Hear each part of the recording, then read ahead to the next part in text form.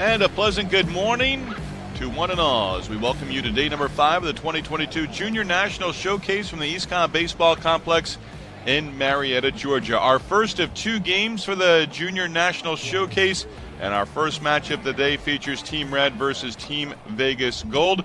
Along with Dave Ronsley, I'm Steve Lennox. Dave, the National Scouting Director for Perfect Game. And Dave, here we go. We've got day number 5. We're going to see plenty more pitchers for these 2 teams today, and we'll see the hitters get one more opportunity to showcase their fine skills. And another beautiful day in Marietta, Georgia at the East Cobb Complex. Not a cloud in the sky right now. It'll get a little warm later, but we've got an exciting day of baseball. 2 games to start. And we're going to flip it and look at the sophomores, the top sophomores in the 2025 class after we conclude this Junior National Showcase. So, Steve, a great day of baseball ahead of us, that's for sure. Our second game today is scheduled to start at 11 a.m. Eastern as you see some of the players trickling in for another day of great baseball here at East Cobb Complex in Marietta, Georgia. And we'll have Royal versus Team White later on this morning. Again, first pitch slated for 11 a.m. Eastern time. And then Dave alluded to it. We'll have our skills session for this afternoon getting underway. We've got batting practice. We've got the defensive workouts, the outfielders, infielders throws, and we've got a lot of baseball to be played as Team Vegas Gold has taken the field, and we are just about set for baseball. And Dave, we get our first look at left-hander Ryan Ashford. Ryan is a Miami commit. Yeah, and today's going to be a little different than yesterday. We had some great pitching yesterday, primarily primary pitchers. Day 2, we see a lot more secondary pitchers, but Ashford, a primary pitcher, a 6'2", 195 lefty from Lake Mary High School in Florida, plays for the Power Baseball Navy team. Been up to 87 at past PG events and has been a busy participant, over 100 innings at PG events in the past. 104 innings, 121 strikeouts, in fact. Big numbers there as we take a look at his warm-up process. Again, these 2 teams will wrap up today with play as their summer travel ball seasons are really just underway. And with this outing here in Marietta, Georgia, and over the last week or so, a lot of these players have wrapped up their high school baseball seasons. And the last couple of weeks, we look at Julius Fowl, who will start at second base. We'll also see him at shortstop a little bit later on in this game as well. At first base, you've got Branson Waters, and Waters is going to switch some time here and there at first base along with Braden Moon today. There's the shortstop, Gavin Kelly. Early on in this one, Gavin Kelly elects to go with the sunglasses on top of the helmet. Caden Lopez in right field for Team Vegas Gold.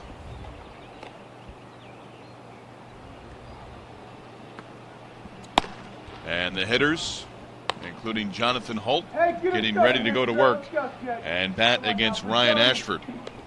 Red team's anxious. They had their whole team out there with bats in their hand. Now, the 2 big events, as you mentioned, going into the travel season, the 2 big events for this age group on the Perfect Game calendar, the WWBA 16 and under National Championship will be held here at East Cobb and surrounding fields from July 16th to July 23rd. And then 2 weeks later, the PG 16U World Series, which pits most of the best teams in the country against each other, will be down in Sanford, Florida at the Boom Boss Sports Complex July 25th, 29th. So that's what these players in a team, travel team context are looking forward to. This is the biggest individual event on their schedule this summer, the biggest showcase event. As we've touched on, these players very familiar with each other, even at a young age, as they've been on the circuit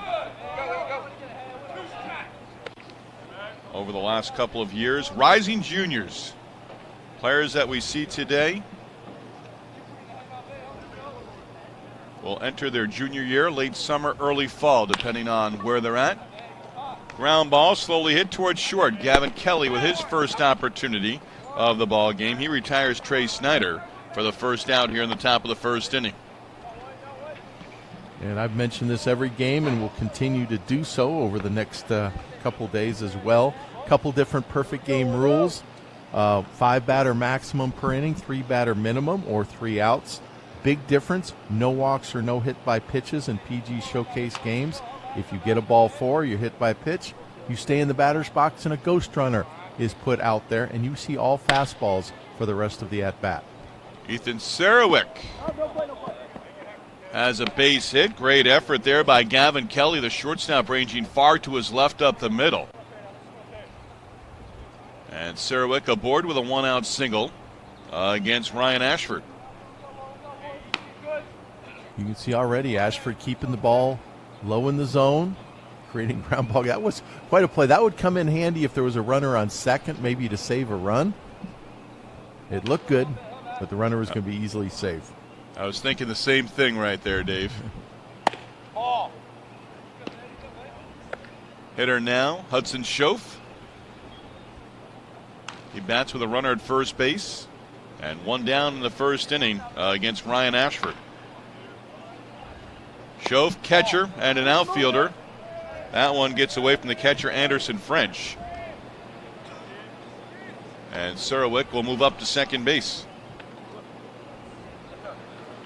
Schoaf looks like one of these players who's going to be able to play multiple positions at the next level, a primary catcher, but runs very well. 6'7" in the 60. Showed a 91-mile-an-hour arm from the outfield, so that tool is there. Excuse me, that was his exit velocity. My bad.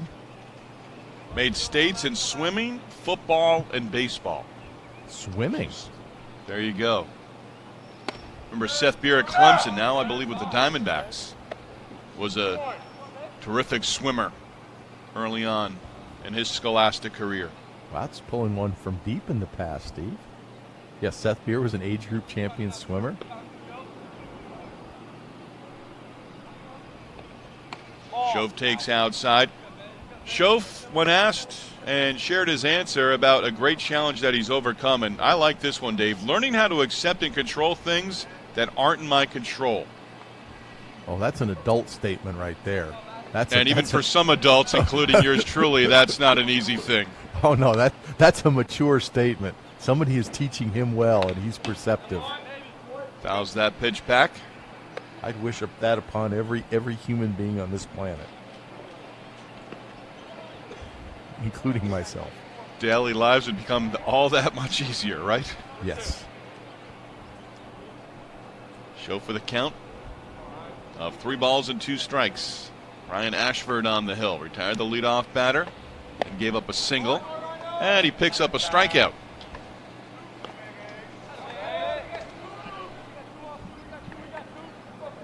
Good location there. Looked like a fastball with a little bit of cutting action on it.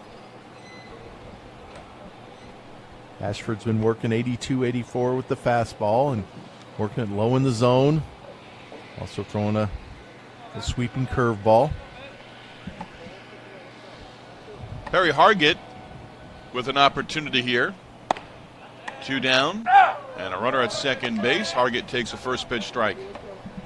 And part of Ashford's package here is it's a very deceptive delivery. He keeps that ball very well hidden behind his body, and that real tight low 3/4 arm slot gets a little wider on the breaking ball to get around it. But the hitter's not getting a chance to see the ball very well.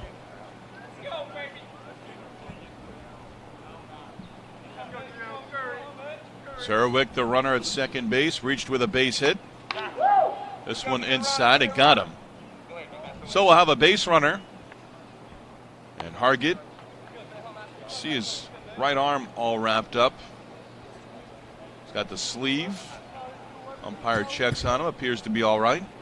He didn't have a very happy look on his face, but I guess no hitter's happy after he gets hit by a pitch. And right there, I thought that got him in the shoulder, got him down closer to the elbow where it's going to sting a bit. Where a lot of hitters wear that protective gear there. Not so for Hargett. Hargett out on strikes. 2 strikeouts in the first inning for Ryan Ashford as he worked there with the runner at second base with a ghost runner after the hit by a pitch. Leaves 2 runners on. And Hargett talks with his teammates. And a nice job by Ashford to strand a couple runners here. Yeah, as I said, I think it's all about deception with Ashford. Was up to 85. he'll add to that as he gets a little older, but has those low arm angles. Hitters aren't seeing the ball, and as long as he mixes it up and throws strikes, that works at every level.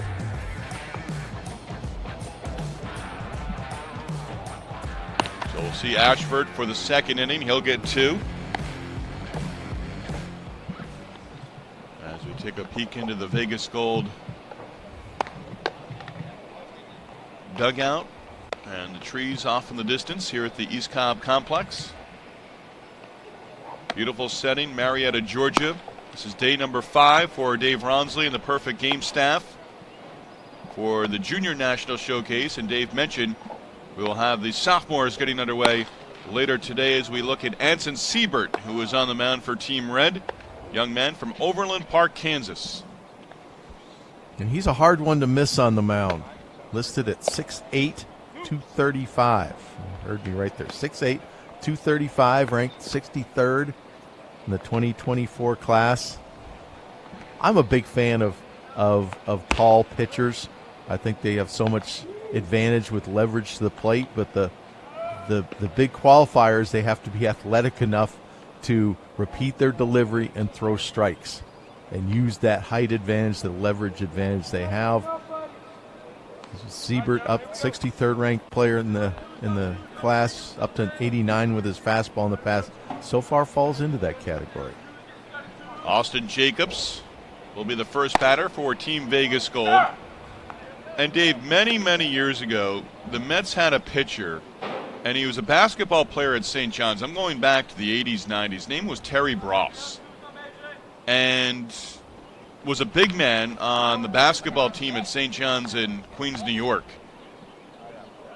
And just because you're 6'8", 6'9", I mean, we think Randy Johnson, who was 6'10", and threw the ball 99 miles an hour. Not every guy who is 6'8", 6'9" is going to be a hard thrower.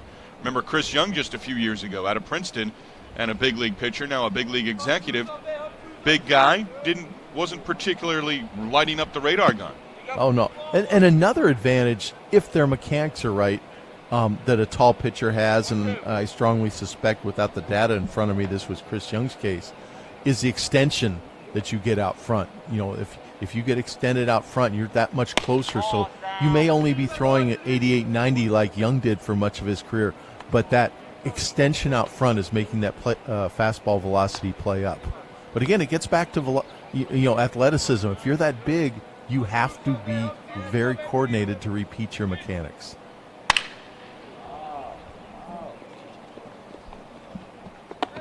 Good hustle down the line. And Snyder to Glick for the first out.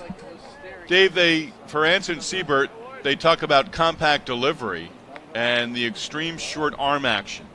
And we'll see it here. Can you go into a little bit more detail on that? Well, it's not only a short arm action, it's a very short stride out front. My first impression is, actually this was a nice play by Trey Snyder, because he could have rushed that, kind of a deceptive little jam shot, little semi pop-up, so a nice play by Snyder. But, yeah, somebody has worked very hard with Seibert to keep him compact and short. It's a very compact arm action. It stays in line very well in back of him, and the short stride in front. I would bet his extension numbers out front aren't great, like you would see, in I was mentioning a lot of big pitchers, but it enables him to repeat and throw strikes, and we're already seeing an uptick in velocity since the last time we saw him. I mentioned 89 was the highest we've had him. He's already been up to 92 here in his first couple fastballs.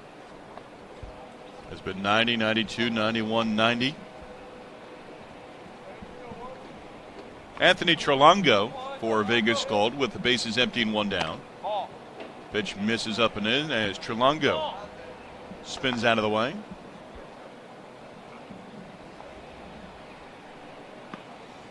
And of course, another thing you get when you're that tall, and especially with that short stride out front, sometimes you see tall pitchers and they lose their height right away, which is kind of working against your strength. And Seibert, with his height, short stride out front, if he's powering downhill, if he's getting to the bottom of the zone, that's going to have big downhill angle, which makes it tough for a hitter to match the plane of the ball. Good pitch there. Trelongo swings through it.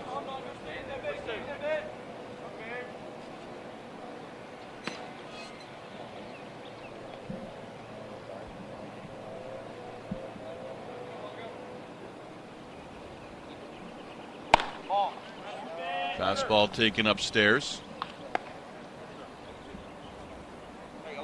And our ghost runner for Vegas Gold.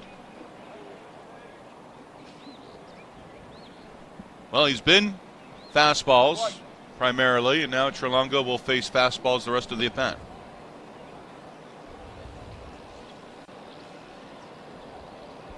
Trelongo, the 45th ranked player in the country, big power, gets that on the ground, however. Anthony Peritano, his one play to first base. Trelongo retired. And we've got 2 outs in the inning with the ghost runner now at second base. See Trelongo getting down the line.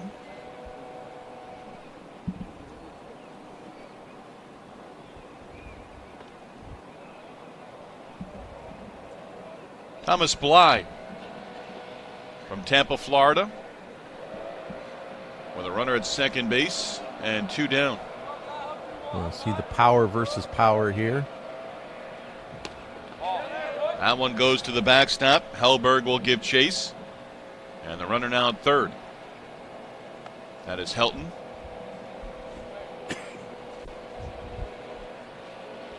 Bly had one of the highest exit velocities in the drills at 96 miles an hour. And took a few cuts yesterday that would have resulted in a lot more if he'd squared it up.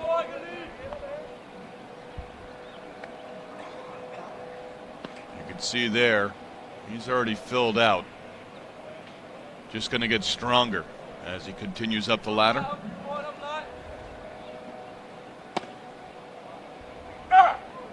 Pitch is taken for a called strike.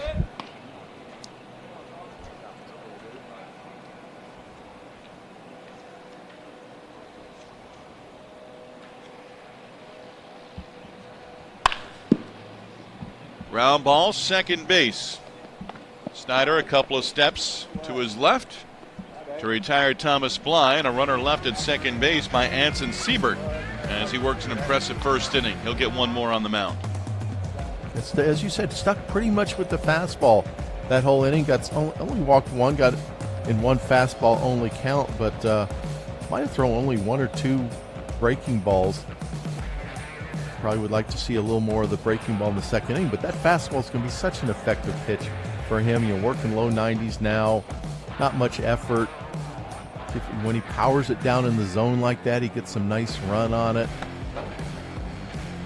So and he's going to be a guy who can prioritize that fastball. Look at the size of his feet. My goodness, he must have size 15 shoes over there too. I would imagine height runs in the family. You don't get to 6'8" without the genetics. Might skip a generation or two, but it's in there. Still some shade as we're still early morning in Marietta, Georgia. Ryan Ashford gets the second inning. Again, a Miami commit, left-hander, ranked number 228. And the rankings from Perfect Game will be updated in the coming weeks. Dave mentioned that on our first day together on Tuesday. Yeah, with the big tournaments not coming up for, essentially another 4 weeks or so, there's going to be that gap in between where we can rework the list, see what we've learned so far in the early tournaments and this National Junior Showcase, and re-rank them, and then go through the big tournaments during the summer, the August showcases, and then probably do it again in September. It's a constantly evolving list. Jonathan Holt starts things off for Team Red. And Holt serves one into the outfield for a base hit. And the second hit allowed by Ryan Ashford. Ball played back in by the right fielder, Caden Lopez. Aggressive first pitch swinging there. Blake O'Brien will stand in, and the runner at first base. And nobody out here in the Red second inning. This one hit into left center field for a base hit. So Holt with the leadoff single, and he's followed up with a base hit off the bat of Blake O'Brien. And I think the approach with Ryan Ashford is to attack early. You know, if you get a fastball in the first pitch, maybe the second pitch, attack it, because when he gets deeper in the count, he's going to be mixing his pitches, throwing in that cutter and the slider. Going to start working the angles and the edges, and these hitters attacking early and getting first pitch fastballs. And Dave, say this the right way, as we see Will Sanford, that's about as much as a shift as we've seen. We've seen infielders, outfielders pretty much play straight up. And you see the shortstop, Kelly, he was shaded up the middle like he is now against O'Brien, and O'Brien with a base hit through the left side. Holt the lead runner at second base. And Will Sanford from San Diego, California, the Rock Academy, at the plate. His travel team, Canes West.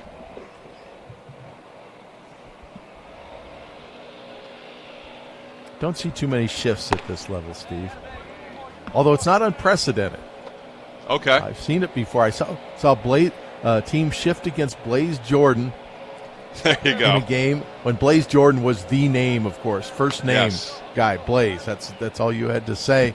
And a team shifted against him in a high-level tournament a couple years ago, and they had a 90-mile-an-hour pitcher on the mound, and they put three guys on the left side of the field, and Blaze first pitch lined the ball into right field.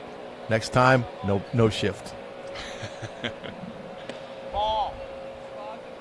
I would imagine it's got to play for a hitter mentally if they see that at this age. Sanford, young man coming back from adversity, suffered a fractured elbow at one point. Took a lot of hard work and patience to get back healthier and stronger. Hitter and a pitcher. And you see him where I'm guessing it might have been the left elbow, because he's got well protected on that left elbow up there at the plate.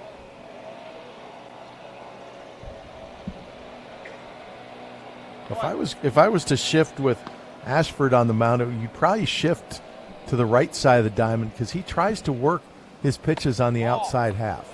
You know, that breaking ball, especially to right-handers, trying to backdoor them, trying to sink and run that fastball away from right-handed hitters much of the time.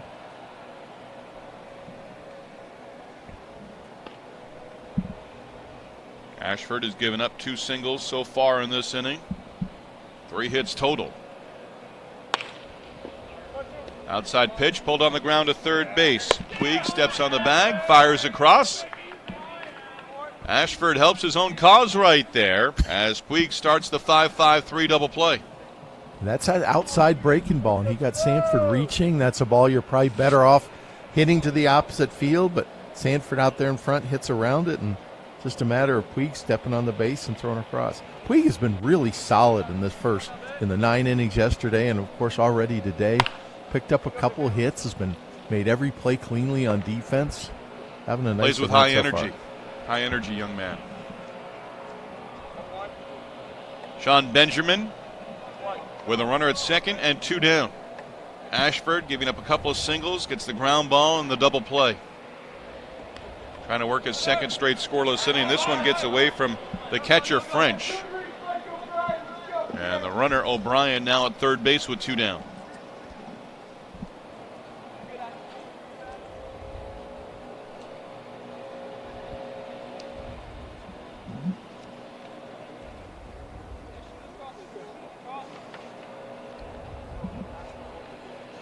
Ashford takes a moment to reset behind the pitcher's mound.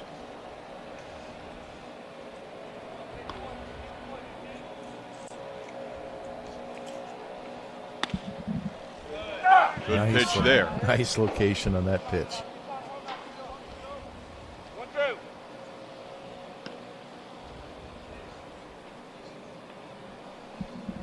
As the count in his favor. Puig at third base on the run, throws to first, and Waters could not scoop it out of the dirt on the play. O'Brien scores from third base, and Team Red on the board first. And I apologize to Puig. I jinxed the young man there by calling out his efficiency. That was a hard play, in all fairness.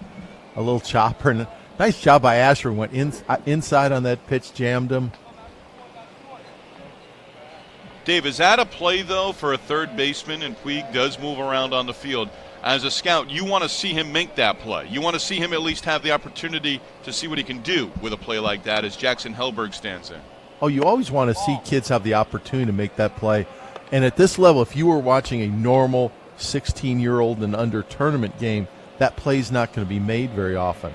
But, at this level, a National Junior Showcase, Puig's ranked 133rd in the country.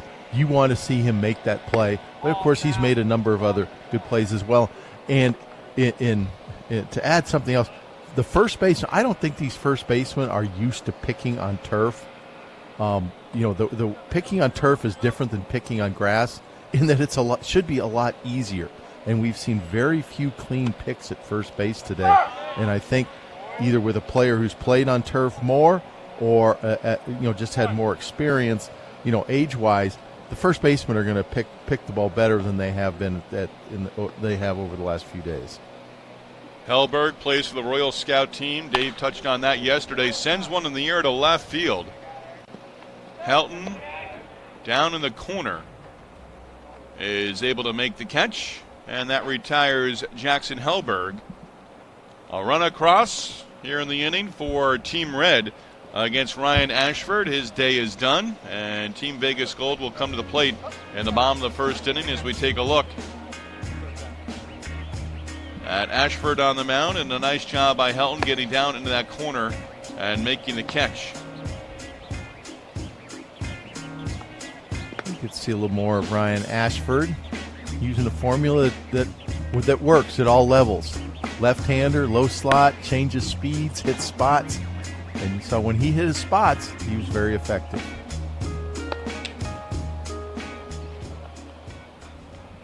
Conversation ensues over in the Vegas Gold dugout.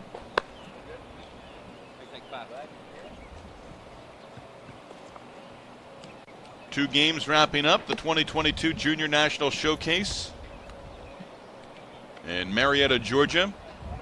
Another hot day as we see Anson Seibert get ready to go to work here in the second inning. And Dave, you touched on mostly fastballs, primarily fastballs in his first inning. Let's see if he mixes in that breaking ball here in his second inning of work.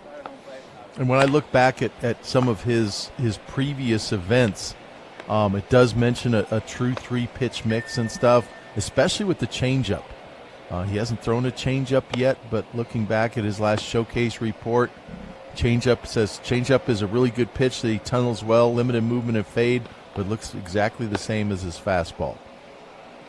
So we'll maybe look for some more secondary pitches from big Anson Seibert, but he was successful enough in the first inning with that low 90s octane.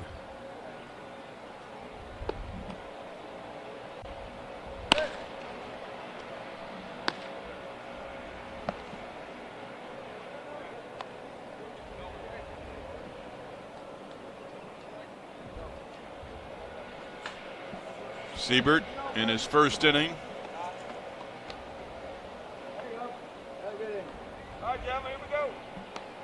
On the mound, facing Jacobs, Trelongo, and Bly. And Tyler Head, who we've seen shine in the outfield for Team Vegas Gold. We saw him in action on day 4 yesterday.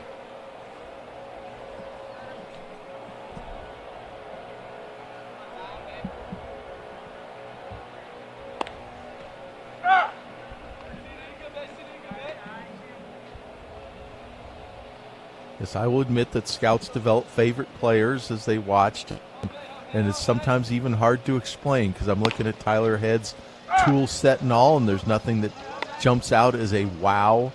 6'8" runner, 84 arm strength now. Looking at his BP notes. But there's something about this young man. I just really like the way he looks, the way he plays, what his actions are.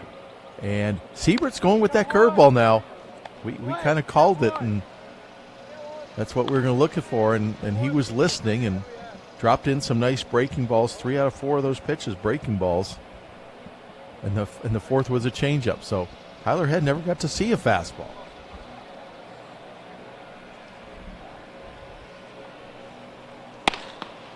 Pitching with one out, and saw the breaking balls.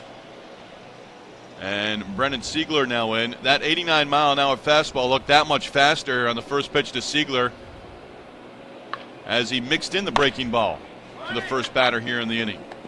Third base, Surowick tosses over to Glick at first base. Quickly 2 down in the inning. Play.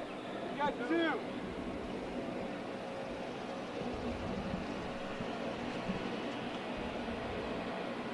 A little bit of a different charging play, but made very cleanly by the third baseman. See Surowick starting at third base for Team Red. We'll also see Will Sanford get an opportunity at third base. Quickly 2 down in the inning. Well, you said that Ethan Puig plays with energy. He had some energy in that swing on that first pitch fastball.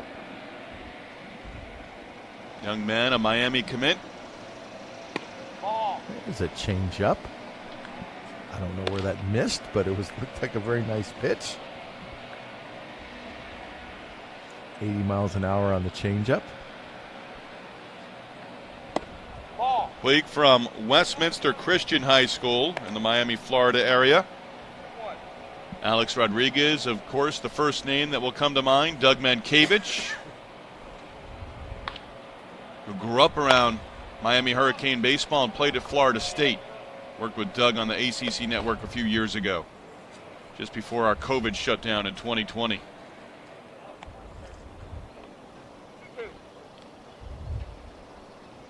Seibert has been impressive. Struck out Tyler Head, got Siegler on a ground ball to third. There's a chopper foul. Early on, Dave, we've seen a lot of hitters pound the ball into the ground against Seibert and Ashford, pounding the ball into the ground around that home plate area. Well, I think it's with Seibert, it's because of the angle of his pitches. He's throwing so far downhill, and as long as he keeps the ball down as he did right there, that's going to be so hard to lift, even for elite level power-minded hitters, when you're throwing downhill at the bottom of the zone.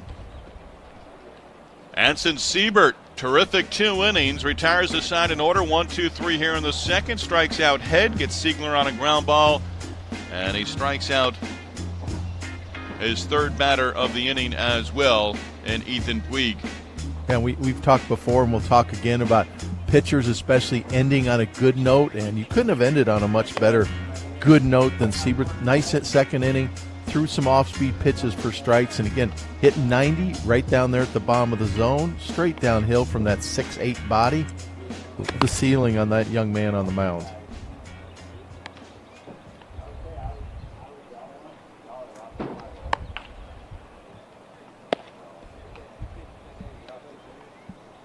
Red up 1-0 as we go to the top of the third inning. New pitcher in the game for Team Vegas Gold, and it's Dalton Meadows who gets the outing after Ryan Ashford gave up just 1 run over 2 innings. That was with the ghost runner.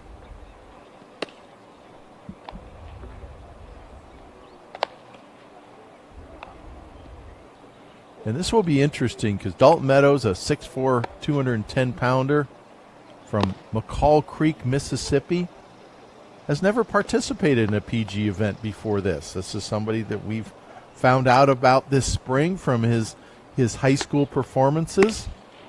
Probably a very late addition to the roster here. But we'll see what he brings here. So this is a blank slate.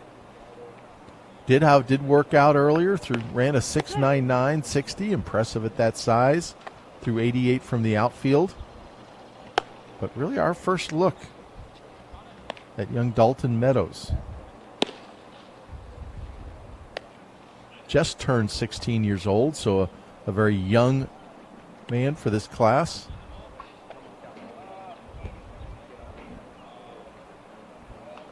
Listed at 6'4", 210 pounds.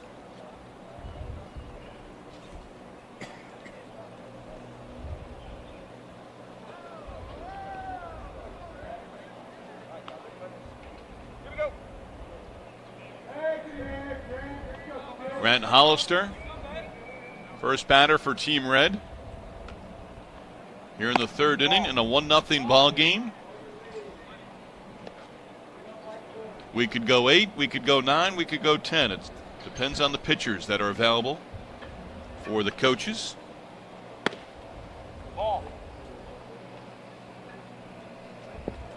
He's 87, 86. Go ahead. Yeah, games on the second day of a showcase, the players' second games tend to be a little shorter because you're getting into the secondary arms. A guy who's scheduled to pitch will say, "Hey, coach, my arm's a little tender. I'm scheduled to go 2. I can only go 1, or I don't want to pitch at all." Swing and a miss by Hollister.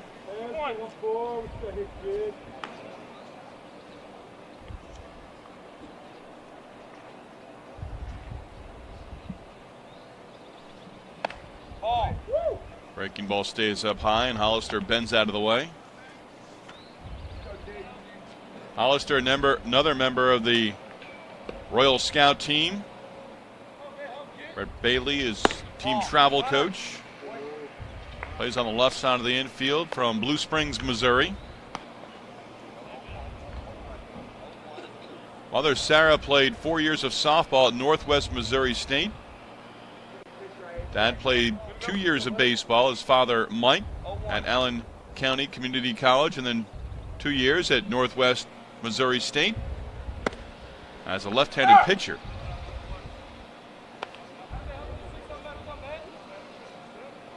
Grant Hollister, 3.85 GPA, 23 on the ACT, member of the Student Senate. He's a representative at his school.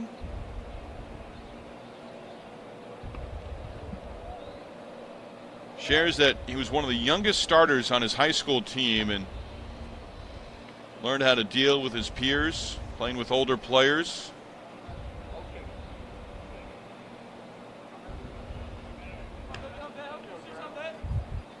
I just got curious about where McCall Creek, Mississippi was. And this might be the smallest town young man in this showcase.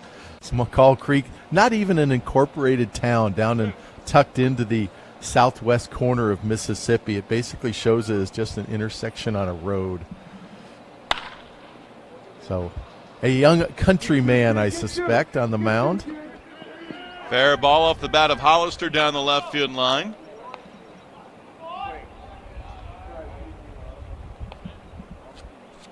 And Hollister with the base hit. That sets up runners at first and second against Dalton Meadows.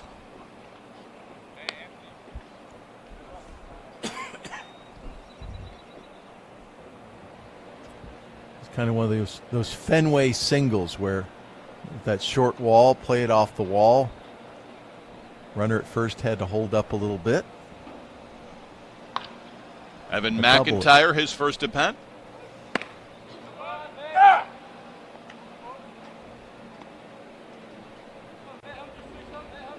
McIntyre had a nice day yesterday, really showed his speed well, both offensively and defensively. Played really hard.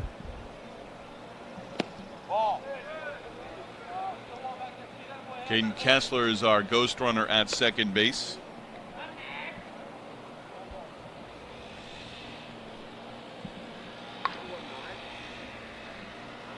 Hollister, you see in the background at first, a single down the left field line. McIntyre takes away.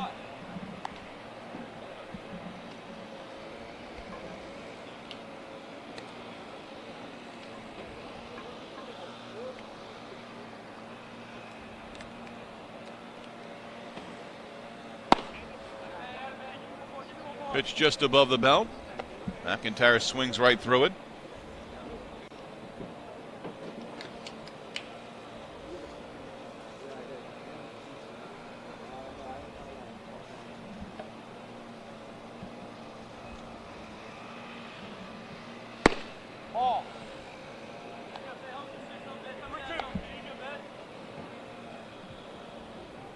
Ran that fastball up to 87 miles an hour.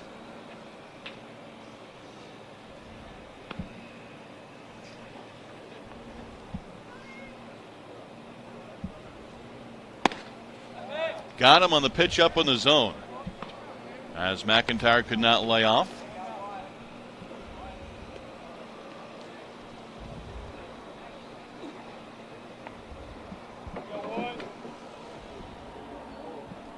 We'll see Talan Bell on the mound for Team Red in the bottom half of this inning.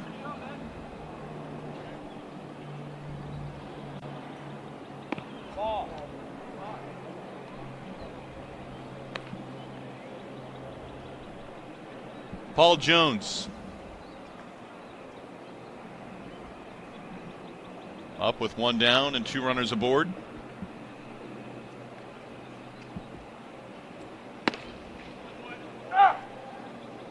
And Meadows with a strike on the inner half. PG, Paul Jones. Burnsville, Minnesota. Would love to play at Michigan. USA Baseball on TIS. Rounds this one, and off of the second baseman. Foul, the runner heading for the plate. And the run comes in to score.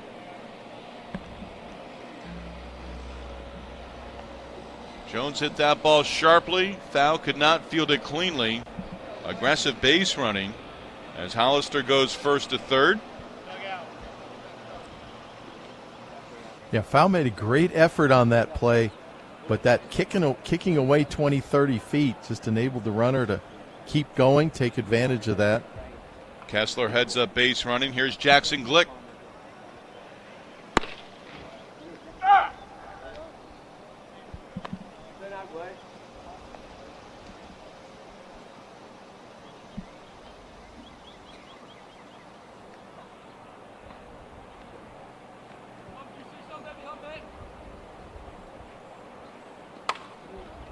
Allen gets away from the catcher. Hollister will come in to score standing up from third base.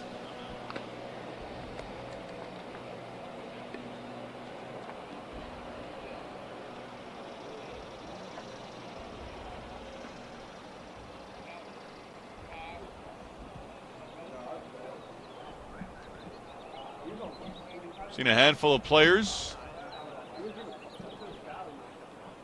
from the state of Missouri. Glick is another one of those. From Kansas City.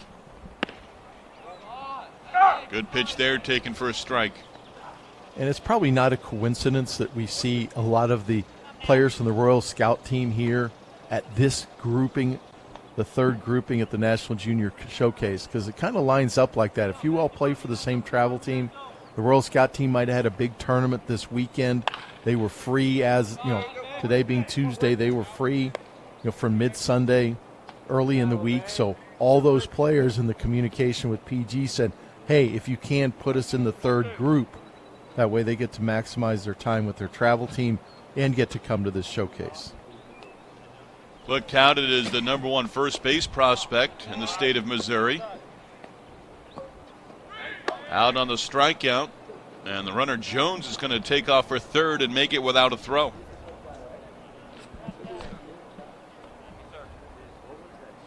Yeah, that one going to third is on the catcher right there, because he was kind of a little hesitant, a little casual, about getting that ball in the dirt. He got it blocked, went after him. Okay, step out, and I think he forgot about the fact that there was a runner on second base and he had to check down.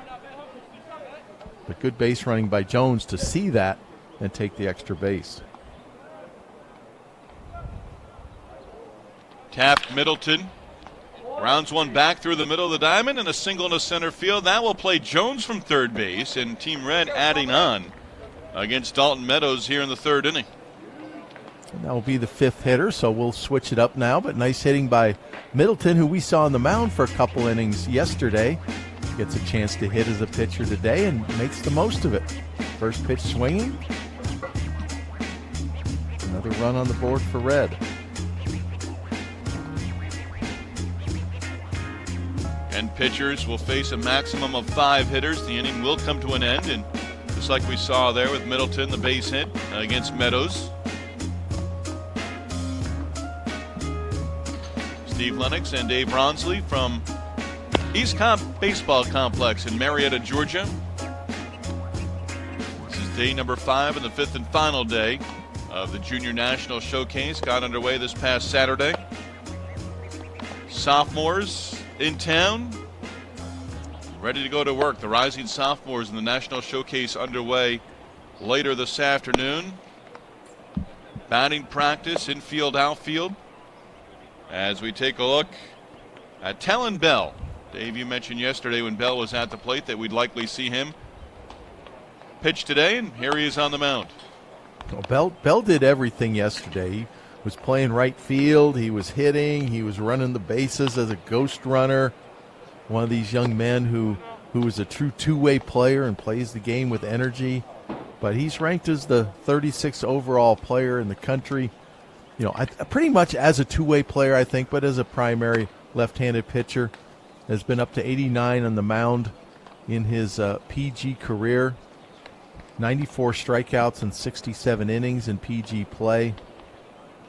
But just one of those athletes. He kind of reminds me of a young Scott Kazmir. You guys remember the longtime left-handed pitcher was the same type of body, same type of athletic enthusiasm, even kind of looked the same, but just played with that fire that I've seen in Bell so far this event. Bell goes to work.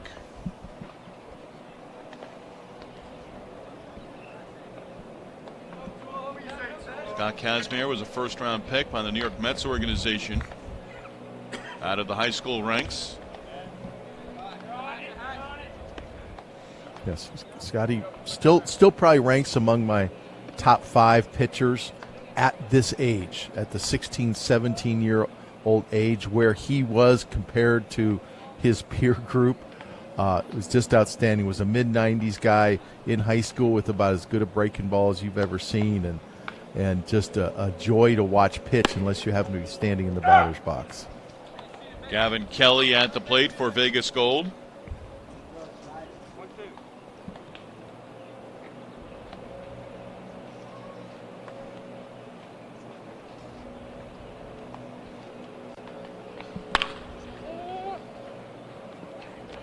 As the pitcher, Aretano on to first base, and safe at first is Gavin Kelly as he's able to hustle down the line and reaches the leadoff man. Not much you can do about that defensively, and Bell made his pitch. It was an outside changeup, got the hitter reaching, but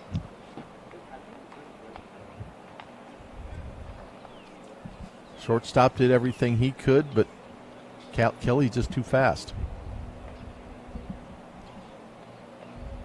Anderson French, left-handed batter against the lefty Bell.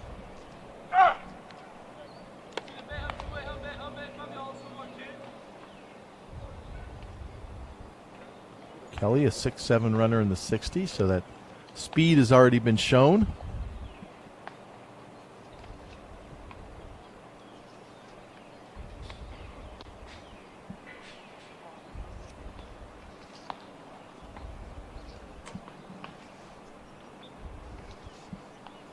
Anderson French from Lewisberry, Pennsylvania. Redland High School. Behind the plate early on in this game. Also plays at the corner at first. Also an outfielder. Duke University commit. Part of the Perfect Game Super 25. Says, I remember playing as a little kid in my first Perfect Game tournament. We had a bomb in the semifinals. Loved the environment, all the talent that was around him.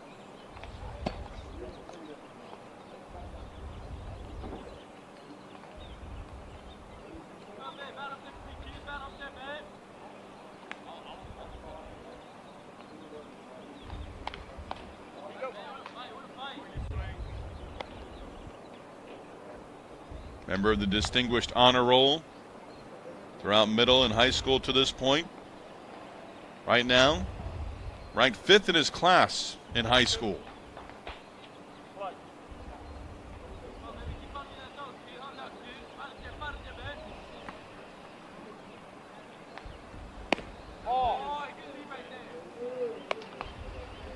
His mother, Erin, played semi-pro basketball Played 4 years at St. Bonaventure in New York. His father was a boxer and a cross-country runner. His dad, Richard, getting the road work in there as the boxer. A boxer and cross-country runner. Okay. I guess there's certainly some connection there.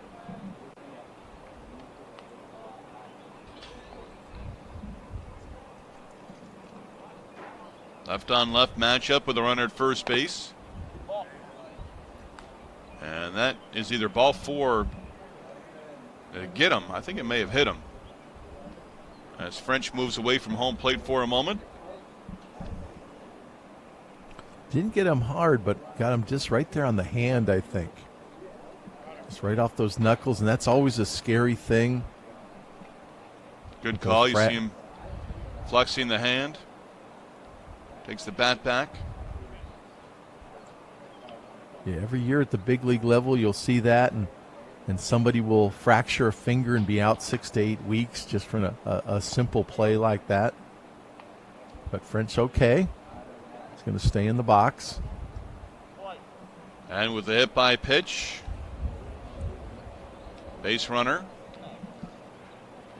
As Kelly is now the lead runner at second base.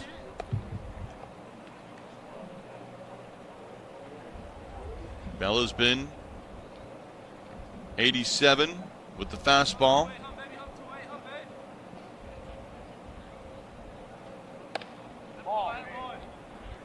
Misses upstairs with that fastball.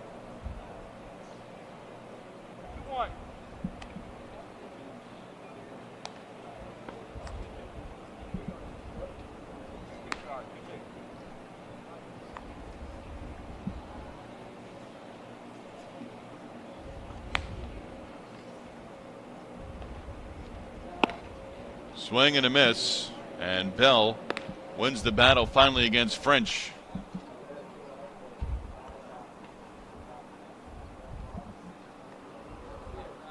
I'm going to watch this for the next thing. Bell has this very unusual, he's working from the stretch, and it's not really part of his coming to a set position, but watch how high he raises his hands over his head, behind his head.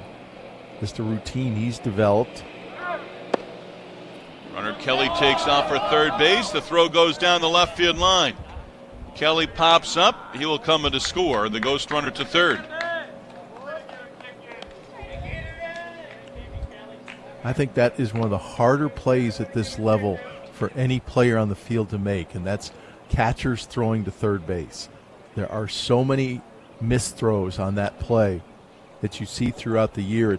It's a matter of just mastering the footwork and getting used to throwing to the base instead of to the moving third baseman, but a very, very common misplay at this level of baseball. Julius foul. Batting against Bell.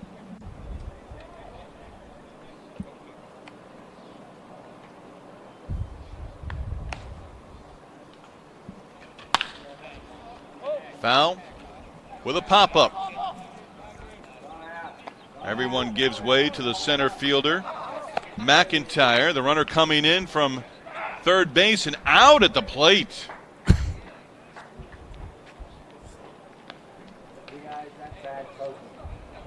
Catcher taking the throw. That's Hudson Schoaf.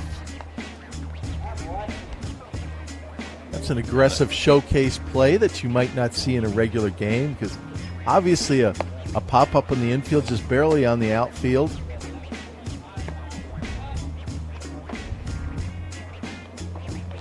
See Schoaf going up the third base side. And we take a look at Talan Bell in his first inning on the mound. I think Bell's most comfortable when he's mixing pitches. He has that 74-mile-an-hour breaking ball, fastball up to 88. Dropped in a few 80-mile-an-hour changeups early. I think he's most comfortable when he's mixing his pitches, throwing to different locations. Again, two-way player. As a left-handed pitcher and a Florida State commit.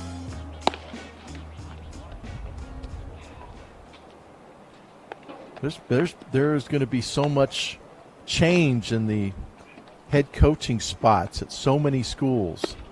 I think we're going to see a lot of these commitments evolve over the next year and a half until they actually have to sign a letter of intent.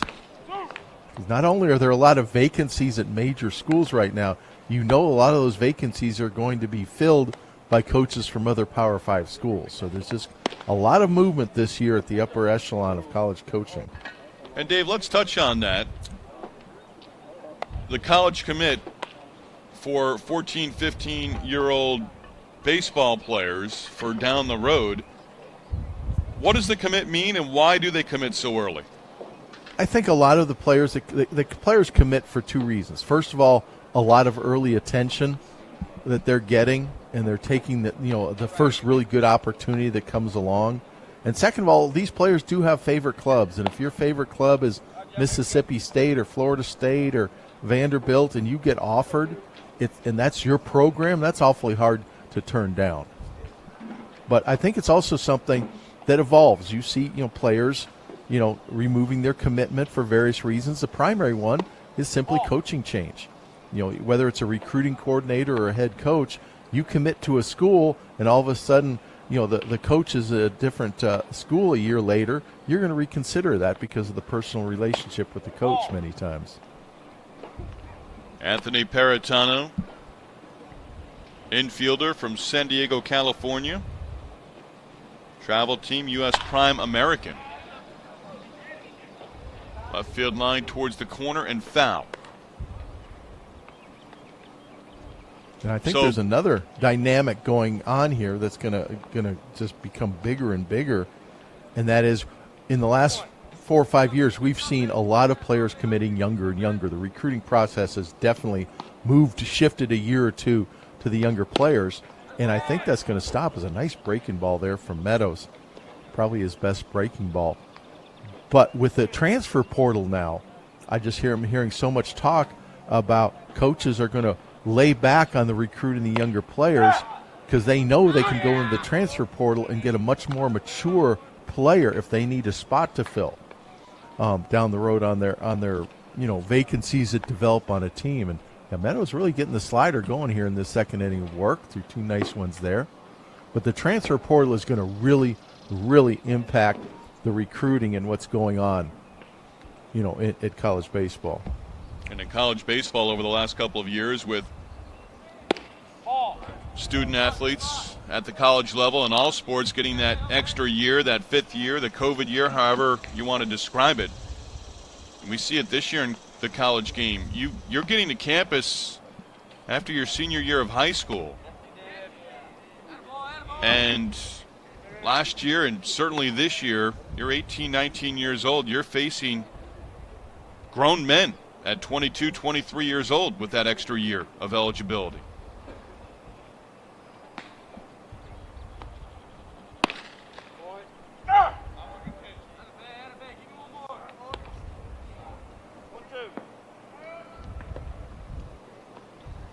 Talan Bell on the mound, and now his first at bat. What do you like about Bell as a hitter? I like his athleticism as a hitter. I like his athleticism overall. Good athletes end up playing and figuring it out. And he's a very twitchy young man. Stays short to the ball. But just that athleticism is going to play all over the field. And that's a nice setup, nice comfortable setup as well. To shortstop, and Foe cannot make the play, and Bell aboard at first base with one down here in the fourth inning. Foe's getting some tough chances already early in this game. We saw him make the diving stop last inning that trickled away from him. That's a kind of play that you either make right with your first step or not. Charging, he ended up getting it between hops, but if he doesn't full speed aggressively charge that, he's never going to get the runner at first. So it's a make or break play right from the first step. And I do apologize there. I thought Foe, and I had Foe down on my defensive chart. We'll identify and see if that's Austin Jacobs at shortstop.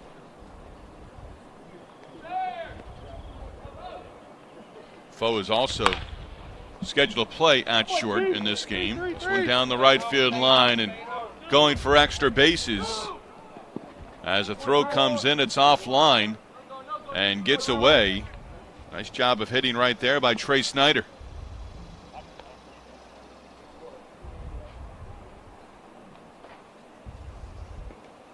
Just a nice, simple reach the bat barrel out to a pitch on the outside half and poke it down the line. Good barrel control there.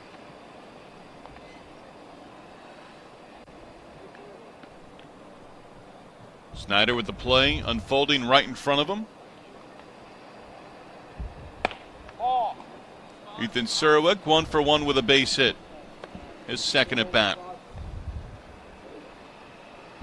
The way the red is going through the lineup right now. Top hitters in the lineup here: Paratano, Snyder, Serwick. Serwick serves this one into right center field for a base hit. That will play Bell. And Snyder right behind him. Serwick a couple of base hits here. Yeah, Meadows not throwing bad pitches, just the red team taking better swings right now. Not trying to do too much with it, just drives it up, to right center field. Nice piece of hitting. Now that slider has been Meadows' pitch this inning when he's been successful. He's been locating it well. Still up to 88 with the fastball occasionally, mid-70s slider. That slider's really been his pitch. Hudson Show struck out in his first at bat.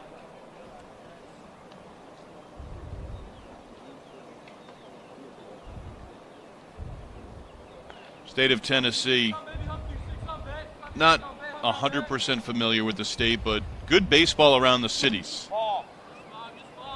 Nashville, Memphis.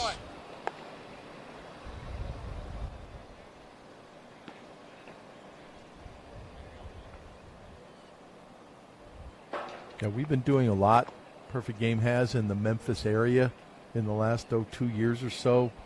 As there's a number of good facilities in the area. Down in South Haven, Mississippi, right across the border. I was just there about 10 days ago for an event, DeSoto Central High School, where recent alumni include Austin Riley and Blaze Jordan. Then up just north of Memphis, you have the complex in Millington that used to host the USA College team, and they've got a bunch of nice fields up there, and we're running some large tournaments there. So a lot of good baseball in the Memphis area lately. That one inside, and Schoaf plunked by the pitch, so we'll get a runner on base here, and Schoaf will continue his at bat.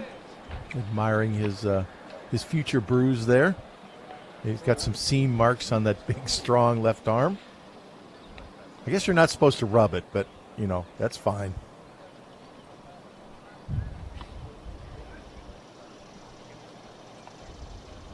Remember a catcher years ago out of Lipscomb University, Caleb Joseph, was a draft pick by the Baltimore Orioles organization. And Caleb joined the Aberdeen Ironbirds. That was his first pro team in the New York Penn League. And talking with him early on in his pro career, and he made it to the big leagues and did a nice job. Serviceable as a catcher at the big league level. But he would catch bullpens for the AAA team when he was in college in that Nashville, Tennessee area. The Nashville Sounds, I believe, the team. I always found that interesting as he learned how to handle pitchers at an upper level and at the pro level. And that is not uncommon for minor league teams, and I'm sure you've experienced a few other times, to search out local catchers, because there is nothing in baseball more difficult than being a minor league and especially lower minor league catcher, because you might have two healthy catchers, at best three on a team, and you're playing games every day, and you're got the 12-hour bus rides and everything, and while everybody else is kicking back in the dugout or in the clubhouse or stuff, you're down catching bullpens. And, you've got a big pitching staff, especially these days. You've got pitchers there on rehab. And if you're the backup catcher, you're not playing today, you're catching bullpens all day. And in the summer and like the South Atlantic League, that's just a miserable existence for a 20-year-old. Not really a day off. They go the short way for the out at second. And Dalton Meadows wraps up his second inning as we'll go to the fourth.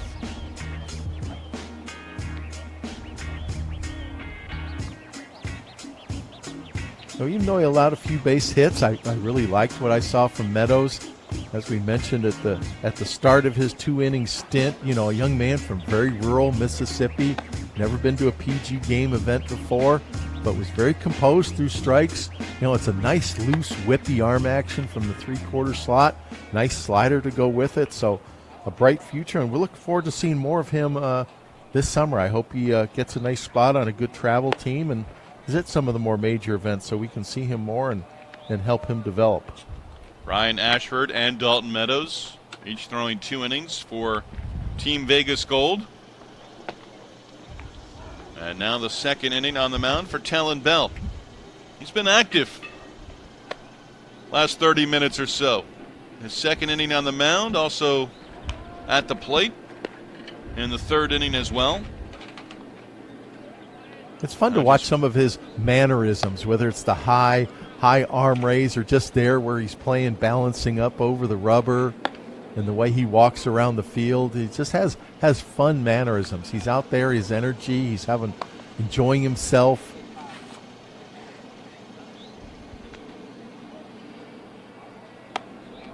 Waiting on his catcher, and now starts the warm-up process for his second inning on the mound.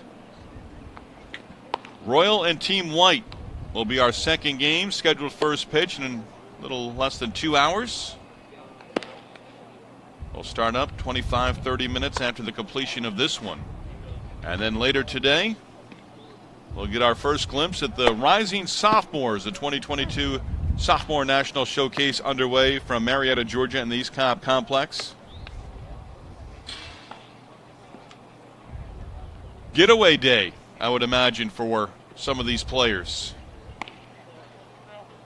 Traveling later in the day, either by car, van, plane. And probably traveling to their next event, their next tournament. Maybe get a day at home.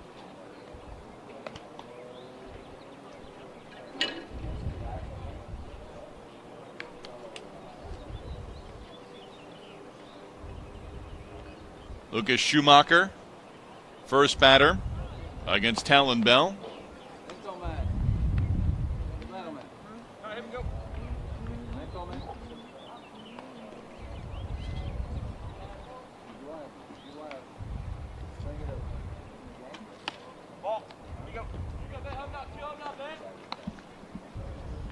Schumacher, his first at bat of this game. We've seen several hitters in the red lineup already with 2 at bats.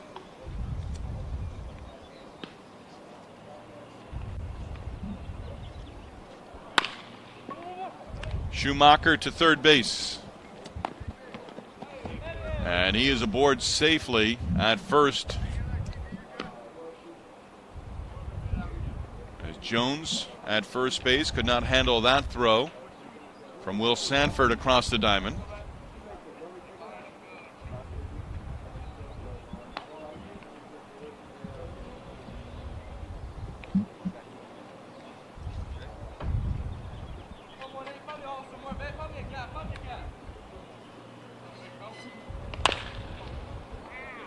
As we've seen, hitters going up there, aggressive early in the count.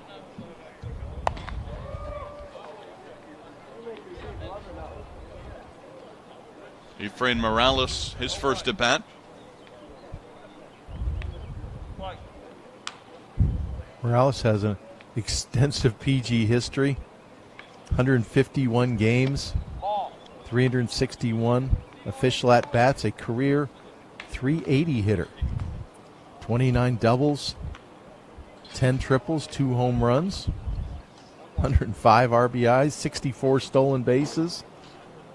So a big offensive resume for the young man.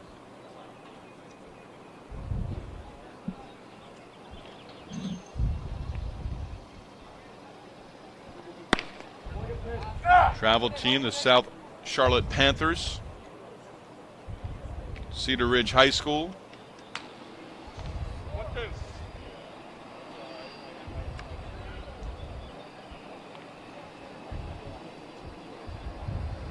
3.6 GPA in the classroom. All conference in 2022, MVP of his varsity team.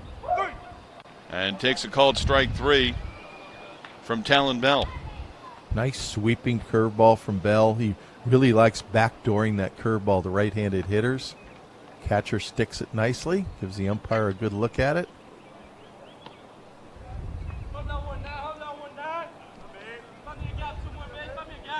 Do you have a bio on Talan Bell there, Steve? Don't believe I do. I was kind of curious what a two-way guy like Bell, who his favorite player would be. Look through my sheets here one more time.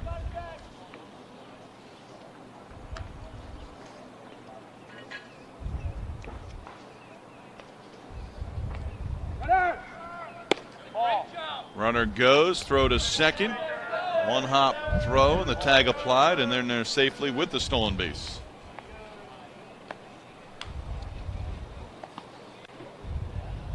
Schumacher now in scoring position.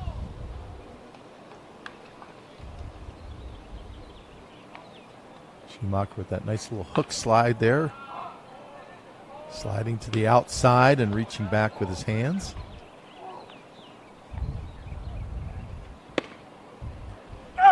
Bell picks up a strike.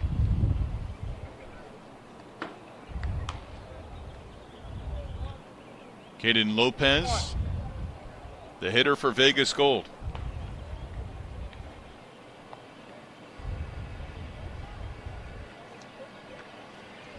Well, these two players have hit against each other before. Caden Lopez from Oviedo High School and Bell from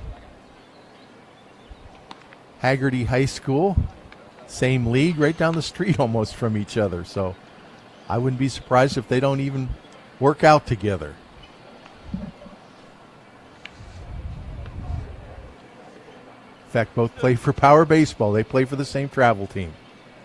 So they're just split up for this event. Something I'm sure they'll talk about this at bat. But then they also probably faced each other a couple times this spring.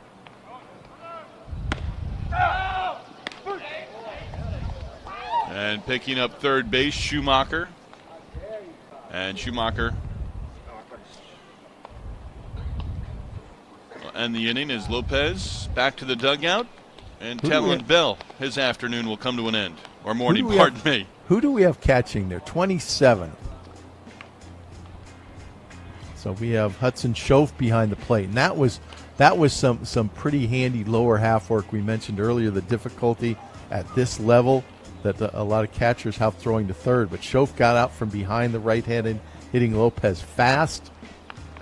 Made a kind of nice, clean exchange and a good throw. But Talan Bell, fun to watch play baseball, and I would not be surprised if we didn't see him on the bases, at the plate, doing something later this game as well. Bell works the 2 innings as we go to the 5th inning here in Marietta, Georgia.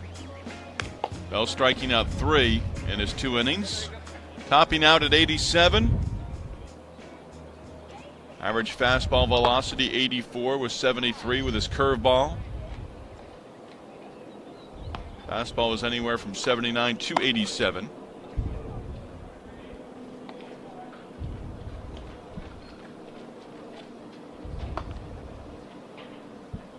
And now we get a look at Cannon Fizel on the mound for Team Vegas Gold. Scheduled to go the 5th and 6th innings. Cannon, a 6'2", 170-pound right-hander from Windermere High School. Plays for that same Power Baseball team that Talan Bell and Caden Lopez plays for, all in the greater Orlando area. Been up to 85 at PG events before.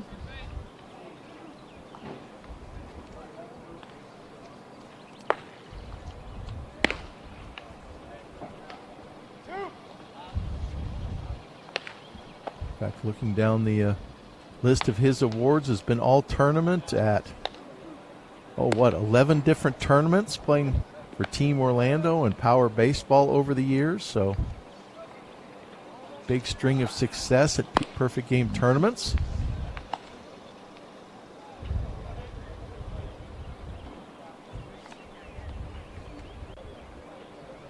Again, he is scheduled to go 2 innings.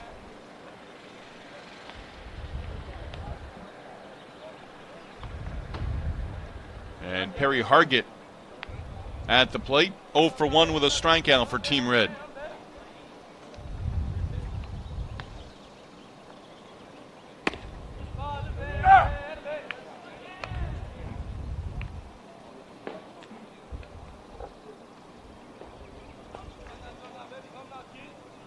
Fizell, member of the National Junior Honor Society.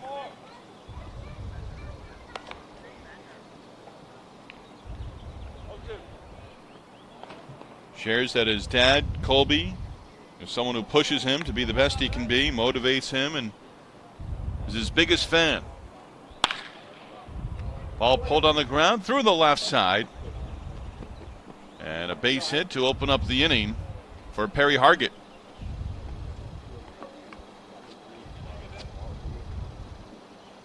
If I'm not mistaken, Hargett had a few good barrels in yesterday's action as well. Fine-looking young hitter from North Carolina.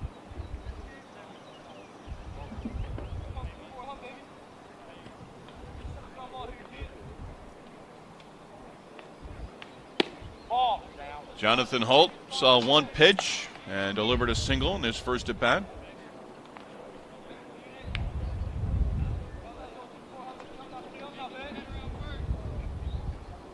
Something interesting about Fizell. Dodger fan, big fan of Clayton Kershaw. The runner goes, throw down to second base, another caught stealing. Hargett cut down on the caught stealing. I believe that's Michael Kalinich behind home plate catching. Kelly applying the tag and showing the ball in the glove for the base umpire. So Fizell, this one hit to third base. Fielded cleanly by Puig.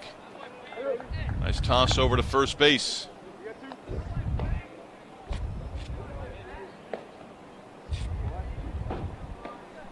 I don't know whether he did this intentionally or not, but Puig gave it the long hop to the first baseman. He kind of mishandled the first attempt, got it between hops, spun, and then threw that long hop that makes it so much easier for the first baseman.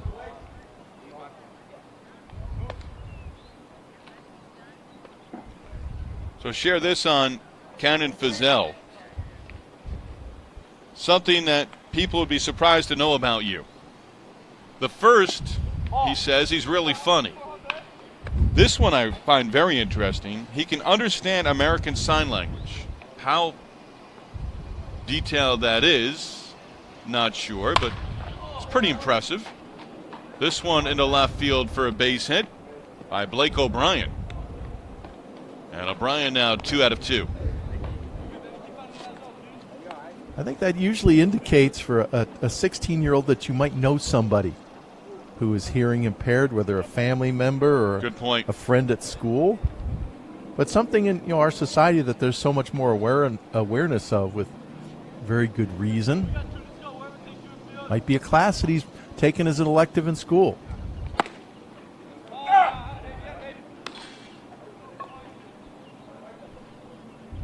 Will Sanford, his second at bat.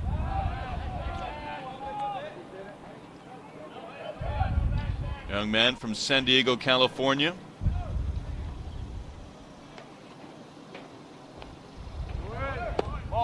Runner goes, throw down to second base. That one skips away from Gavin Kelly. Michael Kalinich out in front of home plate.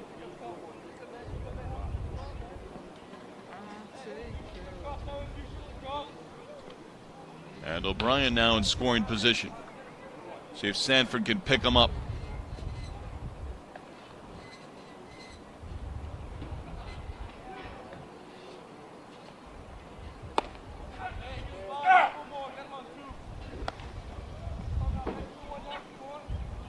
Gazelle has been 82, 83 with a fastball so far. That last one at 81.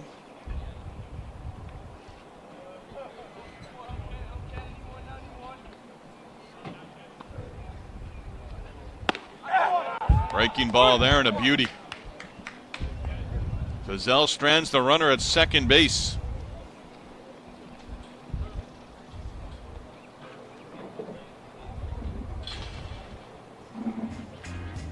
Had some good defense behind him that inning.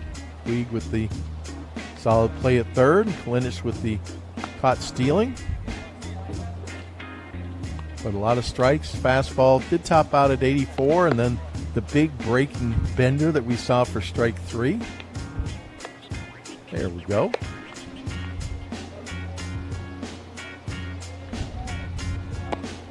We'll go to the home half of the 5th inning. Red on top, 6-1 against Vegas Gold. See the American flag behind the backstop, off in the distance. A light breeze, but again, pencil it in for the state of Georgia. It is hot. It is humid. It's AstroTurf that they're playing on. Not the AstroTurf of Three Rivers or Busch Stadium. Oh, no. Or Riverfront from the 70s and 80s, the old cookie cutter ballparks, as we look at Caden Kessler getting ready for his second inning on the mound. In fact, I was just thinking of Riverfront last inning because when Puig made that long one-hop throw to first base from third, that throw originated in old Riverfront Stadium with their turf laid right on cement, and Davey Concepcion, there the you great go. Big Red Machine shortstop, popularized that, play especially from deep short, make that long throw, that one-hop throw across. It's not even really a pick. It's an easy play for the first baseman, but not something you would attempt on grass, even at big league quality grass fields, something that's just kind of custom-made for a turf field. And Kessler on the mound here for his first inning. Seibert went 2, Bell went 2, and now Caden Kessler on. And Dave, you shared yesterday, you've got Joe Posnanski's book on Buck O'Neill. If I know you'll enjoy it, but I encourage you to find Joe's book on the Cincinnati Reds and the Big Red Machine. Actually, I've read that book. That's a terrific book, yeah. And Joe is a phenomenal writer. I remember reading him. So many great writers have come from the Kansas City Star, and he's one of them. And newspapers not being what they used to be, but I always enjoyed reading Joe, and believe I was able to meet up with him in just maybe a brief conversation in spring training many years ago. But that book on the Reds is terrific. And the Buck O'Neill one you are absolutely going to enjoy. Kessler going to work here in the 5th inning. 5-run ball game. And Kalinic, his first at bat. Kessler, 6 foot, 175-pound righty. Springfield, Georgia. He's been up to 88 at perfect game events in the past. Pitches for 5-star National Black, a top travel team based here in the Southeast. And Kalinic pulls one through the right side. He's aboard with a single. Hey, nobody rolled up your middle. It's one thing that I hope young players appreciate, and talking about the game, and for the most part, I think in the moment, present day, and what their future is. And we touched on this being likely a travel day for members of the Junior National Showcase. We'll have one more game.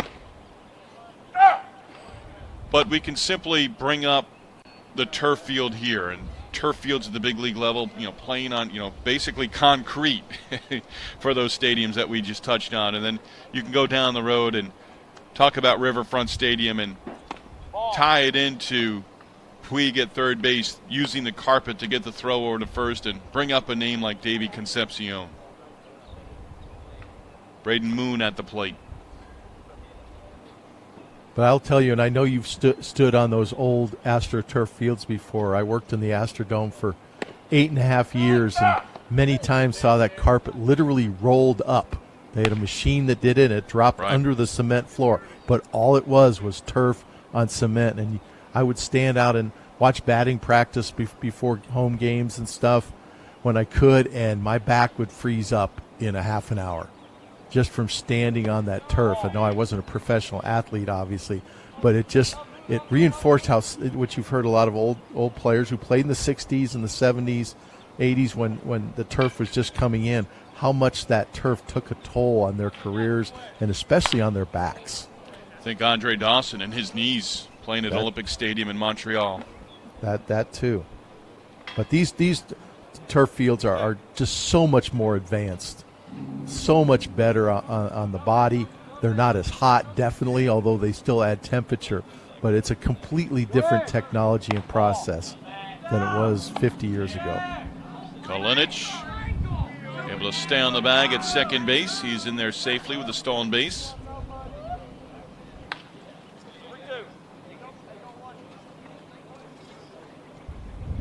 So many high schools now and communities. Interesting slide there from Kalinic. Did not realize until a few years ago. Thought, turf fields. This one is sent in the air to right field. This should advance the runner. Catch is made. And Kalinic will make it in ahead of the throw from the right fielder. Strong throw from Holt. Pardon me. Yes, Holt in right field. But the multi-purpose turf fields now in communities and at middle schools and high schools and different communities around the country, yes, the initial cost is there, but the upkeep and the management, they're worth that investment over a decade. Absolutely, no question. In fact, it's a shock anymore we play such a high percentage of our, especially showcases, at turf fields because there's such an advantage. If you get rain, you don't have to worry about playing, basically, because the fields nowadays, they drain immediately. There is no delay at all if it rains. You can get a 2-inch rain and be playing 15 minutes later. Waters the base hit to center field. That plays Kalinic. How many base hits does Waters have over the last 2 days? He's squared the ball up every time. Go back and try to find his numbers. His first at bat and a base hit here on day 5 in Marietta.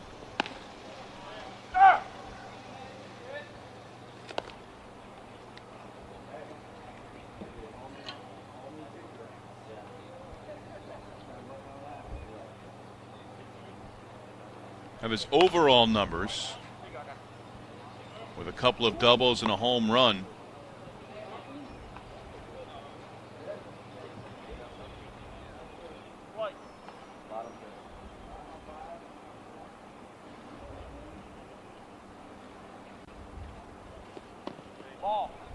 Yeah, just in his the small outings this year, but a career, get this, Waters, a career 481 hitter with a 1225 OPS and 47 perfect game events or games. McLean Helton, his first at bat. Entered as a ghost runner earlier. And Helton back to the dugout. Kessler picks up the strikeout. It came back to Waters. 51 for 106 in perfect game events coming into this game. So like that 52 for 107. I'd say that's above average. Anthony Wilkie, Clemson commit, his first at bat. Young man from Gainesville, Florida. And a foul ball as that one came up and in. Yeah, those are nice numbers. Those carry, those travel well.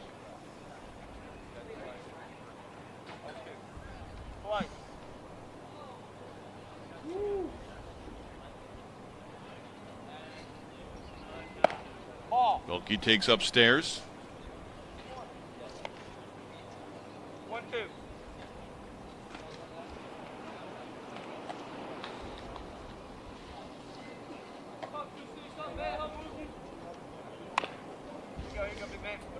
Wilkie waited on that pitch and fouls it off.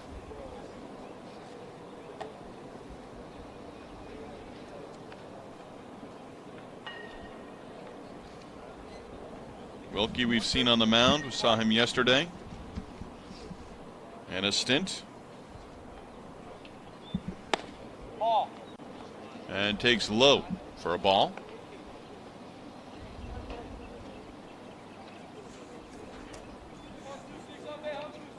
Goes by Ant.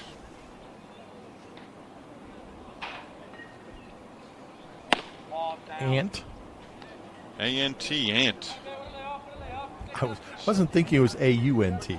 4.8 GPA. Top 10% of his high school class. Go ahead.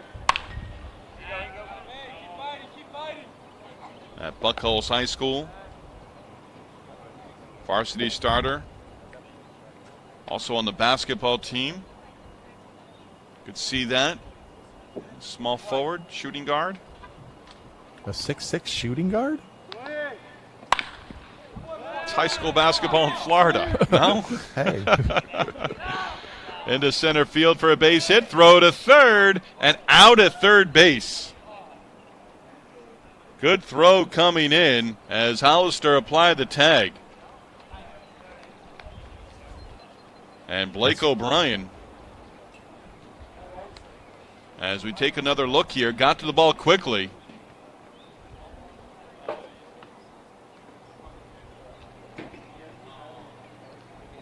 And if we had replay, I'm not so sure that Waters didn't get the hand in there ahead of the tag.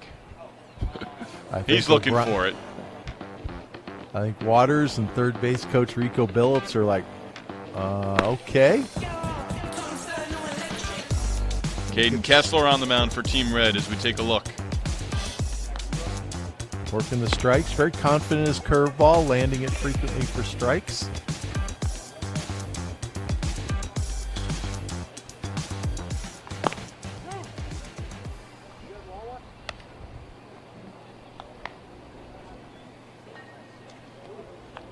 Cannon Fizel will get one more inning on the hill for Vegas Gold. Fizel gave up a couple of base hits, struck out one in his first inning through a total of 13 pitches, topped out at 84 miles an hour.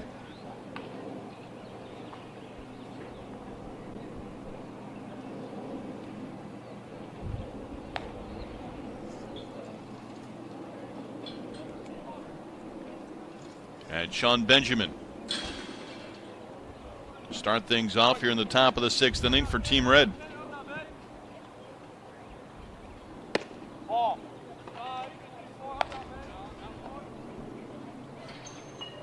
Benjamin 0 for 1.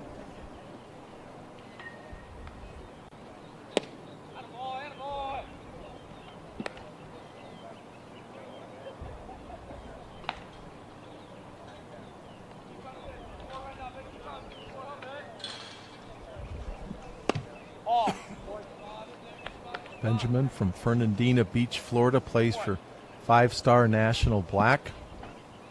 Mentioned that fine organization earlier. Career .409 hitter in 166 games. He's used his speed to steal 88 bases. So an aggressive base runner and a high contact hitter.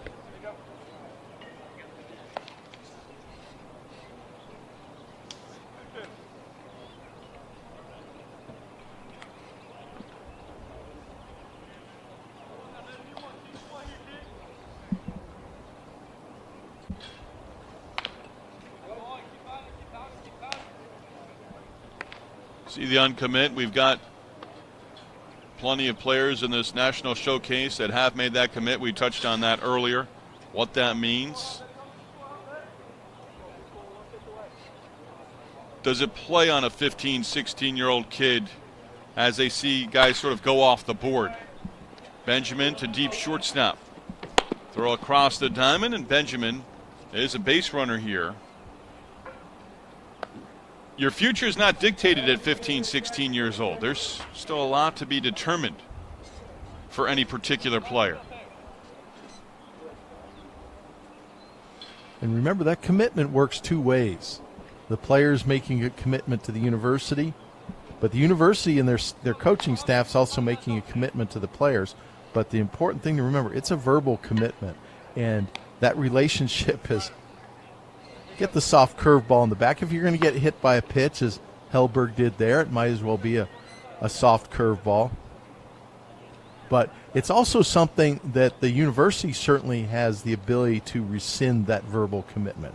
It's not something that schools do often, but it certainly is done. You know, there are schools that have been accused of over recruiting over the year. They'll make too many commitments and then just sort of wait and see who pans out to be the best of the group.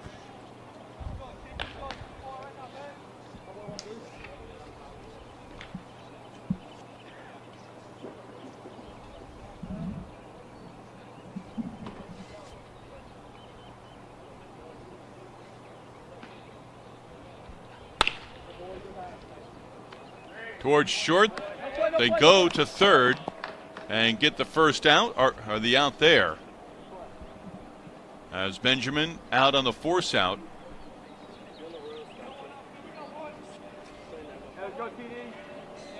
And Foe, we take another look, going to his right towards the hole.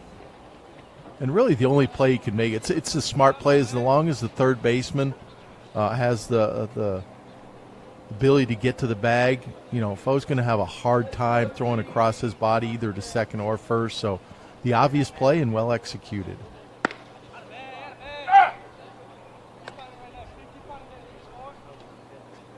Grant Hollister,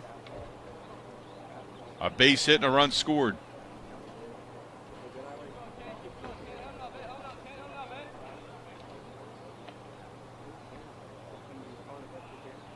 Runners off first and second. And Vizell delivers a ball. Vizell has been at 82, working 80, 81 with a fastball. Breaking ball there at 75.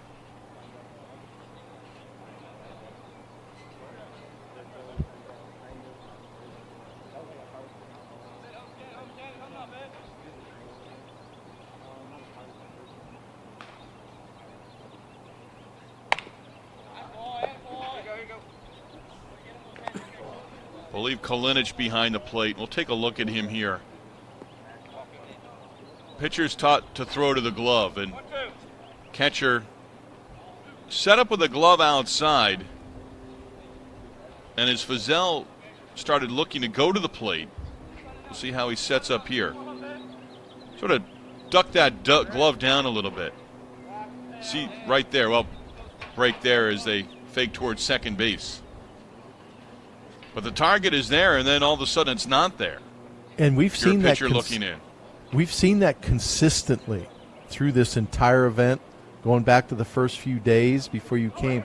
It's something that's – there's that throw to third again. But I've been really watching, especially at this relatively high level of baseball, even though these are younger players, because – catching has evolved so much just in the last couple of years with the one knee, down on one knee sets, with the way targets are given, the way pitches are framed, and catching is such an evolving, set of fundamentals. The fundamentals have basically changed. They were playing in, coming to the plate is Talan Bell. And you said it, Dave. We'd see Bell again. His day wasn't done just because he was done on the pitcher's mound. Ghost runner and plating the run there to make it 7-2. And he must have gotten a great jump because infield was in, which will happen in showcase games. And the minute this ball is hit, you can hear the Vegas Gold team say home. And that was a quick exchange and stuff, but Bell just flat beat the throw. There, he had no chance, second baseman, of beating that with. And he made a perfect throw. Second baseman, Gavin Kelly. Evan McIntyre gets the at-bat here, 0 for 1 with a strikeout.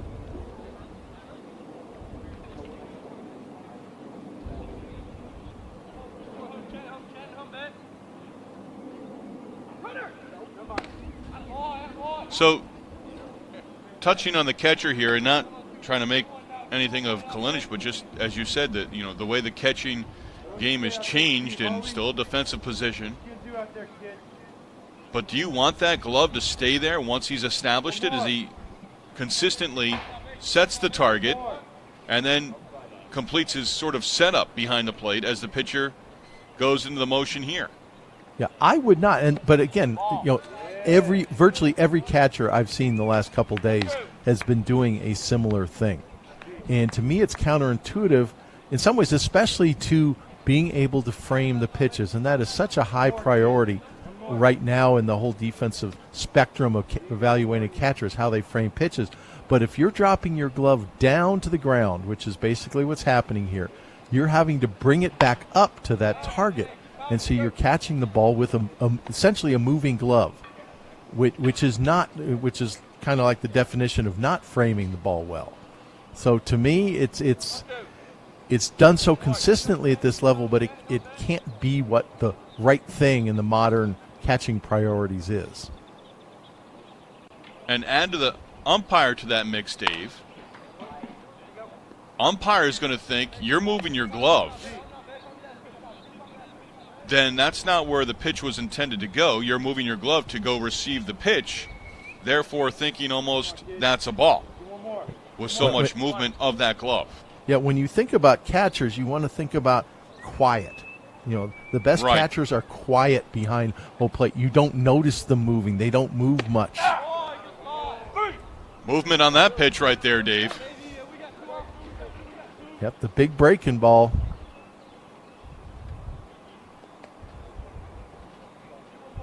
He really gets over that well out front.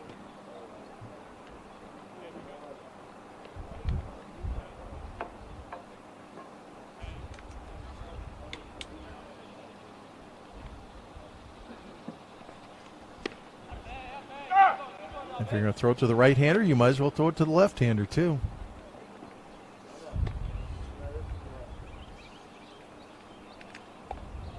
Paul Jones the second. Goes by PJ.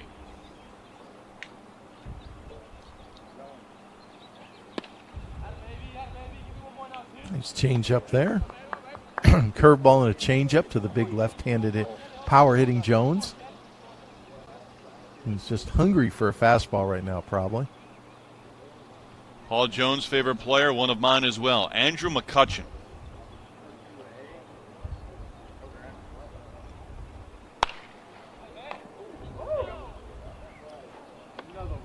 McCutchen, a perfect game All-American way back when. In fact, had 4 hits in the perfect game All-American Classic. And I'd have to look up what year that was, because that was back right at the beginning of when we had our famed All-American game, which is going to be August 28th this year in Phoenix, Arizona. But McCutchen went 4 for 4 in his PG All-American appearance.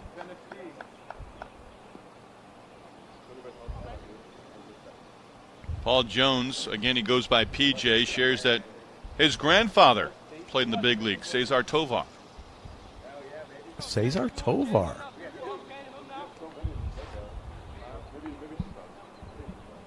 That's a name I'd have to look up. Oh, no, Minnesota Twins.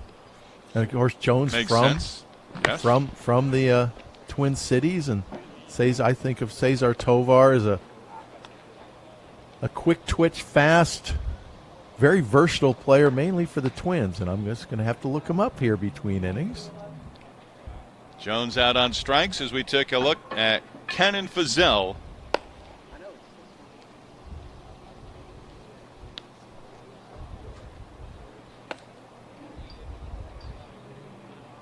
Tovar, originally from Caracas, Venezuela, played from 1965 to 1976. Mostly with the Twins. That was not a cup of coffee. He 1,500 plus career hits. Had 204 hits in the 1971 season for the Twins. Had a career high of 45 stolen bases one year in 2069. Picked up MVP votes for 5 straight years there in 67 through 71. So, a very accomplished big leaguer.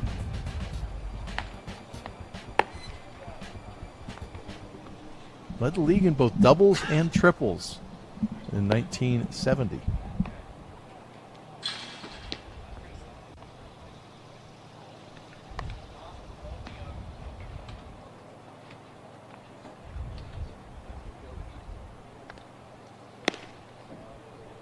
Caden Kessler getting the 6th inning.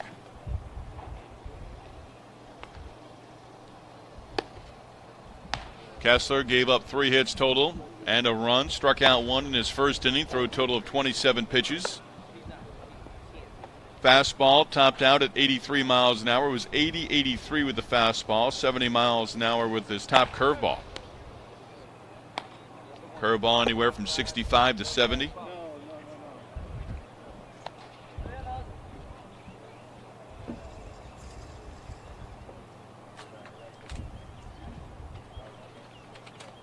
Hitters for Vegas Gold still with 1 at bat. A majority of the hitters in the Reds lineup with multiple at bats.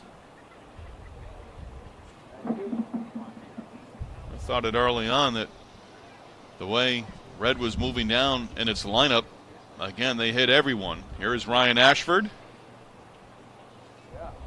His first at bat, Ashford. Couple of innings on the mound to start. And he singles into right field. Ashford 2 innings on the hill, 1 unearned run allowed, struck out 2, gave up 2 hits, and threw 31 total pitches. Nice job of hitting right there.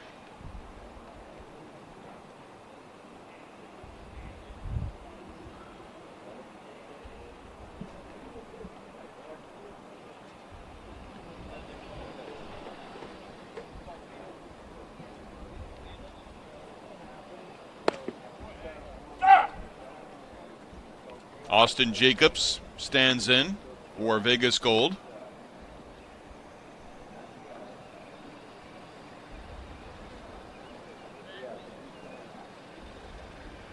Florida State commit, along with Talan Bell, who we saw pitch earlier. We've seen Bell at the plate. We've seen Bell as a ghost runner.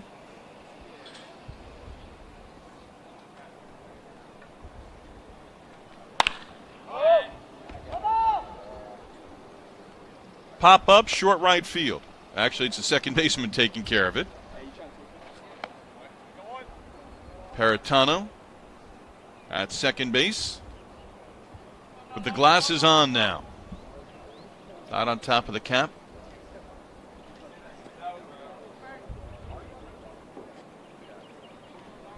Anthony Trelongo will stand in against Kessler.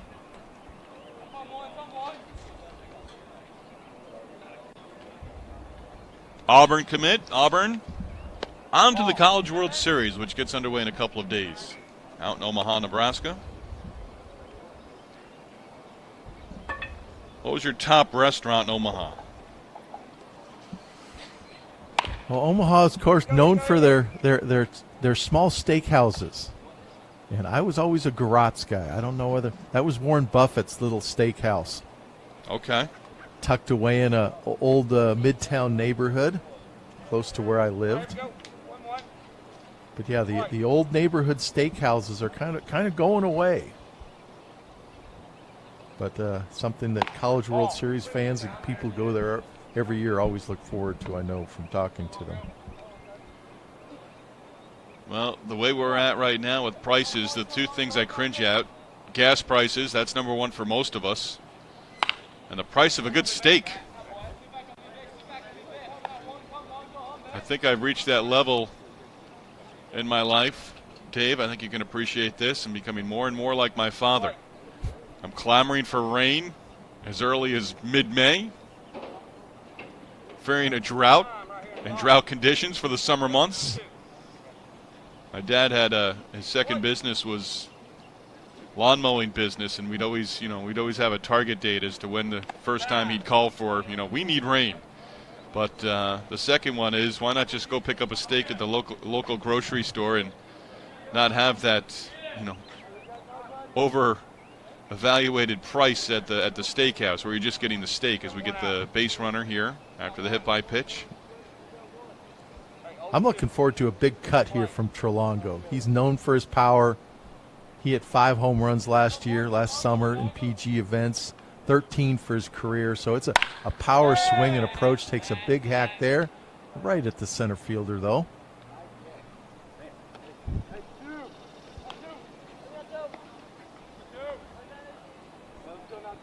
Trelongo back to the dugout. We'll see Bly getting at bat here. Passing along some information.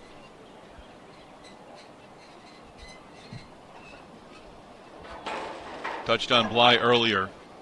Louisville commit from the Tampa, Florida area. Hotbed of baseball.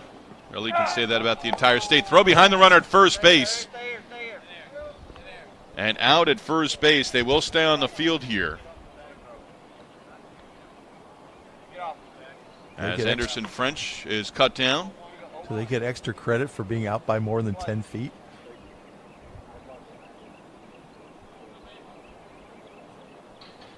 First baseman there, Gluck, just snuck in behind. Base runner had no idea.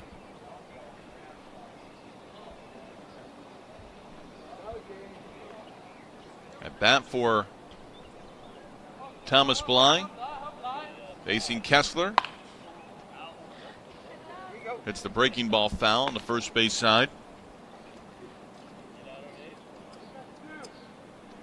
We've touched on it. We'll have BP, infield, outfield for the Sophomore National Showcase is the 3-day event for the Rising Sophomores underway later this afternoon. From the East Cobb Complex. Bly's a guy I'd like to see take infield, outfield, and a round of BP.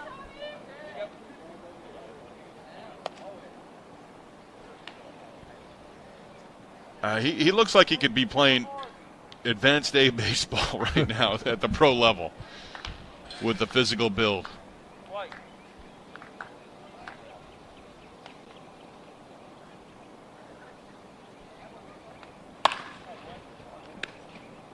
It's this one to third. And Glick stays on the bag. Throw across the diamond from Hollister. And Caden Kessler working the 6th inning. Kessler going 2. We've seen Seibert, Bell, and Kessler on the mound for Team Red. And one of the earliest lessons I got in scouting all those years ago was from a gentleman, the late Howie Hake. And I don't know whether many people listening have ever heard of Howie Hake. If there was a Scouts Hall of Fame, he would have been the initial inductee. I'm sure nobody has signed more big leaguers as a scout than Howie Hake, including, I think his big name was Roberto Clemente, but Howie was in his 70s then, and he told me real early, he says, when you look at a player, figure out what he'd look like in a big league uniform right now. Because he didn't believe in a lot of physical projection. He wanted to sign kids that looked like big leaguers. And he says if you can't imagine him wearing a big league uniform right now and walking into a big league clubhouse, then you might be over projecting him.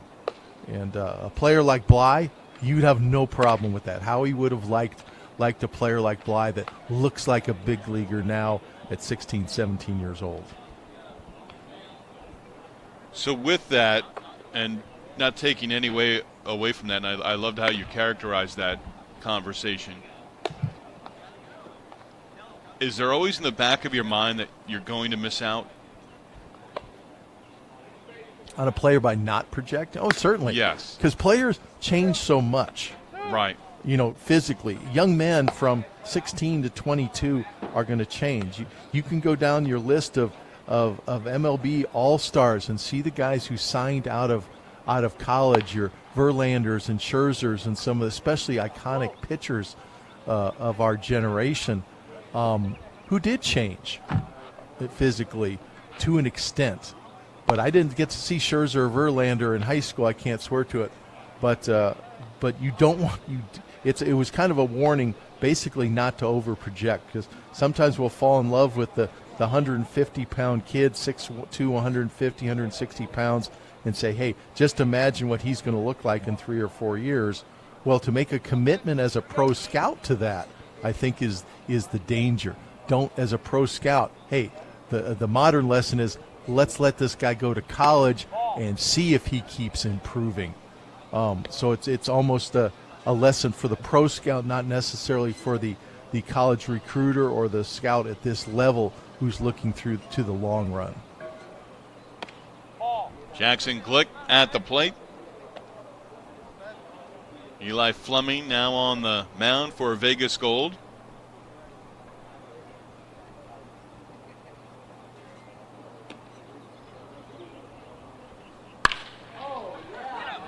Glick into right field for a base hit. Nice piece of hitting right there. His first base hit, 2 at-bats.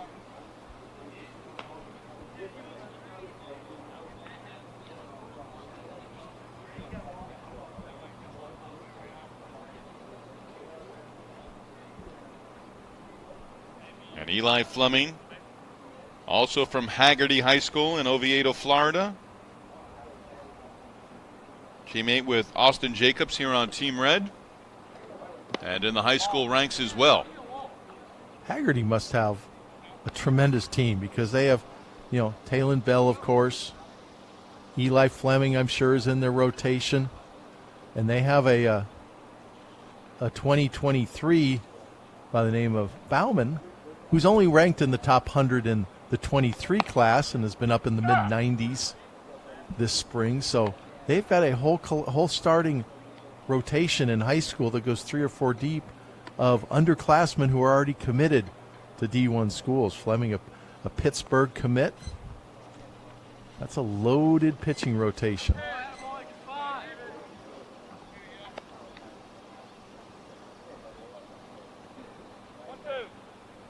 And of course, it bears mentioning that Perfect Game's Jared Goodwin, who runs the entire Perfect Game scouting staff, coached at Haggerty High School for 8 years. And coached the Riley Greens and the Ryan Mountcastles. An opportunity to talk to Riley Green. He was in Norwich, Connecticut prior to Major League Baseball sort of ending the short season league, the New York Penn League, and a couple of others around the country. And a terrific young man. Well-spoken at that age, and now right there, right on the brink of getting to the big leagues. I believe had an injury back in spring training that sort of set him back here in 2022. He was going to make the Tigers opening day lineup, and he injured, I believe, was an ankle 2 days before. He literally had the ticket to fly to Detroit to open the season, and was hurt, I think, in his last spring training game, or it might have even been in batting practice, and has been on the DL since. He should be in the big league soon. Detroit's struggling so bad hitting at the big league level, but he's been in AAA doing, finishing his rehab, and I fully expect to see Riley Green making his big league debut very, very soon. Taft Middleton out on strikes. Anthony Paritano 0 for 1. Excuse me. Fleming's been 86, 87 on the fastball, mid-70s with the breaking ball. Has an air of maturity about him on the mound.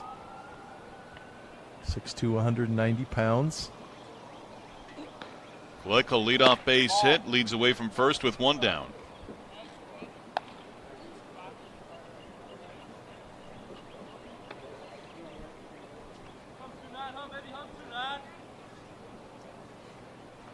Royal versus White, that will be our second game to wrap up the Junior National Showcase. This one goes to the backstop. Glick will move up to second.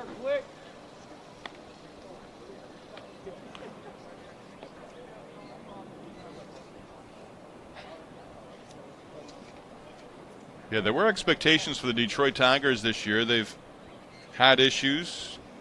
You mentioned overall in terms of hitting. But talent in the minor league system. Casey Mize recently going down. And a lot of injuries. And you could say that year in, year out. Paritano, USC commit.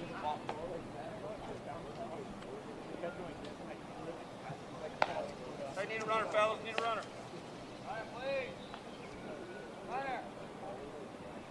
Paratano has a sister, Angelina. Come on, fellas, somebody run. And Anthony shares that his sister is the person that has inspired him the most. She plays soccer, has torn the ACL in both knees. Ouch.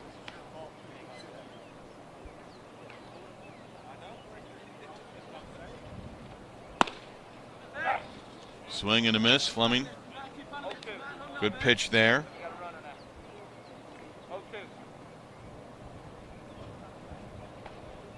Paratano, all league on the soccer pitch as a sophomore.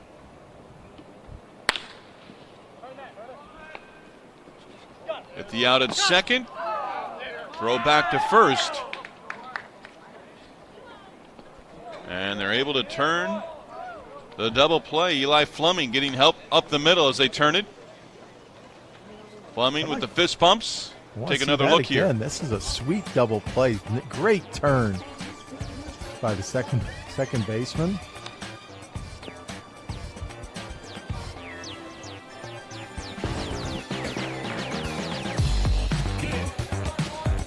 Have it as Bo and Kelly up the middle on our defensive chart. Fleming gave up the leadoff single to Glick. Couple of youngsters. The bags, the spikes, the bats. Looks like practice today. Probably one of the lower youth fields. Little Tuesday morning workout. So when you're going downhill there, you're on your way to the diamond. When you're heading up, you're heading to the parking lot and to the cars as we take a look at Ethan Surwick, Mississippi commit on the mound. It's a great shot right there. We've seen that multiple times. What you're saying, Steve, is that you've never been to the East Cobb Complex. No, but it's now on the list. That has to be on your bucket list. All we need is an invite, plane ticket, hotel room. Well, of all the wonderful things about East Cobb, the only thing that doesn't qualify as wonderful is that it's not set up to broadcast a game from. Okay. So that's when Jim Jenks initially reached out. Okay, I'll be traveling in June. And they said, no, you'll be from home. And then Darren Sutton reached out, and no, well, we're going to send you a home kit and all of that. And a couple of years, had the privilege of doing the Senior League World Series from Easley, South Carolina, in South Carolina. And the building where the broadcast booth was, you'd think it's right behind the backstop, but it's in an elevated spot, and it's almost like an octagon shape with the building. There's sort of 5 sides to it. And so you're a little bit angled off, but you're not really connected to the field. And they raise one of the machines that they put the camera, so you're dealing with the camera position from the high home is sort of in front of you, not behind you. And then you've got the backstop. And then you've got the field beyond that. So you've got multiple things to sort of look through to the field. So as you see behind home plate here, I think you could put a little broadcast booth back there. Somehow, some way. Don't think it's going to happen, though. I'm all for traveling. I'm all for being at the ballpark. But I'm also all for calling games and being a part of an event like this. So the fact that we're present day, it's amazing that we put these together. And talking with big league broadcasters, here's Tyler Head calling games remotely. Head sneaks that one into right field for a base hit.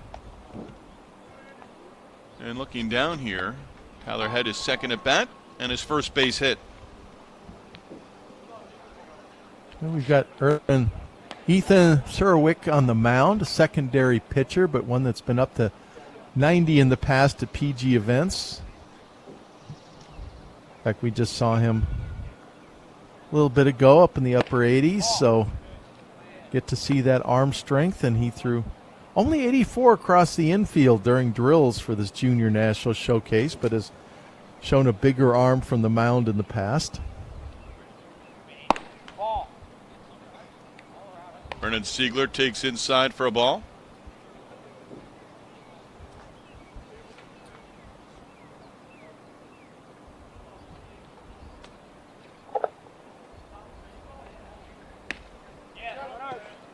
That one to the backstop, and Tyler Head moves to second base.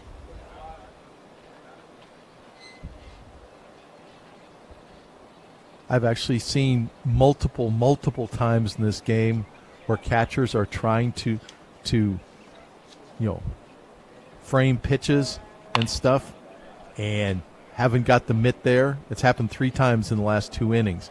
And the ball's gone to the backstop on pitches that they were trying to frame for a strike, and they just didn't get that glove there in time to cleanly catch the pitch or catch the pitch at all. Runner ahead takes off for third. Throw arrives late. And I'm not calling out any individual catcher on it whatsoever. Right. That's not the point. But it's become such a point of emphasis that I think young catchers haven't learned the fundamentals of it yet. And to me, the whole irony of this emphasis on framing and such is that if Major League Baseball, and certainly it's happening in the minor leagues already, goes to the computerized automated strike calling, theoretically framing pitches is going to become basically irrelevant. At what age do you – go ahead. It's just like – You're emphasizing a skill now that's going to be extinct in 2 years.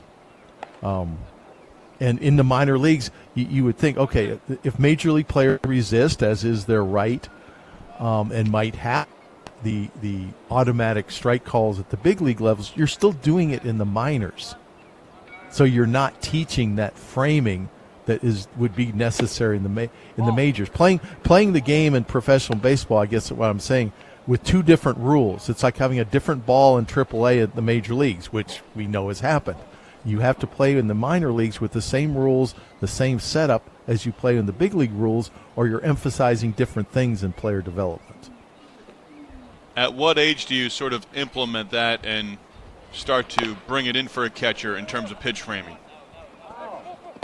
In terms of the teaching yes. It should happen for I would think from a young age. I think that's one of the basic fundamentals of catching. You have blocking, you have your transition from receiving to throwing, you have pitch framing, and you also have pitch calling, which of course is often neglected in the game. Ethan Puig.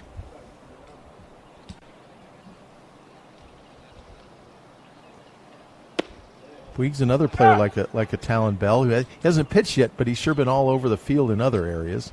On the bases, in the field, at the plate.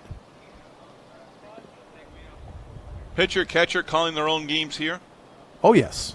Most definitely. Here comes Head from third base. He'll score standing up. And for some of them, a lot of the catchers don't have much of that experience doing so. So it's a learning experience for them, and they're also seeing pitchers that they've never seen before. So it's a double learning experience, and that's why you see pitchers and catchers making sure to talk before. It's like, hey, what are your pitches? What do you like throwing?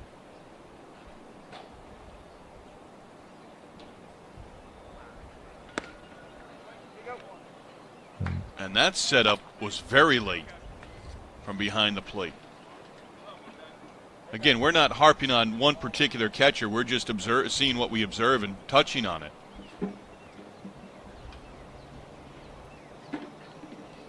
I think that was to your point right there. Is that one glanced off the glove of the catcher in that last pitch.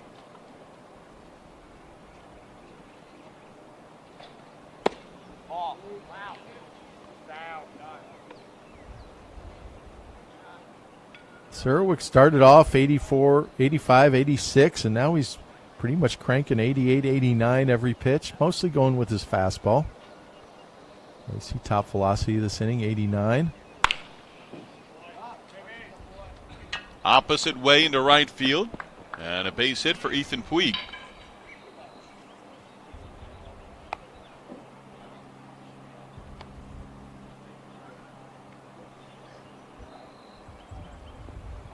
Yeah, Puig's not a player that's, going to light up any big numbers. Only ran a 7.28 through 86 in the infield. Took a good barrel-type BP, but without big bat speed. But he sure is a good baseball player. And sometimes being a good baseball player is going to carry the day over the big tools. Gavin Kelly, we've seen him at second and short defensively from Pittsburgh Central Catholic High School. I think that one rattled around the first base dugout a bit. Kelly's a young man. Go ahead. Kelly's the one who turned that sweet double play last inning with the bare hand catch of the flip and the quick turn and the accurate throw. Very, very athletic play. Bounces this one to the right side.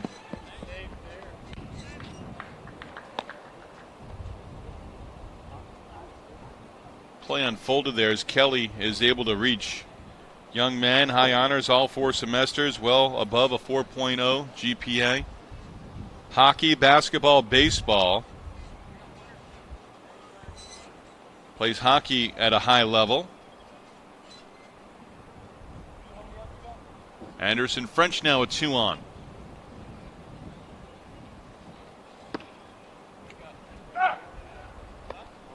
You know what the cliche is, of course, about Canadian hitters in baseball? Is that they're all low ball hitters because they all have hockey. I mean, this is true. Yeah, Scouts actually say this. I'm not making this up. But if it's like, oh, he's a Canadian, he's a good low ball hitter. Nice play at second as French is retired.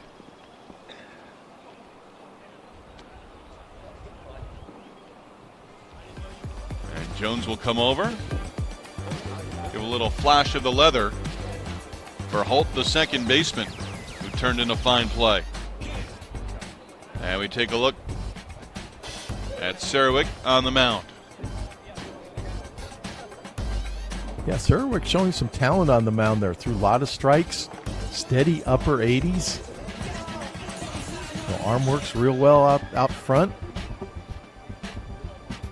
He's a young man you can see possibly developing on the mound as a two-way prospect moving forward.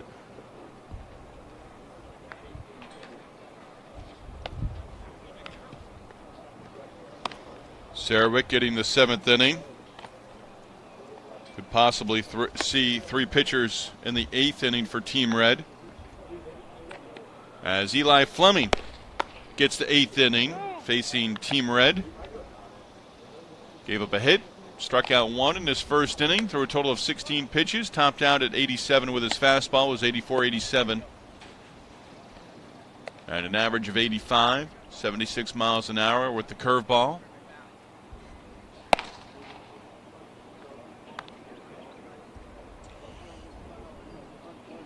Junior National Showcase wrapping up. Team Royal, Team White to follow this game. First pitch slated for 11 a.m. Eastern Time.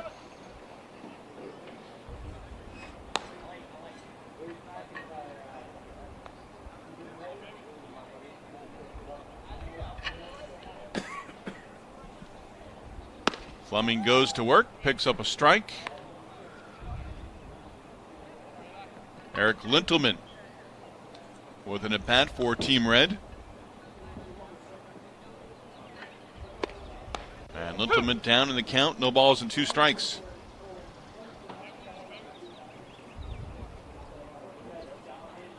Lintelman, I believe we saw on the mound on Tuesday and out on 3 straight pitches.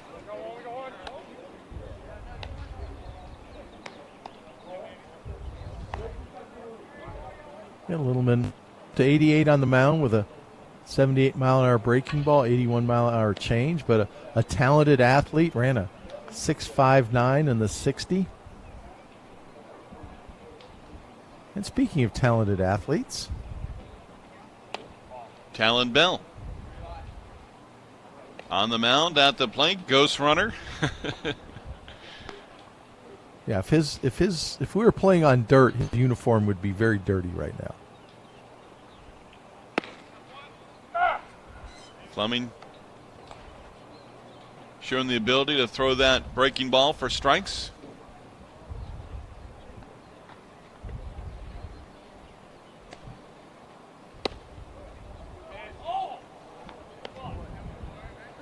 In fact, you could see it in Bell's body language after that first breaking ball. He was like, come on, dude, throw me a fastball. So, of course, Fleming threw him another breaking ball. 3 straight? No.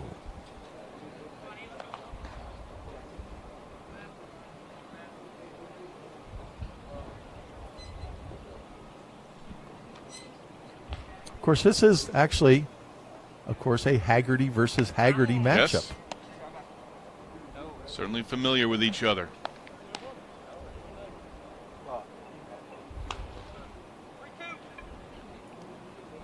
Three-two, teammate versus teammate. It's like, okay, throw a fastball. Come on. No, I'm going to go with the breaking ball because you haven't hit it yet. That will be talked about. Bell will say, why didn't you challenge me with a fastball? And Fleming's like, because I know you can't hit curveballs. I play with you all year round.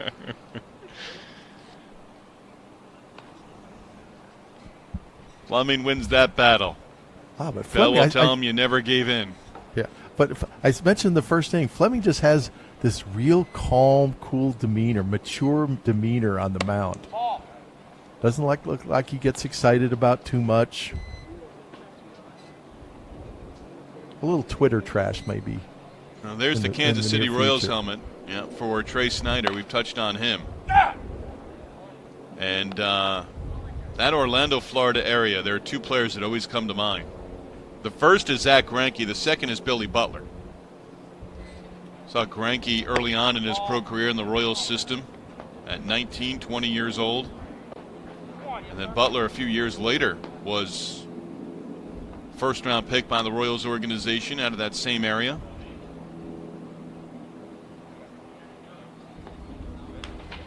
Yeah, Greinke, I could tell a number of Greinke stories from back in the day. That Greinke caught at a perfect game showcase. He was so determined to be a position player. He didn't want to be he really didn't want to be a pitcher. And he was so determined. He were at a World Showcase. He worked out as a catcher, threw like 187, 82, looked like a natural behind the plate. But it might have been the only time he ever put on catcher's gear, to my knowledge. Love to hit. Oh, yes.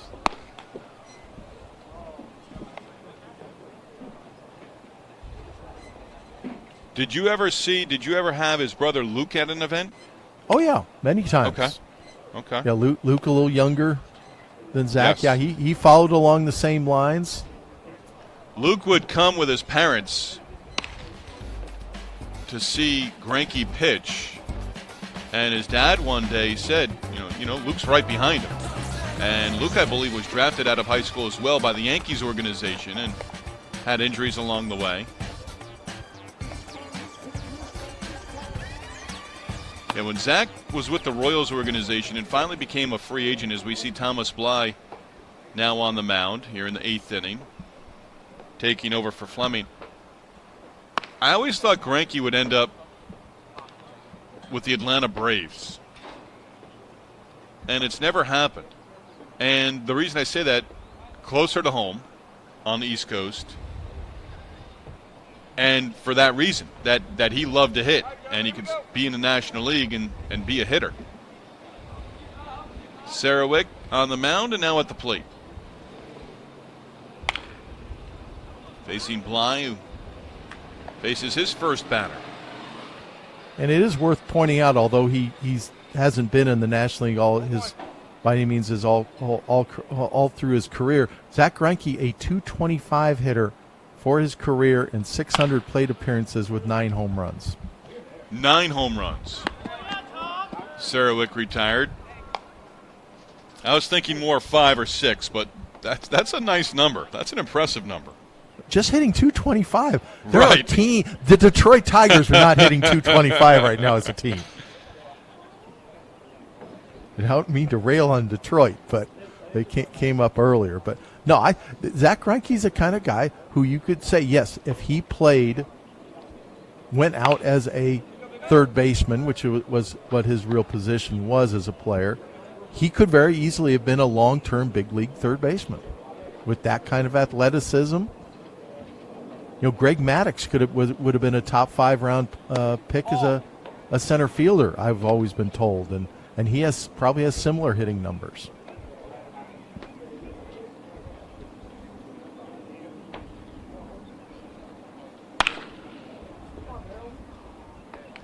Into left field, and a base hit for Hudson Schoaf. Greg Maddux only hit 171 with 5 home runs.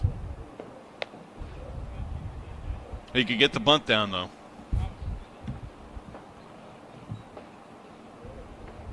Schoaf staying back on that one and lining it into left.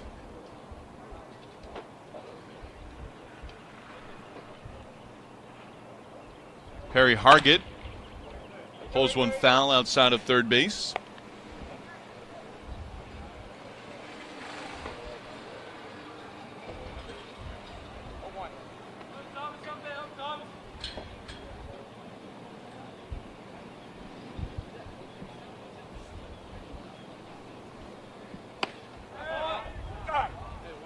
Line jumps in front, 0-2.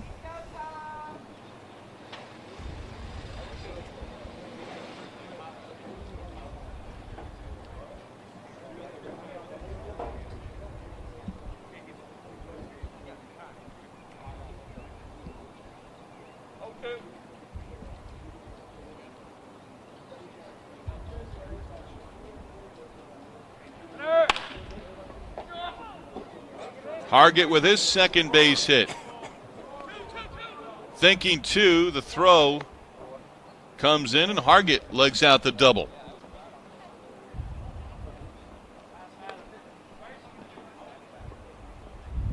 Schoaf now at third base. Hargett picks up the conversation with Gavin Kelly. It's just been barrels the last 2 days for Hargett, every time up. Jonathan Holt. Glen Mills, PA. Not that far outside of Philadelphia. Malvern Prep.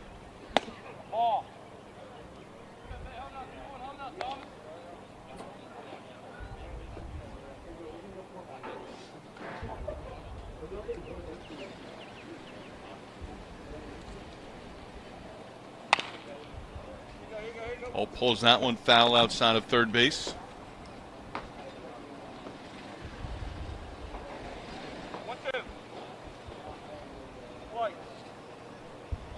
Thomas Bly working on the mound.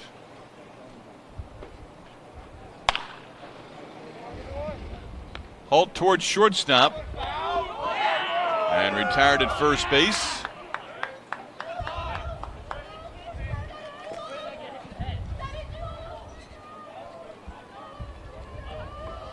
Nice job by Moon at first base, taking the throw from Foe across the diamond. Actually, that's Helton, pardon me. This was a mess at third. Runner holds up as he can. Third baseman's in the way. And then Helton with the nice pick at first base. Best pick we've seen so far in the last couple of days. On turf, that's how it should be done. And Terlongo getting out of the way of the shortstop as we take a look at Thomas Bly in this short outing.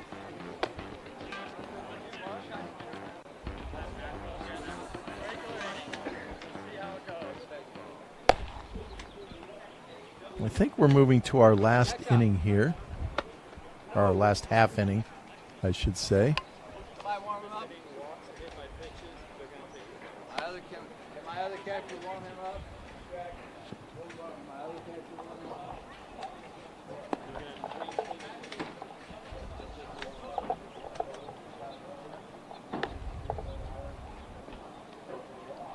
And we do have the new pitcher in the game. For Team Red, we will see Will Sanford.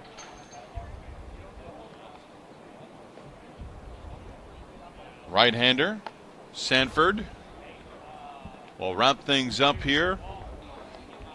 Attends the Rock Academy in the San Diego, California area. Uncommitted to this point. Perfect game ranked in the top 500. We saw Will Sanford pitch back in January at the PG West MLK Championship underclass event, and one of the many January Martin Luther King championships that we hold across the country. Sort of a season opening event before the high school season gets underway. But Sanford was 86-89 at that event, 2 1/3 innings, pitching for the Canes West team, curveball at 75. So big, strong arm on the mound for the 6 foot, 175-pound primary third baseman.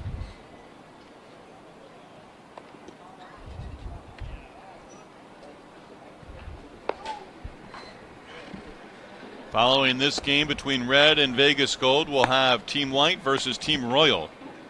First pitch, approximately 30 minutes after the completion of this one, so we might be right on time, right around 11 a.m. Eastern Time. Should be. Team White waiting in the wings.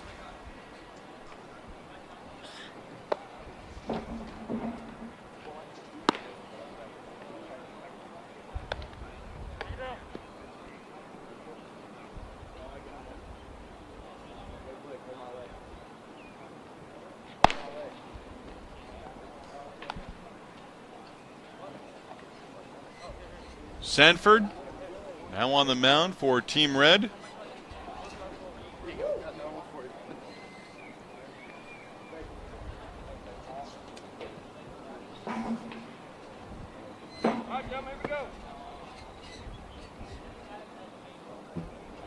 Julius Foe will be the first batter that Sanford faces.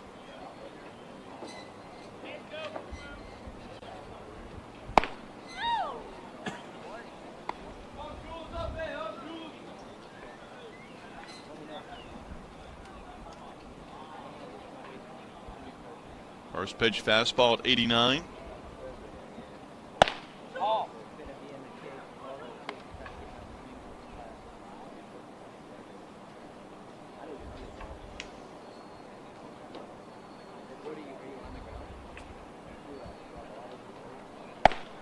Foul takes upstairs, and the count in his favor, 2 balls and a strike.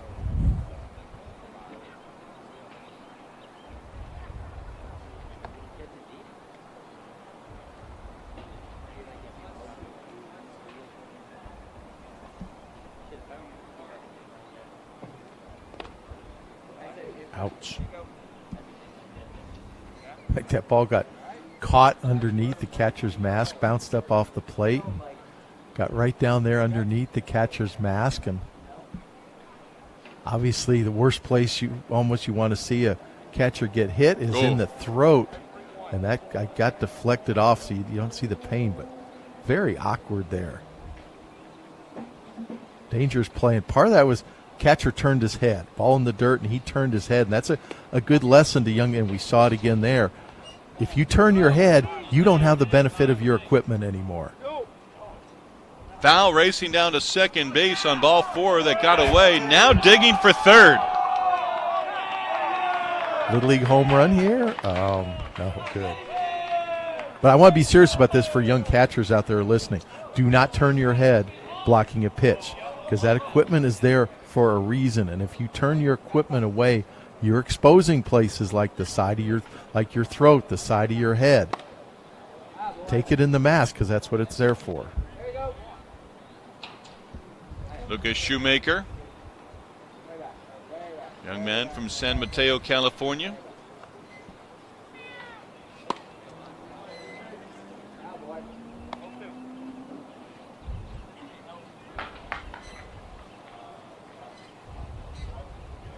Fastball's been 87, 88, 89, 90. Foul will score from third base. They take care of Shackelford, 6-3. Foul will pick up the bat.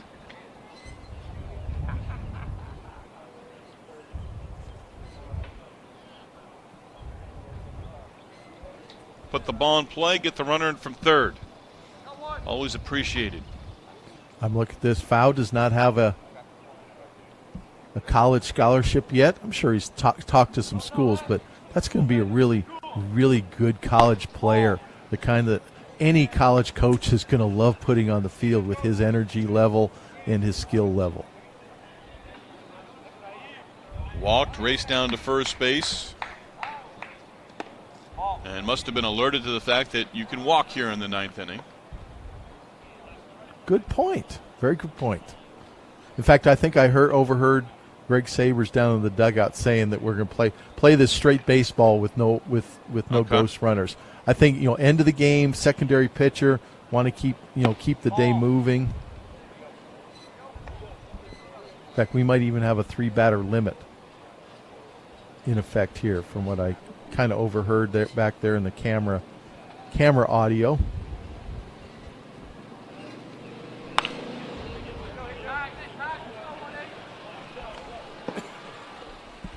Morales facing Will Sanford.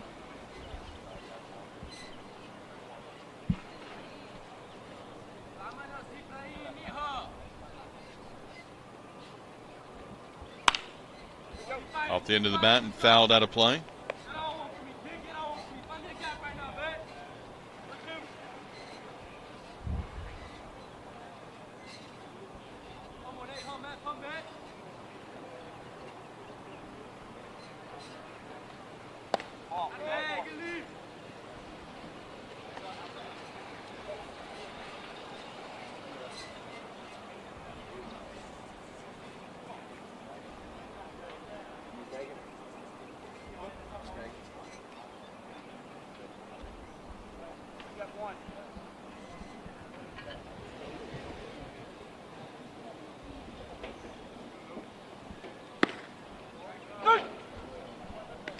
That walk will bring to the plate Caden Lopez.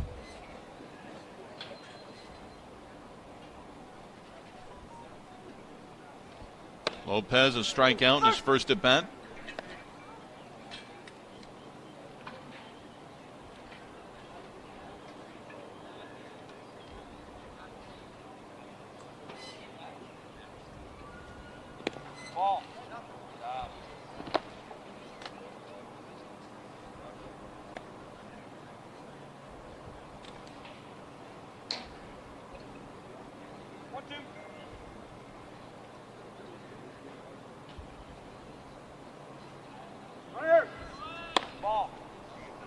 Runner takes off for second. And Morales went in standing and tagged out. That impressed anybody? Wow, he went in standing up. What a guy. That was noticed.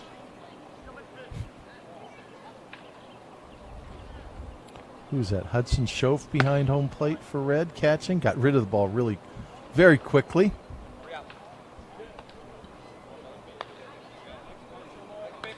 Sanford having no trouble. Out. Excuse me, Sanford having no trouble with the velocity, hitting 90 a couple times, including right there.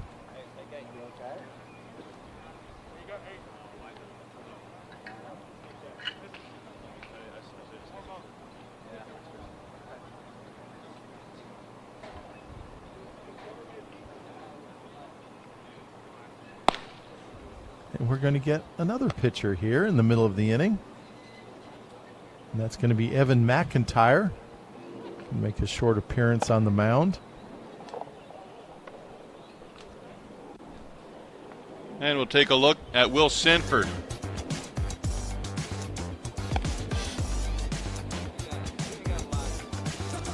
Pretty much just bringing the heat through one or two big breaking balls, but pretty much just 88 to 90 with the fastball, rear, back, and fire.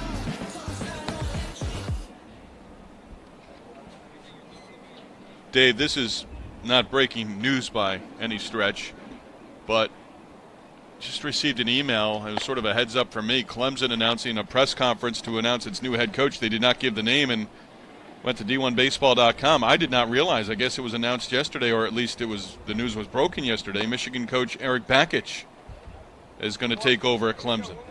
And that is certainly big news. Bakich has been mentioned with every major job opening, and he's had such great success with the Northern Tier school at Michigan and going to move down to the ACC now.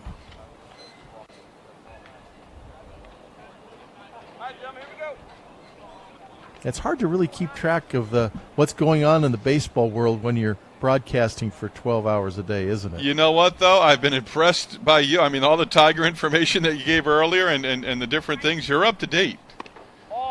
You're not much is getting by you. I have a ritual that goes back actually in different forms to when I was about 5 years old. The first thing I do every morning is read box scores. Read the baseball box scores. Literally, first thing out of bed, go to the computer, look at box scores. McIntyre's been 85-85. I've gone away from that. I don't do it as often as I used to. I'll admit that, and I miss it. This ball's sent in the air to right field. Well hit, going back, and this one is gone. Wow. Michael Kalinic showing the power to right. Kalinic, a big, strong left-handed hitter. We knew the power was in there. That didn't look like the ball off the bat that was just dominated, but it just carried and carried.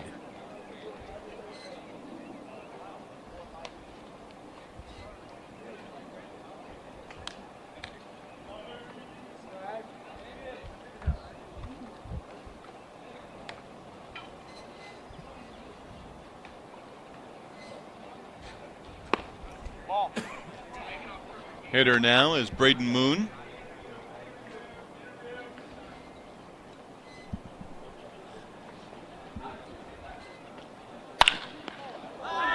Off the pitcher, rolls away, picked up by McIntyre. And they get the out at first base. McIntyre okay. Appears to be all right. Teammates will come in and give him a moment to catch his breath.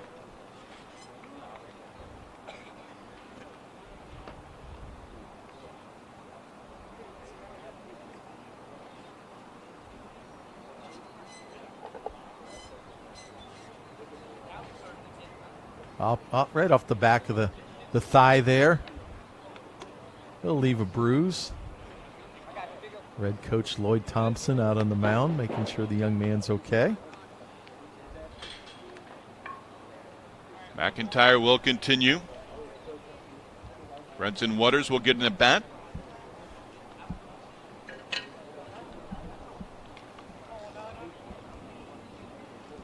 McIntyre having an exciting first two batters, home run and getting drilled by a shot up the middle. And he buzzes the tower.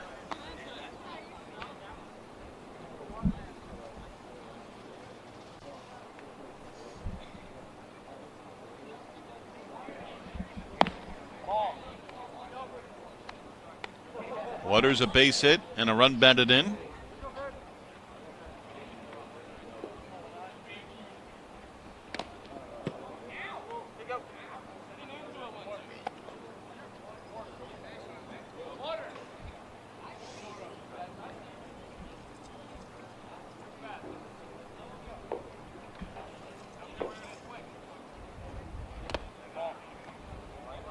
And a walk.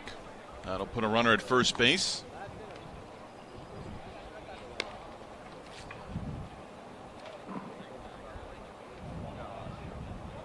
And Vegas Gold almost getting through the lineup, the complete lineup for a second time. McLean Helton 0 for 1 with a strikeout.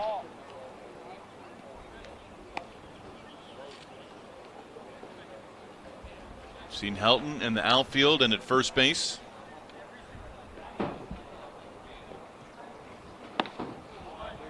Strike poured in there by McIntyre.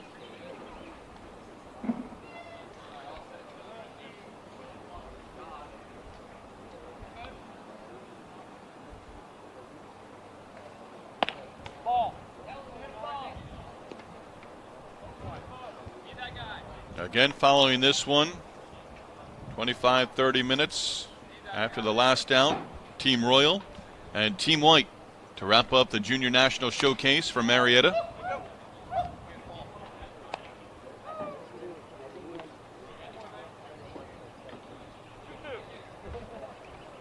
McIntyre giving up a home run to Kalinic.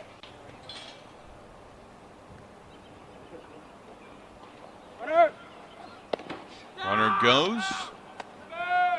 Throw misses. And arrives late. And a stolen base for Waters, who he is now in scoring position.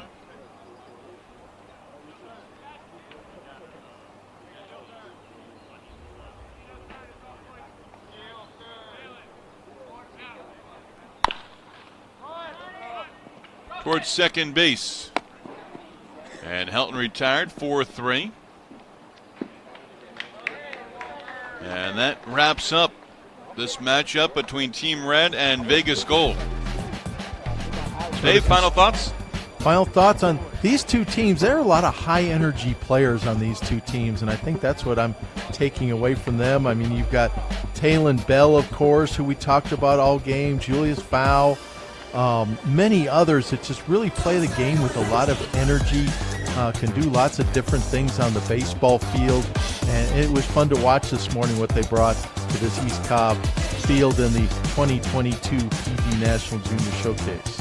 And we will wrap up the Junior National Showcase with Team Royal and Team White. First pitch about 25-30 minutes away here on PerfectGame.tv. We invite you to join us for that matchup. Another game in the books here from East Cobb Complex in Marietta, Georgia. Dave Ronsley and I will be back first pitch 30 minutes from right now for Team Royal and Team White.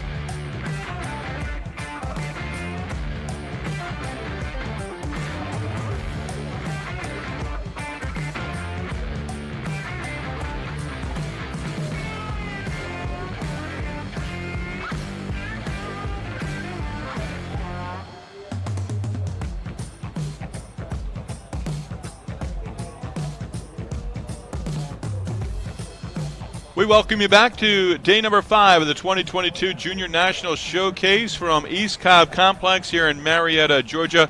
Along with Dave Ronsley, I'm Steve Lennox. We are delighted to have you on board for our final game on day number 5. Team White versus Team Royal.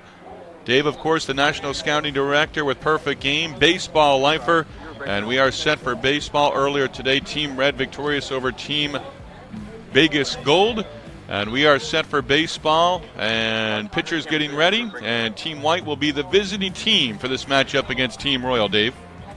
Yeah, and looking forward to what pitching we have. Yesterday, we had some fine arms for these two teams, Royal and White, just looking down at some of the spin rates that we didn't get yesterday, and I got my eyes opened by Cade Townsend, fine young pitcher for the Royal team, and his 2,900 spin rate curveball. But we'll see what the starting pitchers bring us today, and also have some fine young hitters in this game.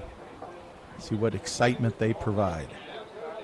A travel day likely for most of the players as we wrap up the Junior National Showcase, and the Sophomore National Showcase underway later this afternoon with infield, outfield instruction and batting practice as well.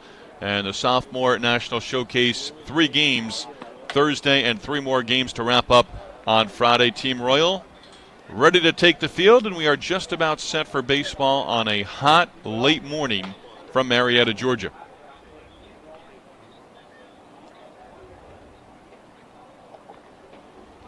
Right now, as we are told, it's looking like we are going to see the 8 scheduled pitchers for this game, all scheduled to go 2 innings as we take a look at Grant Bro from Baton Rouge, Louisiana, Catholic High School.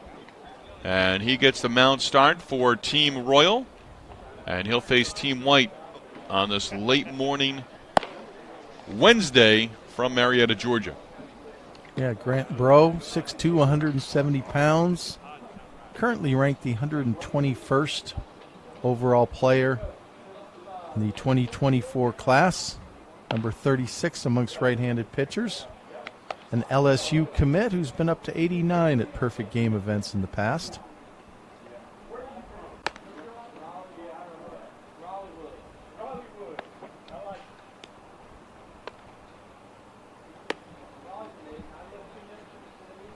Taking a look around the infield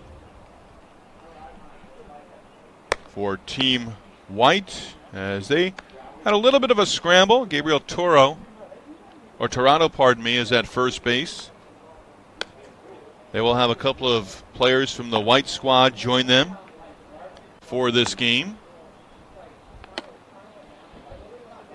Joseph Zork at second base. We saw at shortstop. We saw him all over the field yesterday. He's one of our high energy players that we've saw so much of in the first game today. Pardon me, identifying Zeb Parker, writing in my White defensive chart. Got to flip over for Team Royal. That was Zeb Parker at first base. Rowling and Zork second and short up the middle. Sullivan at third base. And a peek at Hunter Carnes, one of the batters in the lineup for Team White.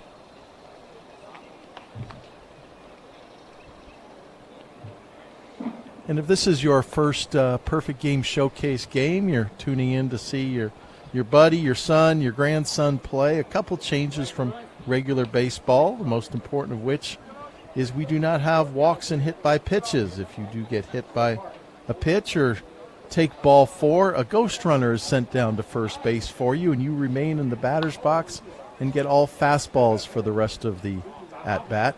Also, we have a 3-batter minimum and 5-batter maximum, or 3 outs, whichever comes first. And Bro delivers the first pitch in tight at the letters.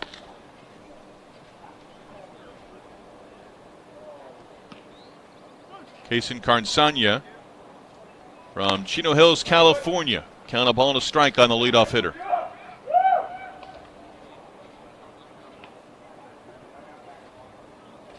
Bro has been 86 pulled on the ground, third base. Briggs Sullivan, high throw to first, and out at first base. Parker saving that throw from getting behind him and still able to get the out as well. And that's an unusual bit of athleticism. You usually think on that play, you jump up, you tag the bag with your foot, but Packer hitting the glove, going past the bag to get the throw, then reaching back with his glove. Very athletic play right there. And you're in the danger there, of course. You know, these on turf, wearing turf shoes, but getting spiked or just getting your hand stepped on. But a great play to open this game, and we'll see the same 5-3 again. A lot more routine on that play. We won't hang a star on that one like we did for the first one.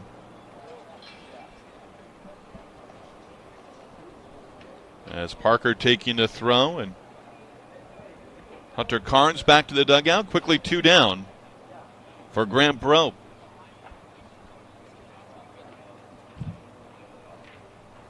Gabriel Tirado, left-handed batter.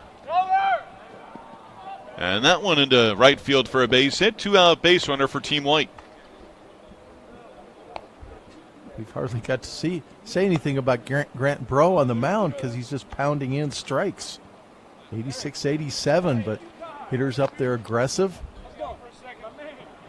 What's that, maybe 5 pitches and 3 hitters? They're going up there swinging early on. Matt Conti from Andover, Mass. To right center field. That one is taken care of. And that retires the side. A base hit, nothing else doing. Bro with an impressive frame. And we'll go to the bottom of the first inning scoreless here. And our final game of the day. And we take a look at Bro getting the ground ball outs. We're going to have an hour and a half game if we keep it up like this. If we've got an 8-inning game, if we've got 8 pitchers all throwing 2 innings apiece, you know, we'll have a nice, tidy 8-inning, hour and a half game at this rate. Jeremy Brown alerted me yesterday that he says he's got no problem indicating that the game is going at a swift pace. And I guess, Dave, you're the same way. I got no problem with that. Well, I know that's a jinx thing, but after a while you just sort of lose track of that.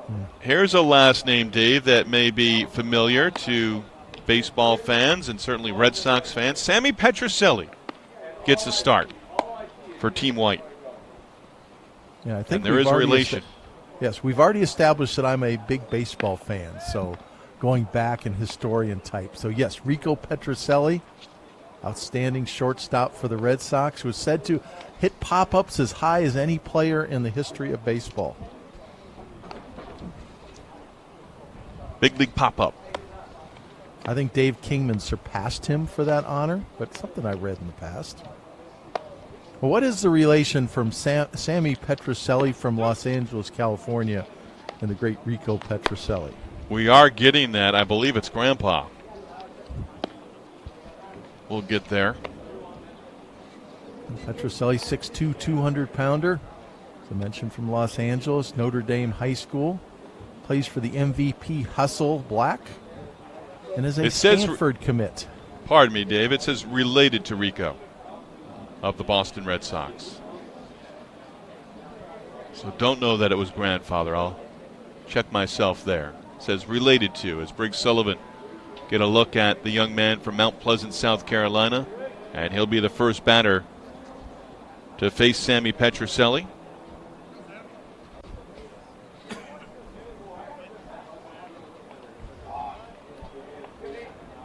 So Petrocelli, first pitch, sent in the air, right center field. Eric Diaz in center field to start, takes care of it. Got some nice carry on that ball.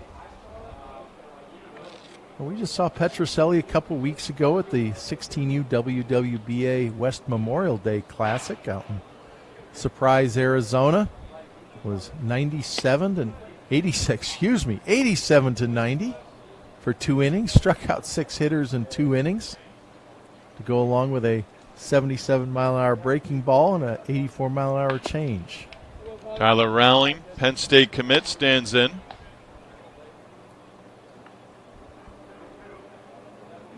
Young man from the state of Virginia. Perfect game ranking in the top 500. And Petroselli fires a strike. It's 2-1.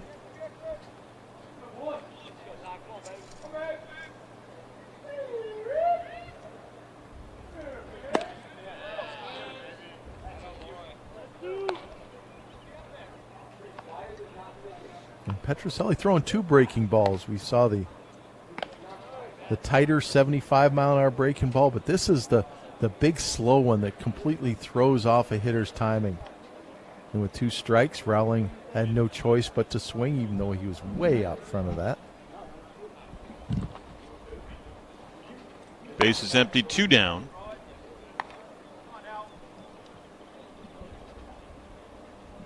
Mason Clark stands in for his first at-bat. Clark from Pennsylvania, Boston College commit. Perfect game rank in the top 500. From Malvern Prep. Seen several players throughout the 5 days from Malvern Prep. That one skips up there and gets away from the catcher, Conti.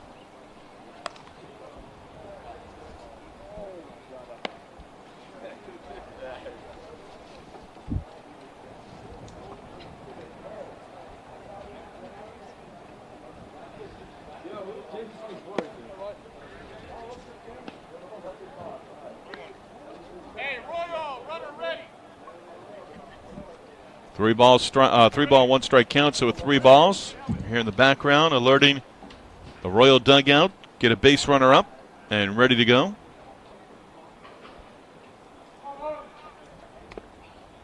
And we'll have a base runner. Well, not by the walk method.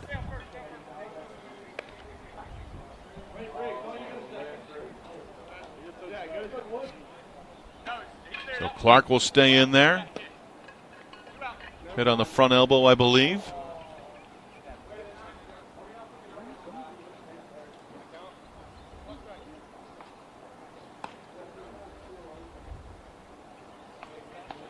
It's Briggs Sullivan over at first base who opened this inning with a fly out to center field.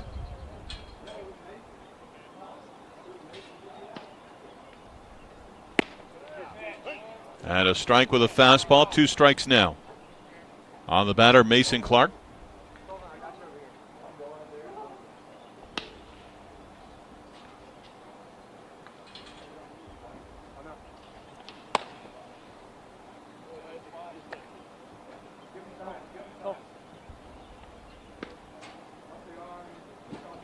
Last 2 fastballs at 87 and 88.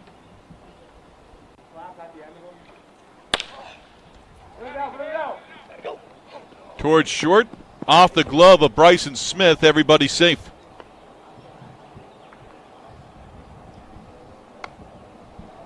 Not really sure what happened with this. Just a kind of an awkward in-between bounces play for Smith. That's that high hopper that if you don't get it before that second bounce, you really have no chance at it. And Smith decided to play back, probably thinking about just making the short throw to second.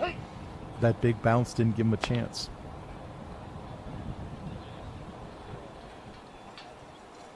Charlie Brinkman, catcher behind the plate to open up for Team Royal. Runner takes off for third. The throw down safe. So Sullivan to third base, and Clark now at second in scoring position.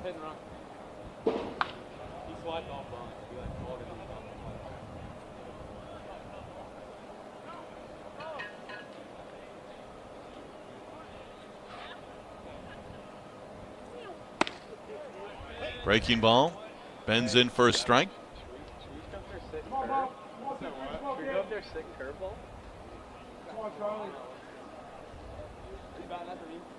Last curveball at 66.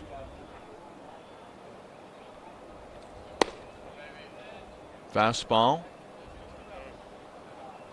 And the strikeout for Sammy Petroselli. He strands 2 runners, including the ghost runner at third base. And we're scoreless going to the top of the second inning here in Marietta, Georgia. Let's see the combination there of lot of different pitches.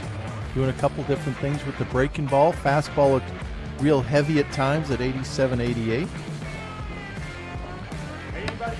Just looking into my Rico Petrocelli history, though. 13 years all with the Red Sox. 2-time All-Star. Had a career high of 40 home runs back in 1969. That was back in a day that shortstops just didn't hit 40 home runs. But that was Rico Petrocelli's game, and he did it very well. Sammy Petrocelli again, related to the former Red Sox infielder Rico Petrocelli. Had a chance to get up to Fenway Park earlier this year, and first time in a long time, and falling in love with Boston all over again. Went there as a kid on many occasions. Yeah, being in Fenway was a thrill. I've only been there once for I believe it was the 1999 All-Star game. But when you go to JetBlue in Fort Myers as frequently as I do, you sort of feel like you get a little taste of it at least. That's another ballpark you've got to put on your bucket list, JetBlue Stadium in Fort Myers, because it really is an exact replica of the great Fenway Park. A little bigger seats in the oh, but it still has seats up in left field, up on top of the wall. Right. It's got the Pesky's corner. It's got that deep right center field bullpen. It's designed to replicate the conditions, and the Red Sox, kind of brilliant for doing that. It not only helps reward their fans during spring training as they flock down to Fort Myers, but it does keep it, being such a unique big league park. It trains their players to react to the home environment if they do get it to the big leagues. One day I want to take in a ball game from up above the Green Monster. I'll take either ballpark, Fort Myers or Boston. We did a broadcast once, not a game broadcast, but a show, Darren and I, years ago from on top of the wall in Fort Myers. It was fun.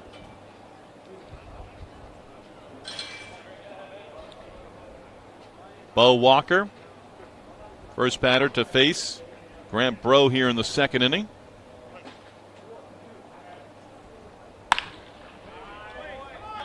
Goes up there, sends one to right field. This is going to go for extra bases as it'll go all the way into the corner. And that one will go for a leadoff double. So Walker, a base runner in scoring position. Take a look at his swing. Walker, surprised Walker wasn't looking for third base there. He's a 6'3" runner. Ball into the right field corner.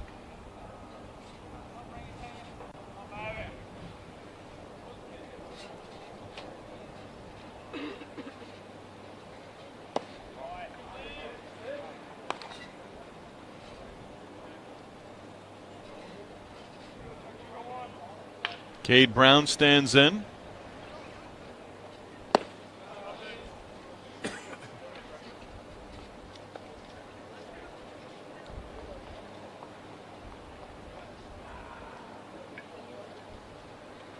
Cade attends Parkview High School to the north of us here in Marietta, and plays for his father, Chan Brown.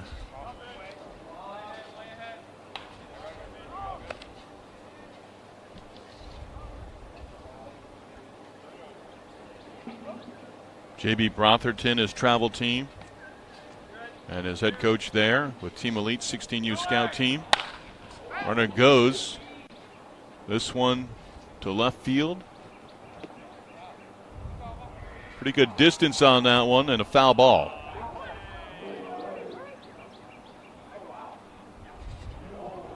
Brown will head back to home plate. Brown taking the long path back to home.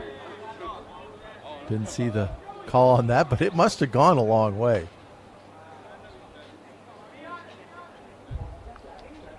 Mentioned his dad, Chan, played at Georgia State. Cade, 2022 All Gwinnett County third baseman. A student, Athletic Honor Society. Takes a breaking ball there. Good take. Fan of Jeff Francoeur and Matt Olson. guess you would have seen maybe Frenchie at the end of his career. Now in the broadcast booth and does a terrific job. Of all the players I've met when they were teenagers, Jeff Francoeur might have been the most likely if I was predicting would be a broadcaster of any player I've ever met as a teenager. He was glib and open and talkative when he was 16, 17 years old, and I don't think from the few times I've heard him on the air that he's changed a lick since then. One of those guys for me, Dave, saw him in the minor leagues when he came through the Braves system, and visiting broadcaster, front office member when teams were on the road. I'd always be that one person in the clubhouse for the visiting team, and guy that I'd strike up a conversation every once in a while with. And when he made it to the big leagues, I would cover the Phillies a little bit after my time in the minors, and go up to a clubhouse, big league clubhouse for the first time, and kind of walk around and see guys that you may have seen. And he was always a guy who would give you a couple of minutes, say hello, and it'd always be the guy that they'd look at and they'd remember from somewhere, but not quite be able to put it together.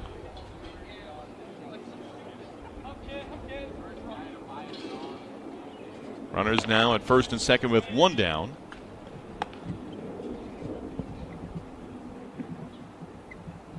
As Bryson Smith stands in for his first at bat. The Sales Academy, Perry, Georgia. For Bryson Smith. Did he go? No. There's one of our few appeals to the base umpire. And Bryson Smith with a count in his favor, 2 balls and no strikes.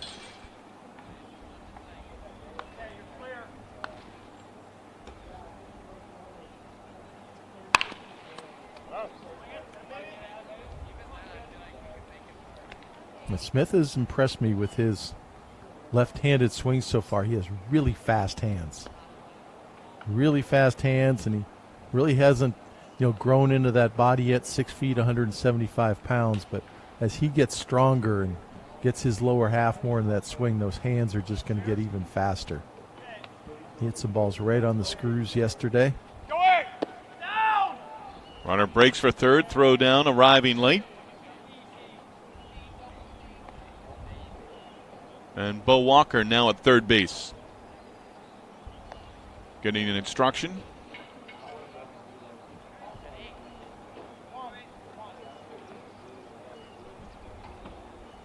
Smith an opportunity with 2 in scoring position. Taps that one foul.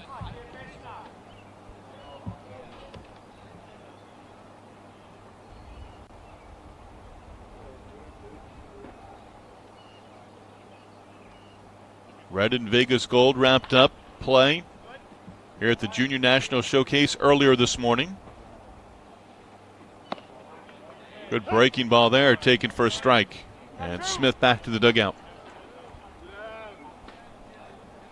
Good job by our catcher of presenting that pitch. Got really low.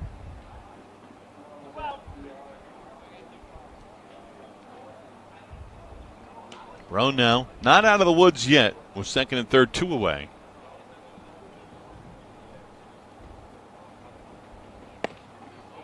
KJ Scobie from Lakeland, Florida. Louisville commit, perfect game rank in the top 500.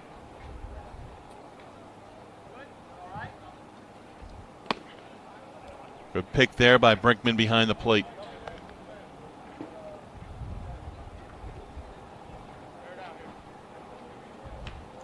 Is that Brinkman or Mason Clark behind the plate? I had Brinkman down. I know your chart hasn't initially. Yeah, your chart. We're beginning to have a little bit of pessimism because that looks like 22 to me on the back of that uniform, which would be Mason Clark. This don't mean to be contradictory, Steve. No, that's all right.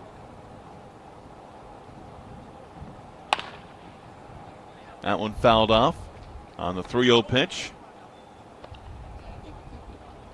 Clark is 22, Brinkman 23.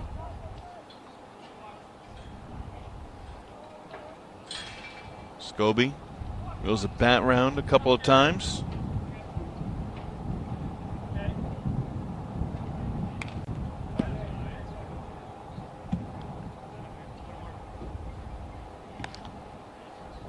Bro now in his second inning on the mound for Team Royal.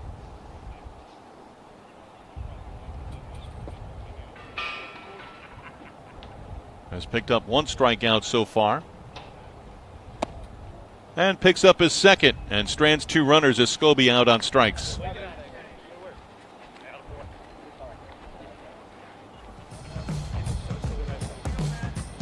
Grant Bro. As we look at Bro over the first 2 innings of work.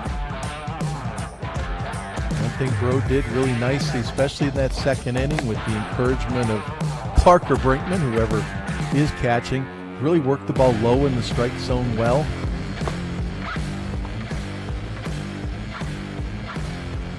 Not much of a breeze to speak of as you look at the American flag. Beyond the field complex here. 3 big fields and also the youth fields off in the distance. Also part of the complex here at East Cobb Complex in Marietta. That gentleman right there is doing it the right way. He's got lunch. That's Vinny Servino, one of Perfect Game's veteran scouts. Next to him, Jared Goodwin, taking in the game from directly behind home plate.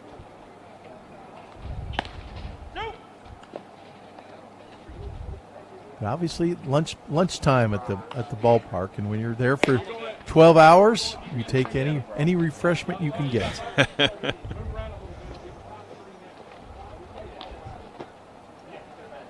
Sammy Petroselli will get the bottom half of the second inning. Hey, Raleigh, you know you're batting, right? Okay, you're ready to go. Good.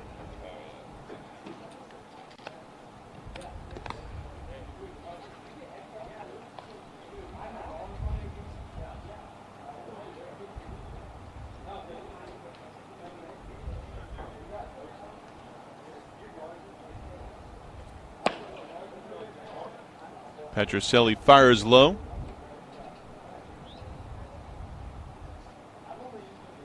As we get a look at Sebastian Perez. Petroselli falls behind 2-0.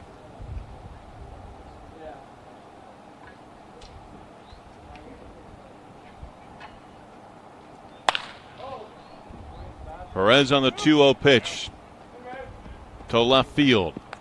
And he's aboard with a base hit to open up the inning. Petroselli got that fastball right up in Perez's hitting zone.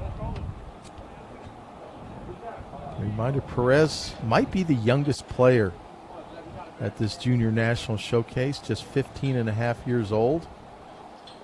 The age that would put him right in the middle of the 2025 class, but started school early.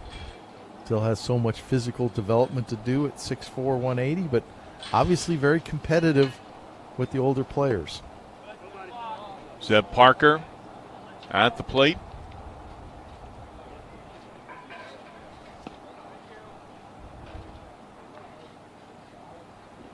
Parker from Eastover, North Carolina.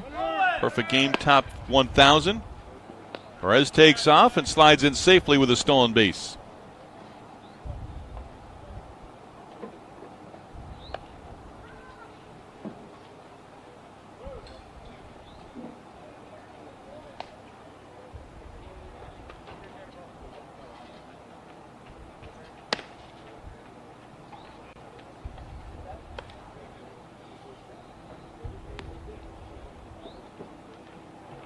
Parker plays for Pro 5 Baseball Academy out of Virginia.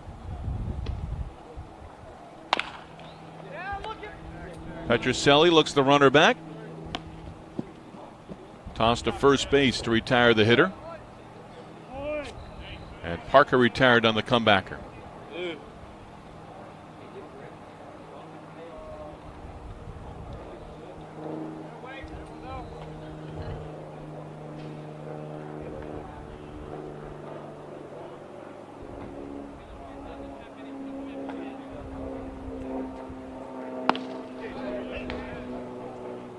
Now, this is something that happened in batting practice, and I'd never seen it before. Cole Lanford at the plate, and he's a switch hitter, and he did this from both sides of the plate. You notice he has his jersey in his teeth. And I'm told that's from a hitting drill that some coaches do to keep you from pulling out your front side too early. Because if you pull, you'll pull the shirt out of your mouth if you yank that shoulder out. And it's a coaching drill to keep that shoulder in until the last moment, so you're not yanking your swing open too early. But I've never seen it, to my memory, done in a game before. And Lanford did that during batting practice, but he's doing it in the game as well. Runner takes off, throw down, out, caught stealing 2-5 as Perez is out there. That is one that I have not seen on social media. And there are some hitting instructors that take it on the chin on a daily basis, and some of them rightfully so. So that's something you wrote down, and you see it in the game for the first time. What do you think of that mindset? If it helps you hit better, go for it. If you your mom may not like doing your uniforms in the laundry as much. Stretch out that neckline. Yeah, but if it's something that gives the young man confidence, let's go for it.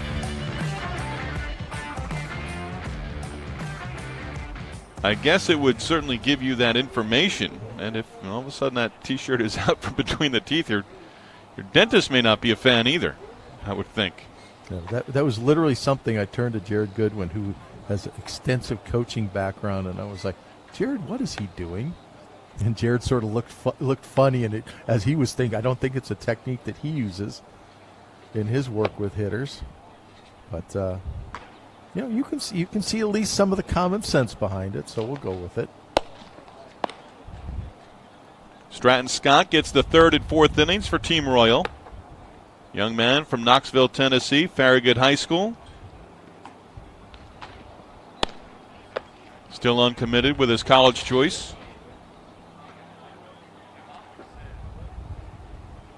Scott, 6'2", 175 pounds. Plays for Exposure 16U Prime. During his summer and fall months.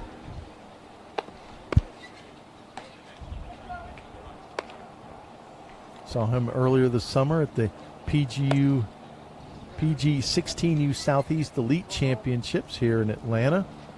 Named to the all-tournament team with a 7-inning complete game with 9 strikeouts. Worked 83 to 87 with a 77-mile-an-hour curveball in that game.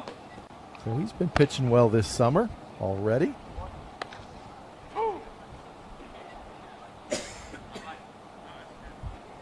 Younger brother William, younger sister Mary Aspen. Parents Benson and Tony. Football in the fall, baseball in the spring, summer, probably fall as well. All-district honorable mention as a sophomore. His father was a member of the 1998 Tennessee football team. Grandfather also played at Tennessee and played in the NFL with the New Orleans Saints. Wow, that is a football background.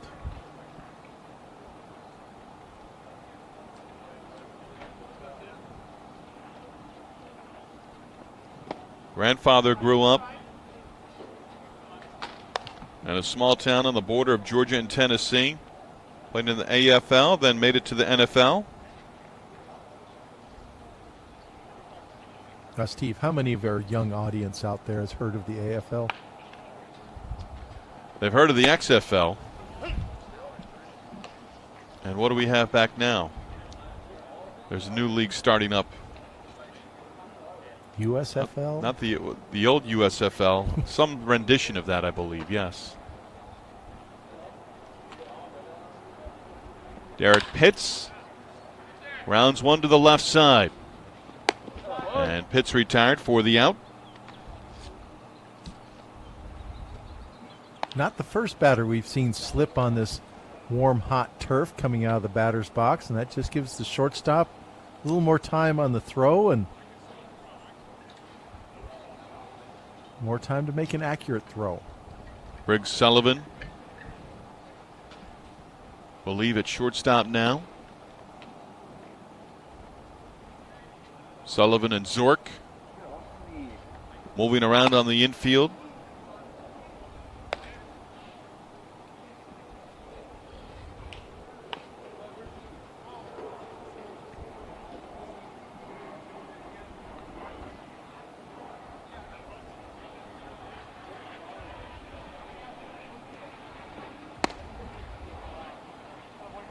Christopher Patterson from Frisco, Texas, considered a high follow.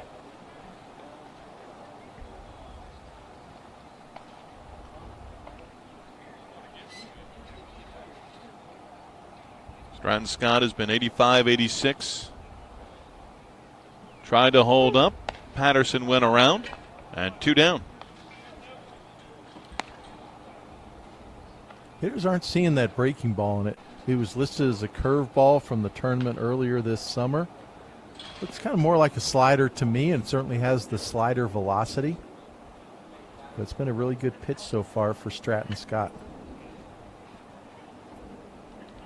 Works with the bases empty and 2 outs. Eric Diaz started the game in center field. Diaz from Middletown, New York. Perfect game, top 500 ranking.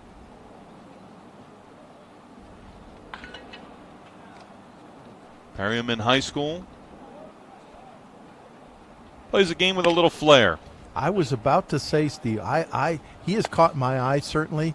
He has flair, he has swag, he has some tools to him. I like the strength in his present bodies. We look there, good strong thighs. Had the pipes showing a little bit during drills yesterday.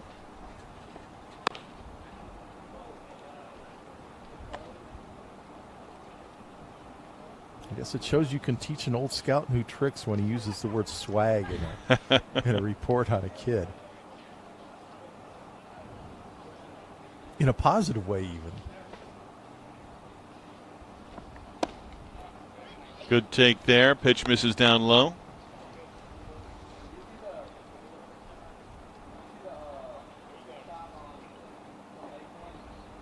Plus Maryland, Pitt, and Virginia. 3 schools that he'd have interest in.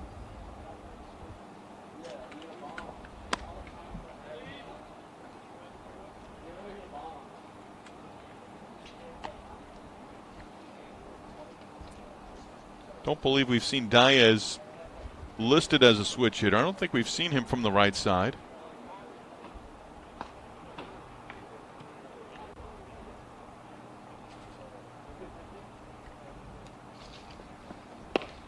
Well, we saw Vinny with the sub or grinder or hoagie, whatever you want to classify it as, earlier. Diaz claims he wants 6 chicken sandwiches at lunch. I'm still ready to go for a practice.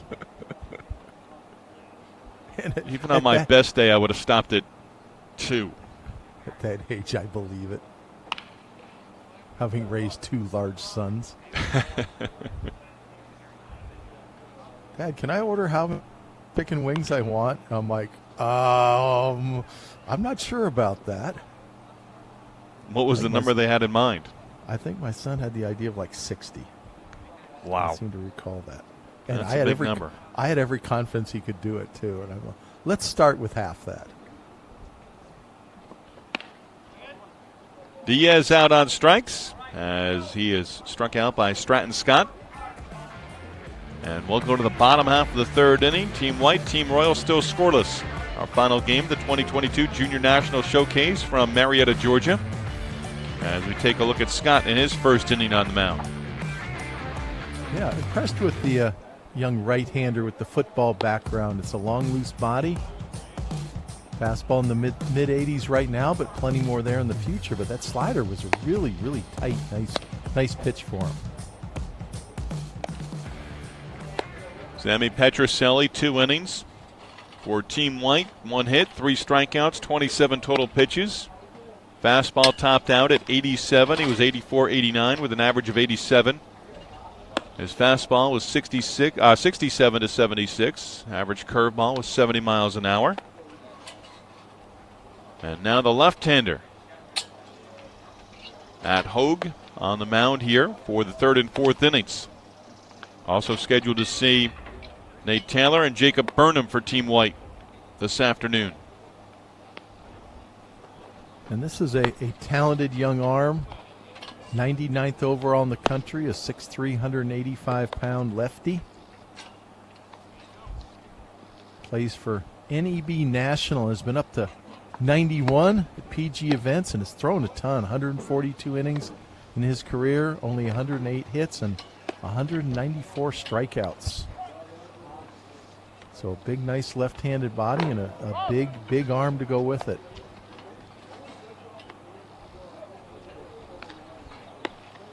And a Duke commit on top of it. We've seen several players over the last couple of days with commits to Coach Pollard and the Duke Blue Devils.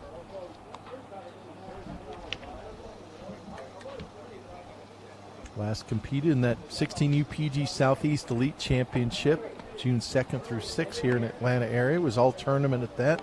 6 innings, 4 hits, 7 strikeouts in that outing. Was up to 91 the week before that here in Atlanta. So young man spending a lot of time in Atlanta this summer already. Struck out at that outing before at the Southeast Memorial Day Classic. 5 innings, no hits, 11 punch-outs. Shares on his bio, went to Cooperstown at the age of 12. Players that he went to Cooperstown with, they had been together since age 9. They play high school baseball together. While in Cooperstown, did not play well in pool play, but then won 5 in a row, put things together, made it to the Final 8. Called it a great experience. Talk about bucket list items. If you've never been to Cooperstown, put it on the list and put it at the top of the list. I haven't been there in a handful of years now, Dave. And this Cooperstown Field of Dreams that they have set up for amateur baseball is an impressive concept and something that I think is still relatively new up there in Cooperstown. But I'd like to get up there at some point in time. My son was scheduled to go a couple of years ago and pulled out.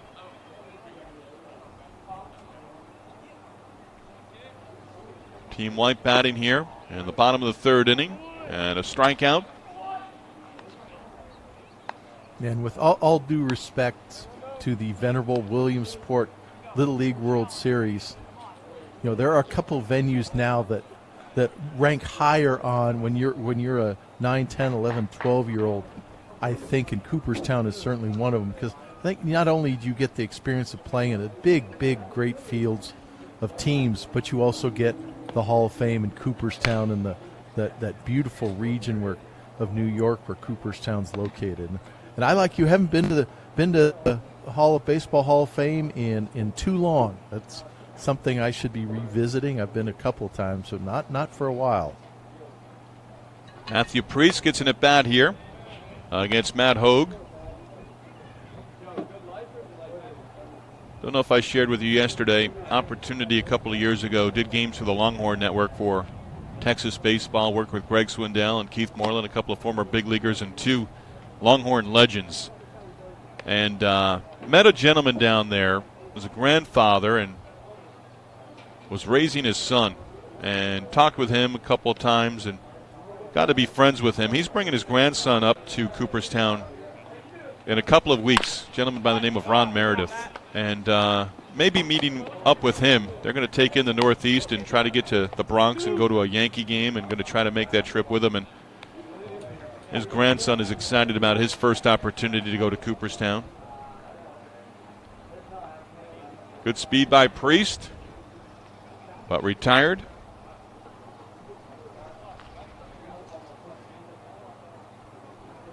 Matt Hogue doing it easy out here, 88, 89 on the fastball. So low effort, just looks like he's out there handing the ball to the catcher. Out there, it's a nice loose extended arm. That upper 70 slider has been a really nice pitch for him, creating some angle to the plate with that release slot.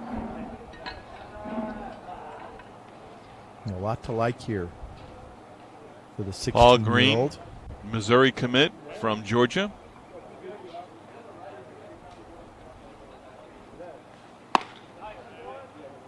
Green swings through that offering.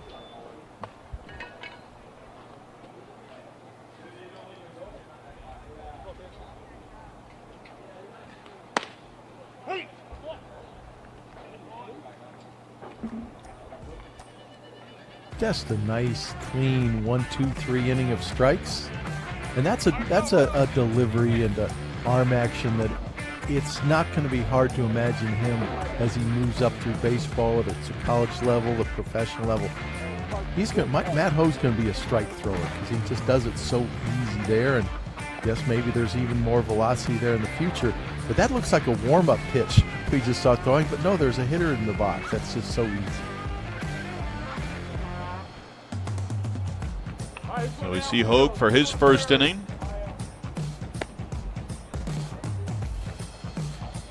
And Stratton Scott will get his second inning here. Grant Brown with the first 2 innings for Team Royal. Grant Brown went 2 innings, gave up 2 hits, struck out 2, did not allow a run through 27 total pitches. Fastball topped out at 88. And Stratton Scott for his first inning, his fastball high of 86 miles an hour, pardon me, was 84, 86 with that fastball.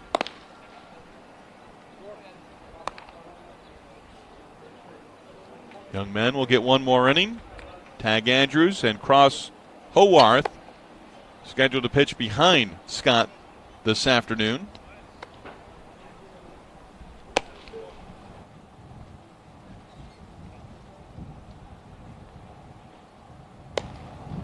Have you noticed, and we've touched on this, hitters coming to the plate, 1 at bat against a particular pitcher, but when we've seen pitchers go 2 innings, have you seen batters make adjustments at all, watching from the dugout and carrying an approach and perhaps having some information on the opposing pitcher that they're about to face? Have you seen them make any small adjustments or anything? Not as any pattern. I think we saw maybe an example of it, though, at the start of this game with Bro on the mound. He came out and established his fastball early and was throwing strikes, and hitters went up there with the mentality, I'm going to attack early in the count. And I think hitters in the dugout will see general patterns like that. Hey, this guy is throwing fastball strikes. I'm going to jump on a fastball early in the count. But I think it would be tough in a showcase game like this, especially when you don't really have central coaching and stuff to give hitters that much direction as to what a pitcher's doing.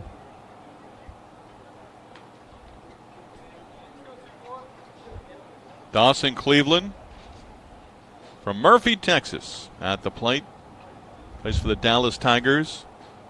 And Mike McCucci. Los Auburn, Oklahoma State, Dallas Baptist, and Duke as schools that he dreamed to play at. Right now, not committed. It's a wide range of different schools. Young man with a 3.95 GPA, top 5% of his class. Academic baseball all-district. Honorable mention. And Cleveland was especially impressive yesterday behind the plate defensively. Did a great job of blocking. And I may seem old-fashioned, but I still think blocking pitches is just as important, if not more important, than things like framing and throwing and that sort of thing. Catching the ball, you're named a catcher. Got to catch the ball, and that includes keeping it in front of you. Cleveland takes a breaking ball for a called strike 3.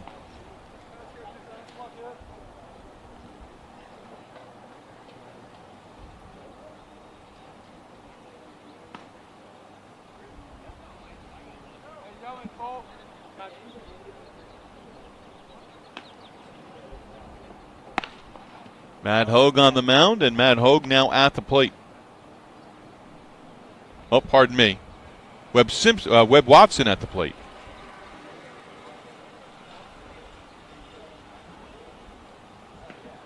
North Little Rock, Arkansas.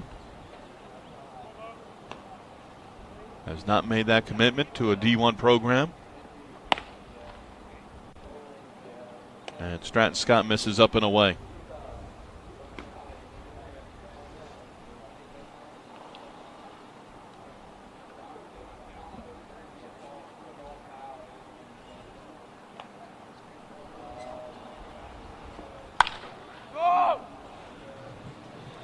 This one into right center field.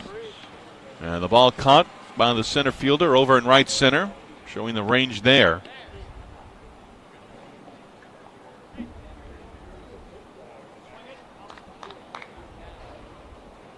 As we see Watson off the bat.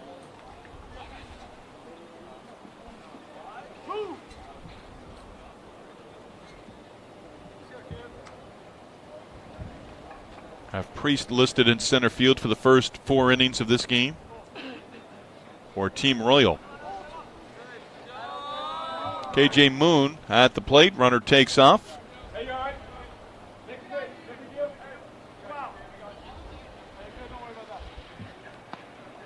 Consarnia is now at second.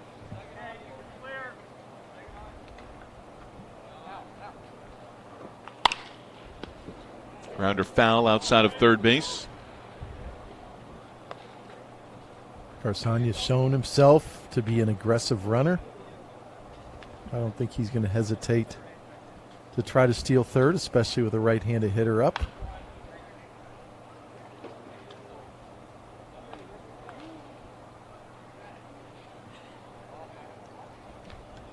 Dances off of third base. Again, the ball hit foul outside of third.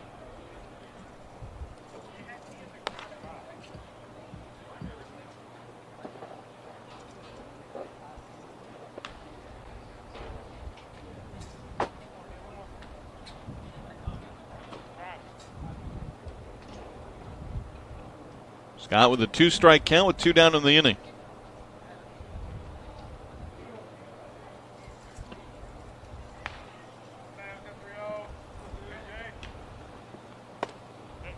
Picks up the strikeout. And that retires his side. Runner left at second base. We're still scoreless. As Stratton Scott strands the base runner. Gets a couple of fist bumps as he heads back to the dugout. I think it's notable that we are still scoreless here after, 3.5 innings with the ghost runners.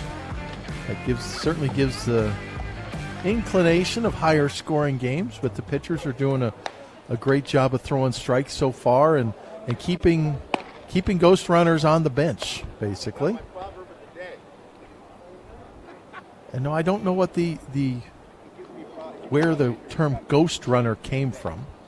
We've debated that over the years. I think it's something that our colleague Danny Wexelman actually invented on a broadcast a couple years ago. Well, I heard Brett using it over the weekend, so I just went with it for this national showcase. I think it goes, I remember using ghost runners in kickball and in wiffle ball as a kid. Okay, so maybe there's some history behind it. They haven't picked up the lingo for that at the big league level in extra innings. Yeah, I guess now that we have a big league version of, what do they call it at the big league level? I think just I don't know exactly how they tab it. A runner, just the extra inning runner. Yeah, I don't listen to major league broadcasts anymore, so I really haven't heard that verbalized in a big league context. So, oh well. We did USA Baseball, the national collegiate team a couple of years ago from Cary against Team Cuba. And we went extra innings, and the way they did it at that event, as Joseph Zork will get his first at bat, it's different than at what we see at the major league level, and I liked it because there was a lot more strategy involved. And at the major league level, when you go to extra innings, you start that runner at second. It gives such an advantage to the visiting team because you score in that top of the inning. It puts that much more pressure on the home team as you come to the plate, and now you could be facing the team's closer. This one sneaks into center field. And a leadoff base runner as Zork reaches with the base hit. Sheds the arm guard, gets rid of all the equipment.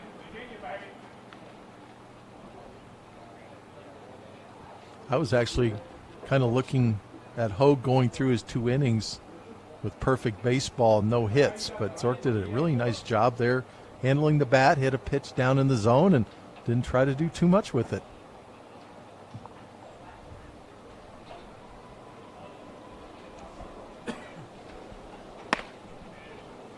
Greg Sullivan, his second at bat. Team Royal, we may have the shortest. They've got 12 batters right now in the lineup. I don't know if they'll add another hitter somewhere in the mix here. But 12, you might get 3 at bats. Yeah, and I'm looking down at some of the hitters that we haven't seen yet. You know, guys like Henry Allen and Leighton Harris, who was all over the place yesterday. Will Brooks. I don't think John Pearson. I don't remember seeing them hit this game.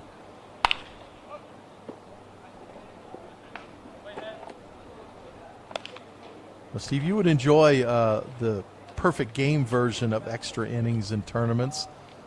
We do have tie games during pool play and such, but for the playoffs, if you have a tie game up to the semifinals, we load the bases with 1 out. Not just second base. We load the bases with 1 out, which involves that creates all sorts of different strategy sessions and really opens up some really big innings too. It gives the opportunity for the pitcher to get a double play ball and get out of that inning. But you I like that style. Do you squeeze?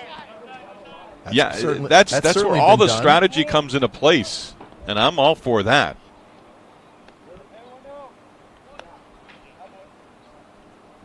Lazy fly out to Bryson Smith. Smith moving from the infield to the outfield. Tyler Rowling at the plate.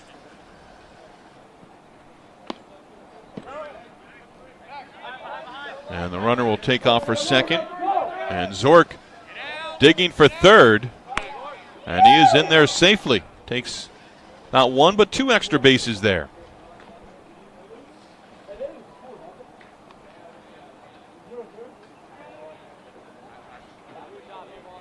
Gave himself the opportunity there, Dave, with rounding the bag aggressively at second. Could have obviously held up there, but saw the play, got a good read on it, and able to take another 90 feet.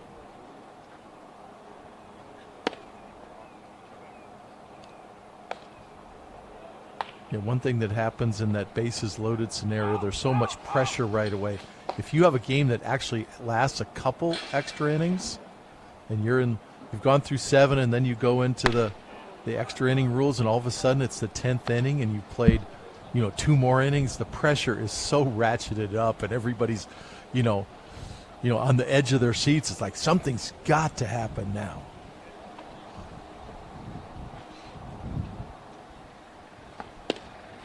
Hogue fires down and away.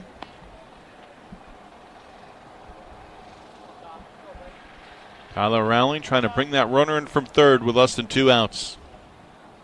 Hey, we're going to need a runner.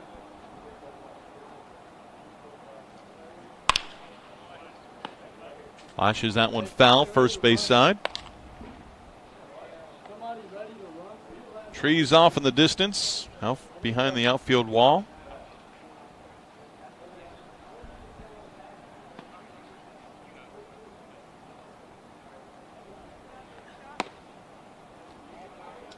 Hogue loses him, and we'll have a ghost runner here.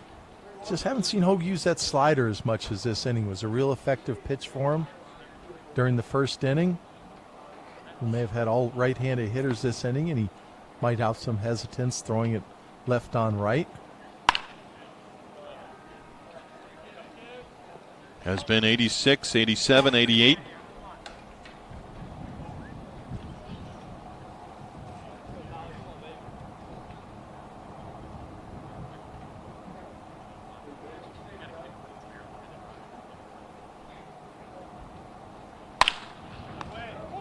Back to Hogue, looks Zork back to third base, and retires Rowling.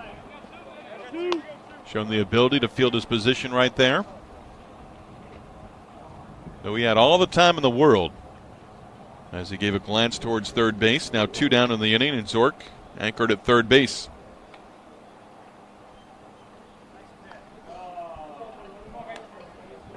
Mason Clark, 0 for 1. And takes ball 1 down low.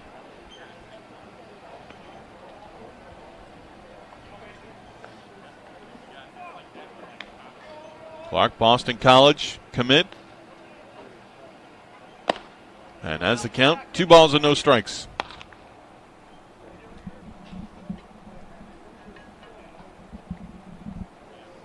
Our 2022 Sophomore National Showcase underway with instruction later on, infield, outfield. We'll see batting practice for the 6 teams right here on perfectgame.tv. Hey, Royal, runner ready. Let's have a runner ready. Scheduled to get underway with the defensive workouts beginning at 2:30. Batting practice for the 6 teams starts around 4:30. Later this afternoon, then our 6 games over 2 days starting tomorrow morning at 8 a.m. Eastern.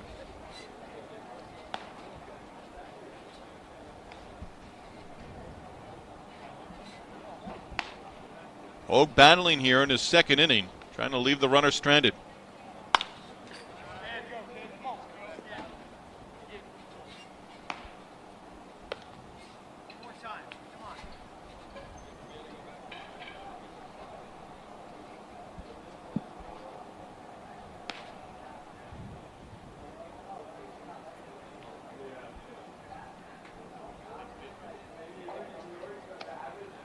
Clark, lengthy at bat against the left-hander. That one inside off the catcher, and Zork will stay put at third. Runner. Royal. And we'll have a base runner at first base here. Runner. Hey, man, Royal team, you need a runner. That was kind of the perfect pitch. I was looking for him to bury a slider. Drop a slider in at the bottom of the zone. See if Clark was looking fastball after seeing all the fastballs earlier in the count.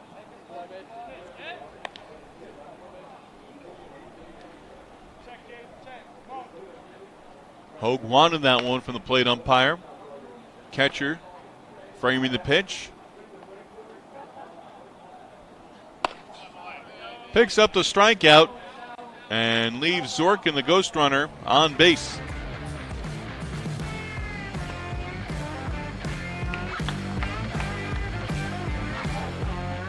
So Mason Clark struck out as we take a look at Matt Hogue and his 2 innings of work. Liked what I saw there a lot.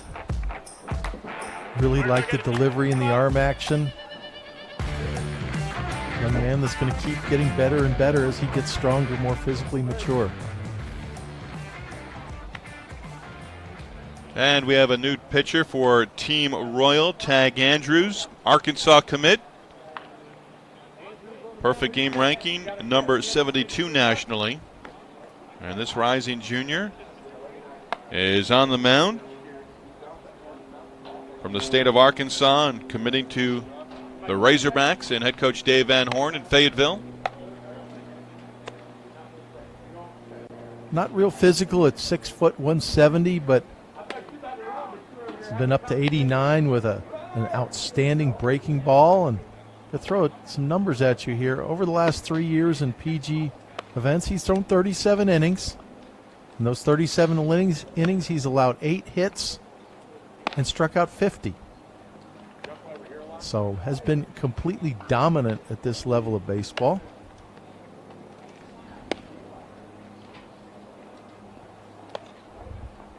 In fact, he pitched at the PG Mid-South Invitational in Memphis, Tennessee at the USA Stadium Complex up there in Millington, just north of Memphis. In early June, 7 innings, 1 hit, 10 strikeouts, 84-88 on the fastball and the breaking ball between 76 and 80. So I think what we're looking for here early from Tag Andrews is that power breaking ball.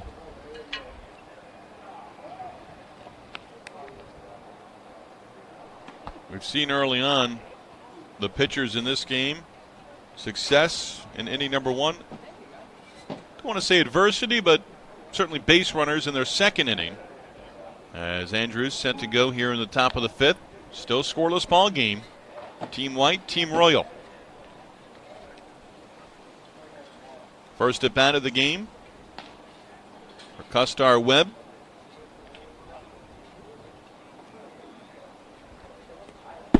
That one all the way to the backstop.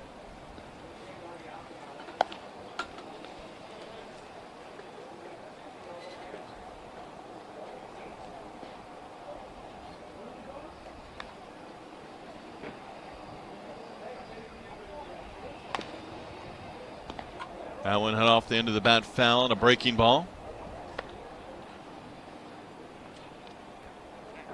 Bro went the first two. Stratton Scott, 4 Ks over 2 innings, topped out at 86 miles an hour.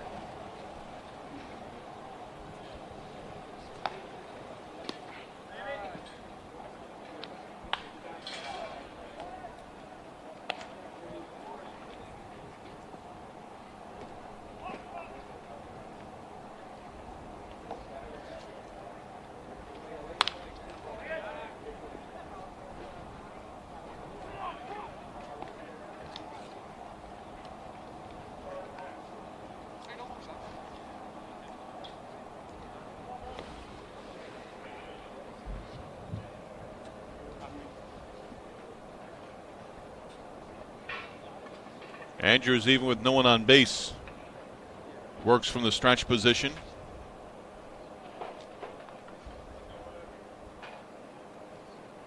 Webb participated in the 14U National Showcase.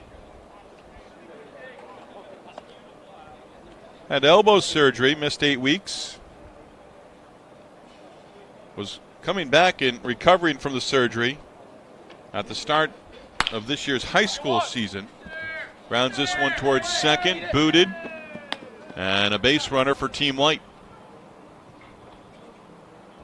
In fact, I was just looking for Tag Andrews' high school stats from this year, and he did make All-State utility as a sophomore, so he did pitch plenty, but they didn't have any stats with it. So I was just curious with the dominance he's shown during the summer months pitching for Rawlings Arkansas prospects, what his high school numbers back in Arkansas looked like. Webb at first base, Ethan Murray. Swing and a miss, and Andrews may be settling in here. Missed with a couple of pitches early on in the at-bat against Webb. And pitches that went all the way to the backstop. There's that breaking ball right there, and Ethan Murray, one of the top hitters in the 2024 class, just waving meekly at it. 77 miles an hour, and there's another one with the same result. What stands out for you at the plate with Murray?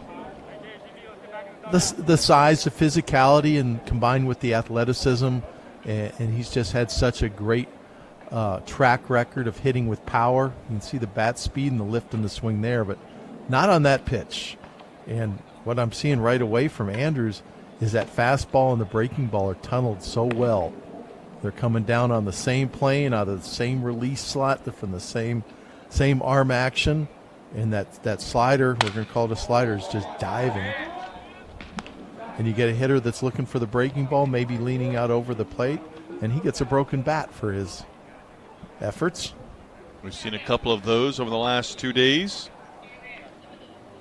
Andrew sharing on his bio information said last year, in all honesty, said he had a small case of the yips. Could never throw a strike and be consistent. Had his moments.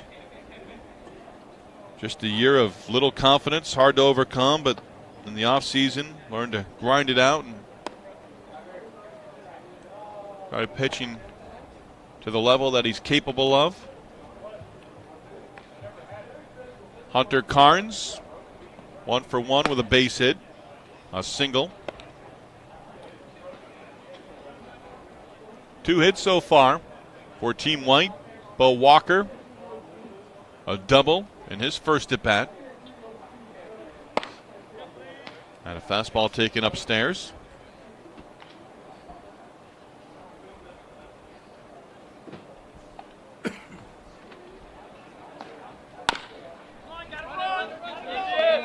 Shortstop, they get the force out at second, and that will retire the side. Andrews settled in nicely, and he'll get one more inning. Yeah, I find it interesting that he called it a case of the yips, because yips is a four-letter word in baseball terminology, but it's referring to when you have a mental block against something. It's not something that he was not throwing strikes, he felt, because of his mechanics or anything, but he had mentally something that was keeping him from throwing strikes. And because there's nothing in his pitching mechanics and nothing in his athleticism that's going to look like he's going to have any control problems moving forward. But it's very perceptive of him, I think, as a 15-year-old back then, that he's thinking, yeah, I have a mental thing I'm just going to have to get over and work on to get over and throw some strikes. Team Royal in the dugout, set to come to the plate in the home fifth inning.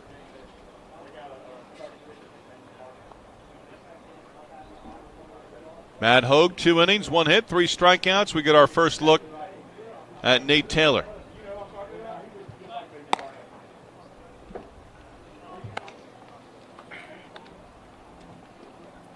Taylor from Flowery Branch, Georgia. Perfect game ranking of 310, so in the top 300 plus. Young man from Buford High School.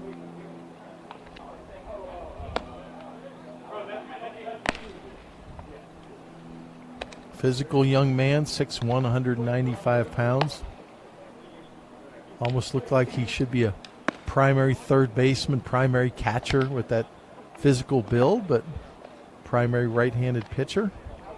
Has been up to 86 at past PG events. We just saw him a couple weeks ago at the Southeast Memorial Day Classic. Pitching for U.S. Elite Georgia, was in the 81-86 range. With a 70-mile-an-hour breaking ball, 76-mile-an-hour changeup.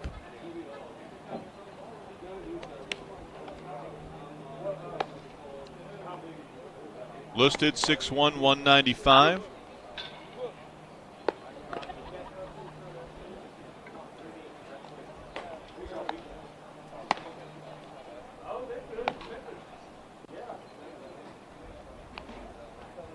And readies himself to face Team Royal in the home fifth inning.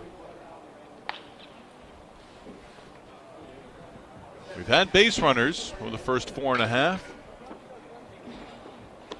Not a single base runner has been able to reach home plate. Charlie Brinkman has seen time behind the plate in this game. And the first pitch from Taylor, he starts him off with a pitch that misses up high. And, of course, Buford High School, one of the top high school programs in the country. Dylan Lesko, the top right-hander in the 2022 class, who unfortunately had Tommy John surgery in April, but still may go in the first round next month. Riley Stanford, PG All-American. Caden Martin, PG All-American. Ethan Murray, who we saw hit last inning. All teammates of Taylor at Buford High School. Read an online story about the upcoming July draft for big league clubs and talking about certain pitchers and where they'll be. And Lesko is still considered to be top 15, top 20 talent in terms of where he's going to go in the draft. He's probably a top 10 talent. And there is strike 3 to Brinkman. Yeah, no doubt about that. I expect his name to be called very early. He's one of the best high school pitchers I've ever seen, and that's going back, to the Josh Beckett and before eras of just incredible high school pitchers. Lesko's name belongs right there near the top. But I don't think Tommy John surgeries are considered as serious as they used to be in terms of the rehab that goes through. And realistically, Lesko is not going to go out and throw this summer. So he had April surgery. And, yeah, he might miss a few months at the start of next year, but that's no big deal on a young man who's still going to be a teenager. Strike up the conversation with you, Dave, and I talked with a couple of SEC coaches during the regular season about this, where they've had guys in the program. Landon Sims comes to mind at the college level, coming back from Tommy John, had Tommy John along the same timeline as Lesko, early spring. You have a high school kid that could be drafted, and the college coaches, especially Power 5 schools, SEC schools, and it was Chris Lamonis who said, look, we have, if not equal opportunity for them to rehab here with facilities, with doctors, with athletic trainers, than they do at the big league level. Well, and I found that interesting, and I wasn't leading them down the road to say, are they better off staying at school and finishing the final 4, 6, 8 months of rehab at the college level, or going to the pro game where they can be involved, where in the pro game you're going to be in Arizona or in Florida at the team's complex, where in college you're going to be monitored pretty much day in, day out. Well, the difference is very simple. With Dylan Lesko, he's going to get paid a couple $1 million to rehab as a professional. Right. And if he goes to college, he won't be eligible for the draft for 3 more years. So for somebody of Lesko, it's a different formula than other young men. And we want to get back to Nate Taylor here, because that was a heck of a curveball he threw for a strikeout last time. He's got Packer out in front of that curveball. Yep. Packer at the plate, 0 for 1. But a lot of times I seem to see players who they'll get the elbow injury, and I know you don't want to have unnecessary surgeries and stuff, but then they'll come back and try to throw, and yes, it's this, and they end up costing themselves 4 or 6 months where they postpone the surgery. That's just time, it's, now you hear, the flexor, the forearm and stuff, and it's like, yeah, he's going to have Tommy John. And sometimes it's in the player's best interest just to go and have it done right away, get the rehab started immediately, and get back on the mound sooner. That's the path that Dylan Lesko's taking, certainly.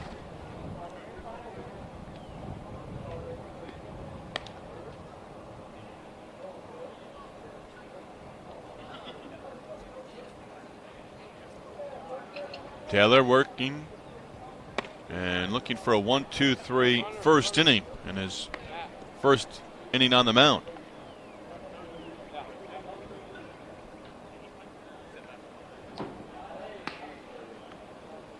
So a runner at first base.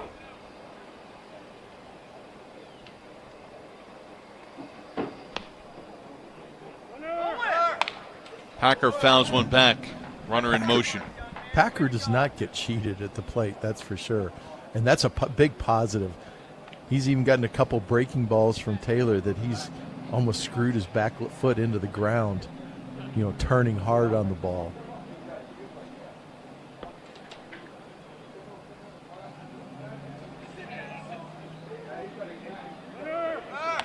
Runner goes again and again on that pitch.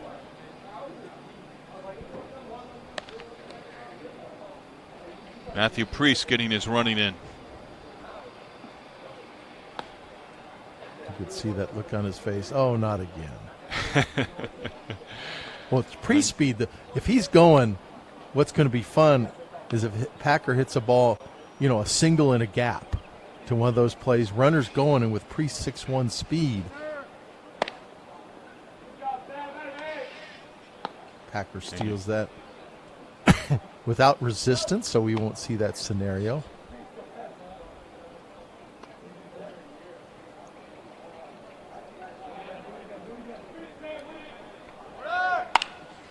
Priest taking off for third base.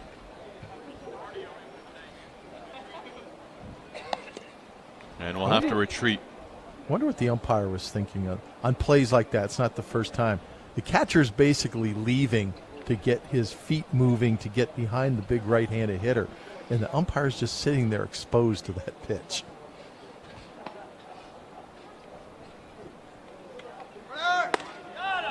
Swing and a miss, throw down to third, and Priest is in there ahead of the tag. Yeah, Priest is going to be running on just about every pitch, and with good reason. That strikeout, the final out of the inning.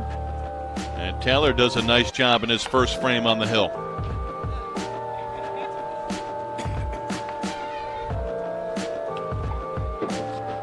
He mixed up his pitches, coming from high 3/4 to over the top, which really gave him good break on that really true 12-6 breaking ball. There's another one. There's Packer screwing himself into the ground with that big swing. Steve, to get back to the Tommy John question a bit, actually the history of players who have needed or have already had Tommy John right before the draft is a pretty strong one. I mean, just in the last decade, you've got Lucas Giolito, you have Walker Buehler, Jeff Hoffman, Eric Feedy, guys who went down in the spring, had their surgery, had already established themselves as first rounders. Teams go ahead and still pick them, and they end up being, successful major leaguers. And that's kind of been the case so far. But aside from Lesko, there are 3-4 college pitchers who came into the spring as potential first rounders who weren't able to pitch this spring because of Tommy John surgery. And they're the ones that are really on the bubble because they haven't got to go show it as recently as, of course, a player like Lesko has. Players in the seats. Red and Vegas Gold earlier today.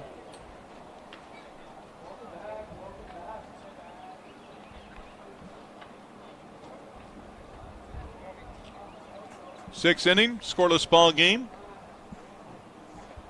Gabriel Tirado, 0 for 1. Actually, those were probably Red players getting ready for the sophomore, because I noticed there is a Red team in the sophomore National Showcase. That's what I was thinking. Didn't want to identify them as rising sophomores or rising juniors. But in fact, they are scheduled to run their 60s in exactly 1 hour.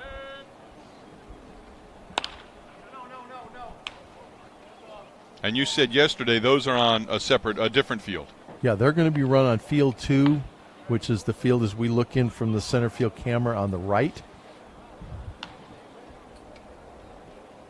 So I don't think we're going to be showing those on Perfect Game TV.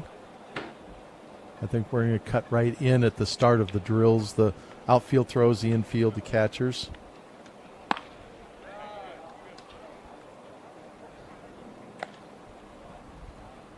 Because we could still have a ball game here on field 1 at that time. Batting practice for the rising sophomores set to get underway at 4:30 p.m. Eastern. We'll carry that.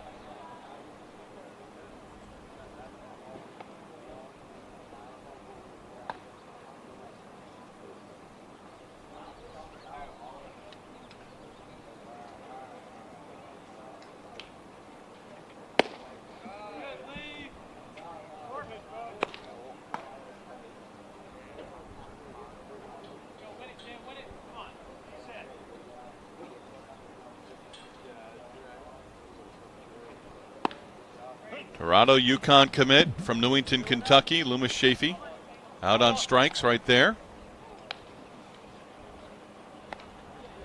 Andrews, whether by intent or not, a little different there. He's been throwing that hard breaking ball down in the zone as more of a chase pitch, and that time on Tirado dropped it down in to the top of the strike zone.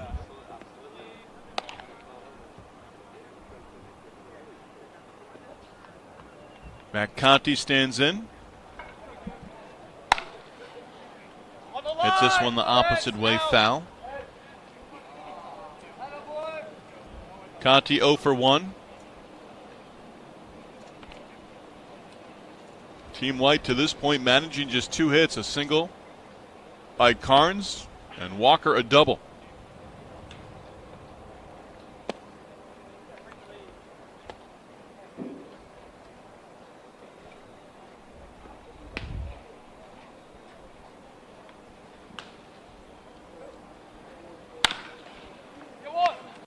Hold on the ground, third base. And Conti retired. Henry Allen throwing across the diamond, and Zeb Parker got a majority of the action at first base. on the opposite corner.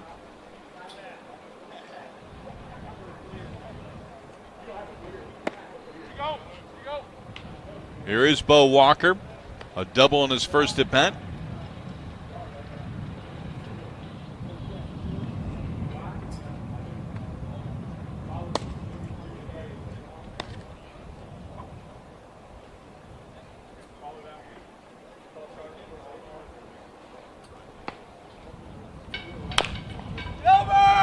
Chopper, and that one over the first baseman Parker.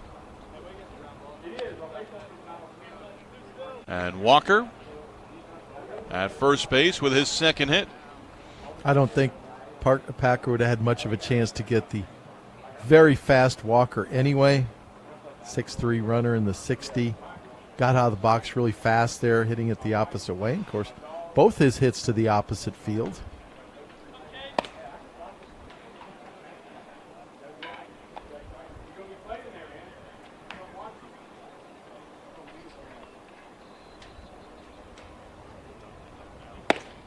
Cade Brown.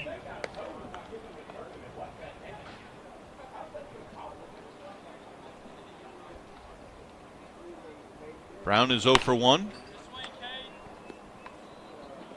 Bo Walker has 2 of the 3 hits for Team White.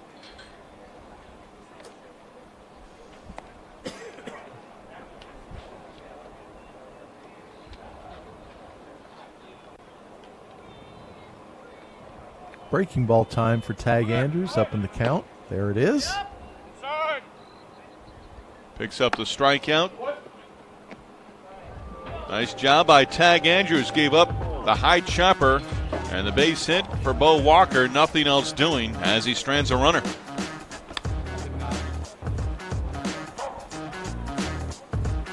So we've seen Bro, Stratton Scott, and now Tag Andrews for Team Royal.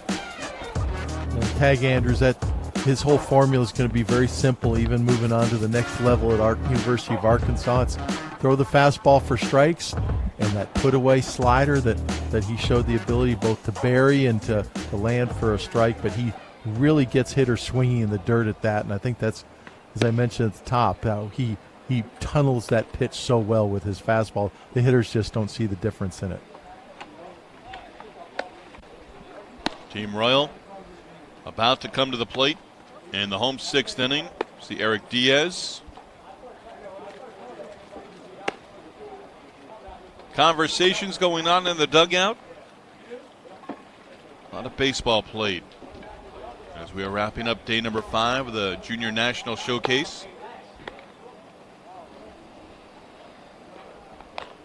Bags will be packed up.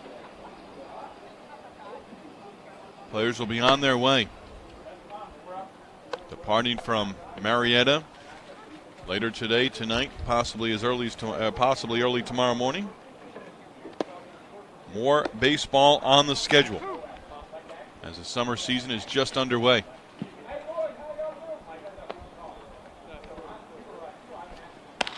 Yeah, some of these young men later this summer will be in Atlanta for at least 2 straight weeks, the 16U and 17U national championships, along with the other age group national championships here, all held centered around East Cobb, but also in fields across the North Atlanta area. Huge events, 400 plus teams for both of those, Steve. Imagine that, 400 team tournaments.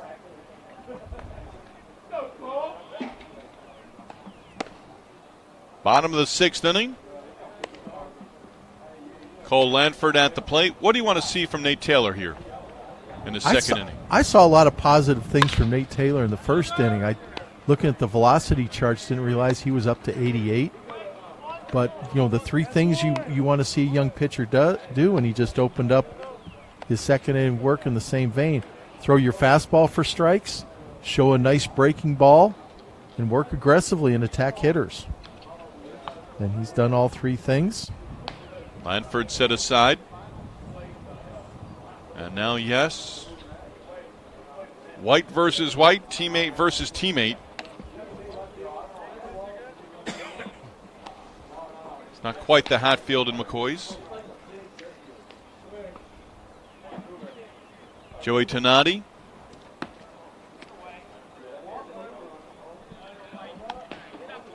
Tenati saw him on the mound for Team White on Tuesday. Yeah, Tenati strikes me as the kind of player, if you were on the bench today and coach said, hey, we need another inning on the mound, who wants to throw? He'd be like, yeah, coach, I threw yesterday, but I want to throw today too. He's just a ball player, two-way guy, lots of energy, loves the game. From Southington, Connecticut. I believe Sal Romano a few years back was out of the Southington area in Connecticut. Last year the Royals taking a amateur with their first round pick. And Tenati aboard with a single. He'll stop at first base. Strike up a conversation with Custer Webb. I bet you Tenati's that type too, is talking to everybody on the field. First base coach, first baseman, umpire, shortstop, doesn't matter. They'll probably be chattering to him.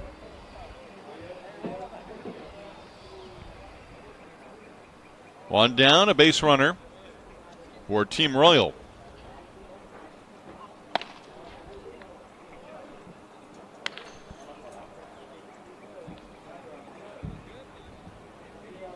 Worst thing that can happen to those high-energy kids, they're talking all the time, is put them in the outfield. They have nobody to talk to. Matthew Priest gets the at-bat here against Nate Taylor. Well, over the years, the cameras have picked up outfielders talking to themselves. Paul O'Neill comes to mind. Priest to left field. This one well hit. Turning, and this one disappears over that left field wall. And Priest, we've seen his speed. Right there, we see his pop. And that's what we saw in batting practice, and it was kind of a big surprise because Priest had already put that 6'1", 60 on. Then we saw the bat speed that goes with it, and it's not a pretty swing. It's a downhill swing plane. When we see this swing again, as I'm sure we will, but he just has so much raw bat speed, and the backspin he put that on that, it got out quick. Left fielder took a few steps and said, I'm not seeing this ball.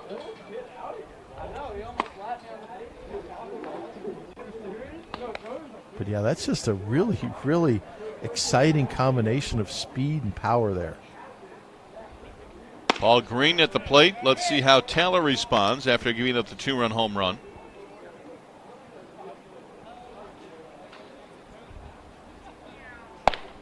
Green down the road, looking to play his college baseball. He's committed to Mizzou in Columbia.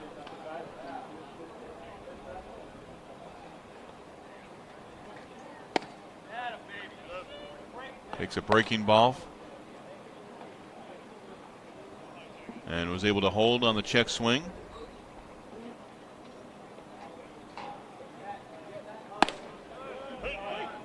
Good fastball there from Taylor. Taylor has touched 87, worked at about 85 or so. Last fastball was 84, swing and a miss. And Green out on strikes. Good response. Yes, I was going to say he answered that question well. I've been impressed by how well he lands that curveball because it's got such nice big depth to it that sometimes makes it harder to land for strikes consistently, but Taylor doing a nice job.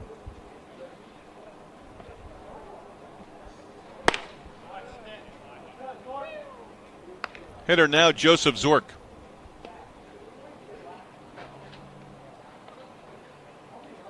Zork a single in his first at bat. Priest a 2-run home run in this inning for Team Royal.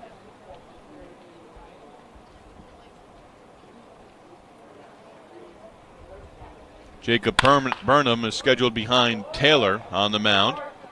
And Zork aboard with a 2-out single, extends the bottom of the 6th inning.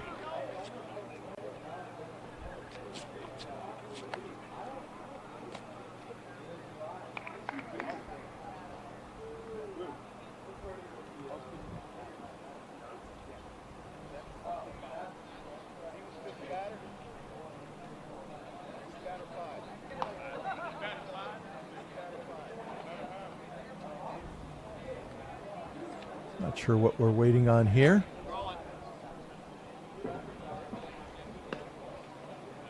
We're going to switch the innings? Yes, we are.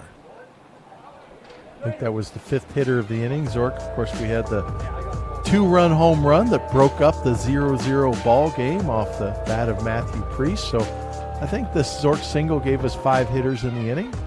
Just getting some clarification there before switching the teams up.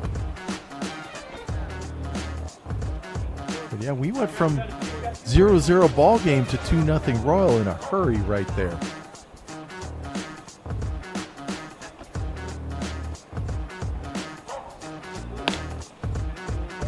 But all in all, despite the 2-run homer, a nice outing from Nate Taylor from Buford High School. There'll be a changing of the guard next year at Buford, and Taylor going into his junior year will be a big part of that, as we've seen today. Some big shoes to fill, though.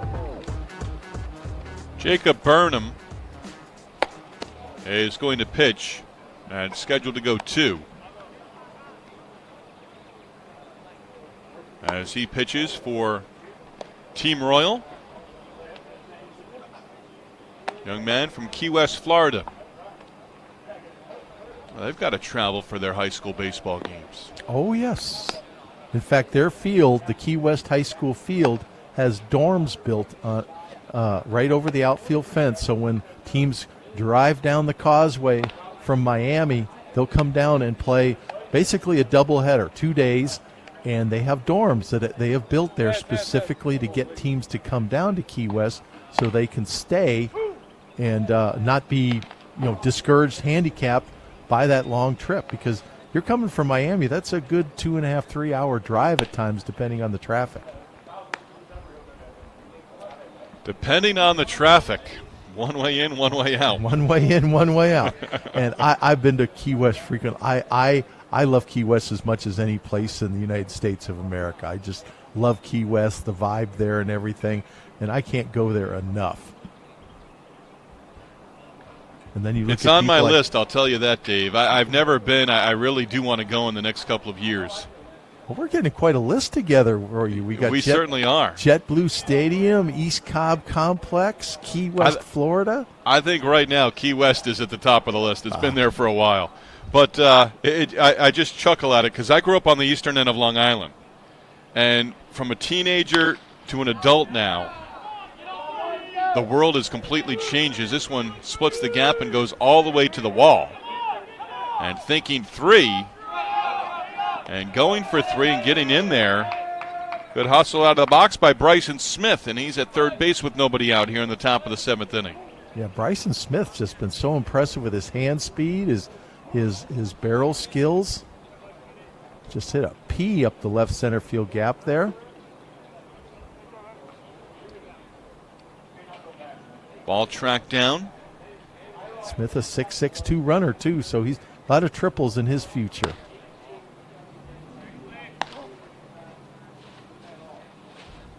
KJ Scobie at the plate, facing Jacob Burnham.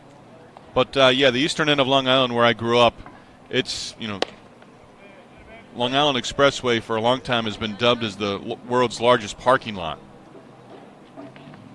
And now living in Connecticut for as many years as we have, I've gone to Cape Cod in the off season, late October. And I'll tell you what, I have zero interest in ever going to Cape Cod from this part of the year all the way through September, because that is a ride where you can just sit for hours before you finally get to your final destination. I haven't figured that one out. This will score the runner from third base. Smith scores and Scobie retired on the ground out. But yes, down to Key West, and I've been told, it sounds like you do the drive, I've been told just fly right into Key West. I want to make that drive from Miami down at least once. Oh yeah, that's part of it. A little more about Jacob Burnham, 6 feet, 180 pounds. He's working at 84 now, has been up to 85 in previous PG events. A lot of experience on the mound, 105 innings at the PG events. Undoubtedly more at Key West, and pitching for 5-star national 16U Black during the summer and fall. See that little hesitation in his delivery to throw off hitters' timings.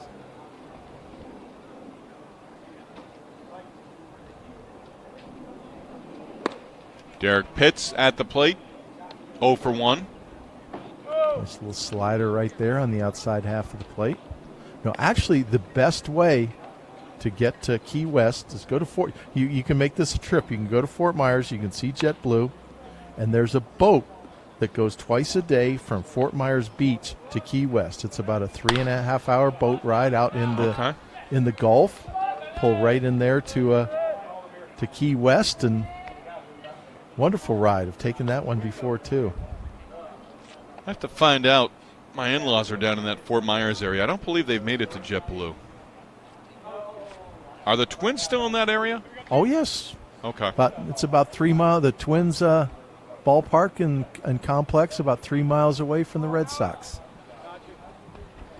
Both along Daniels Parkway.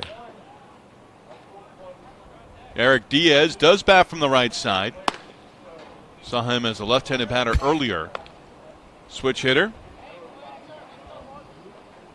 I was hoping we get a chance to see him turn around.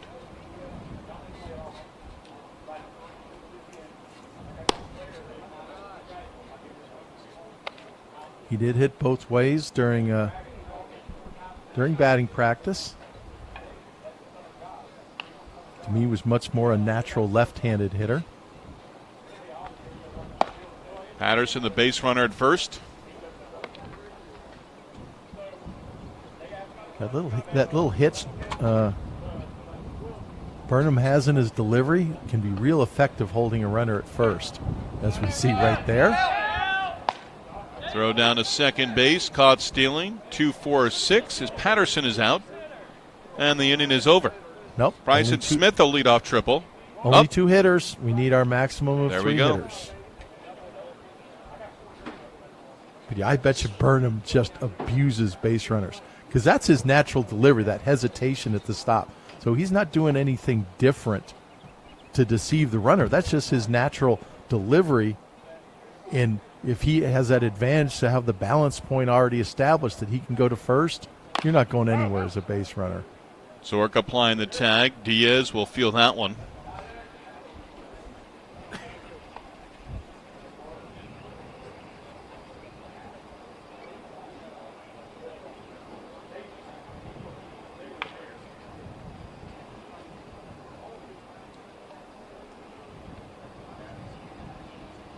Still feeling it a little bit.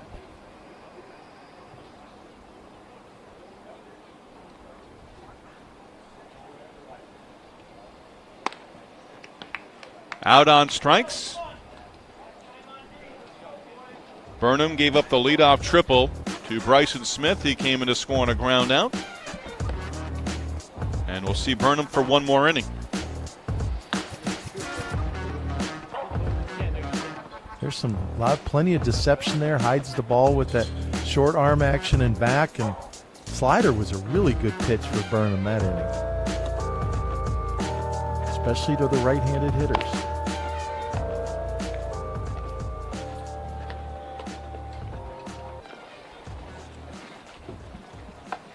Go out on a limb and say some of our rising sophomores.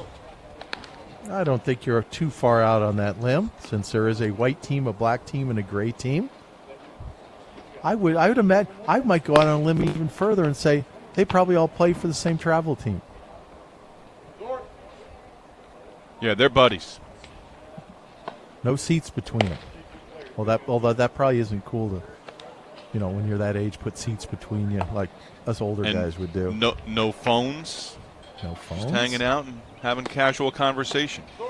Feet up on the back of the seats in front of you, yeah. All kicked up, getting ready to play a little baseball.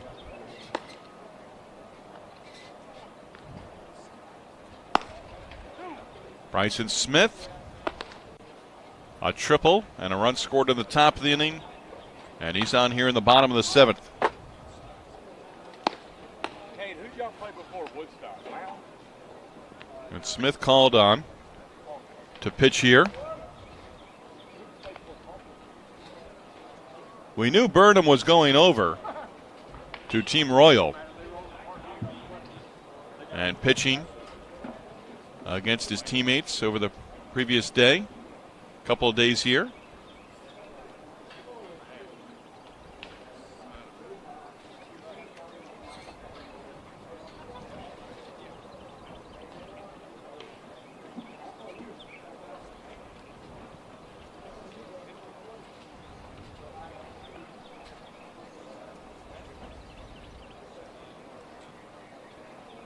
Smith, of course, a primary position player, shortstop outfielder, but taking a couple turns on the mound. You saw him on the mound, in fact, at the Sunshine Gulf Coast Showcase back in mid-May in Hoover. Was 81-83 on the mound with a 71 curveball at that event. Briggs Sullivan, hitless in 2 at-bats.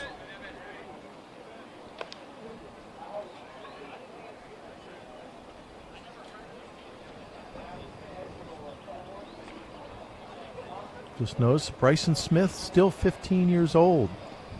So much like Sebastian Perez earlier I was talking about, one of the younger players in this 2024 class, at least amongst the top prospects. Won't turn 16 until next month.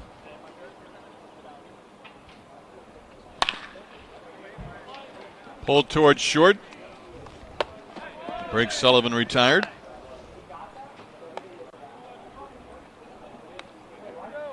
Brown taking the throw from across the diamond. And we see Patterson now at shortstop.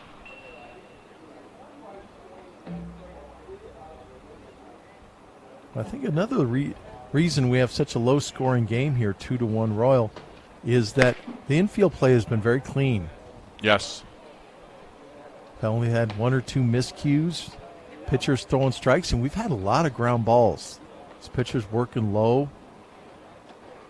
And the infield play has been very, very clean, turning out, we like to say turning outs into outs. Get a routine play, you get an out of it. Tyler Rowling at the plate, 0 for 2 with a strikeout.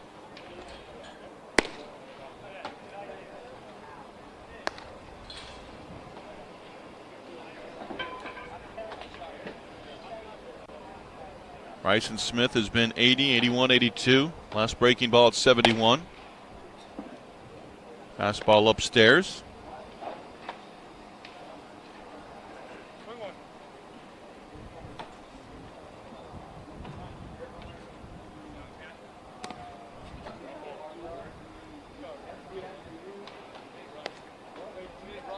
Hey, somebody's running.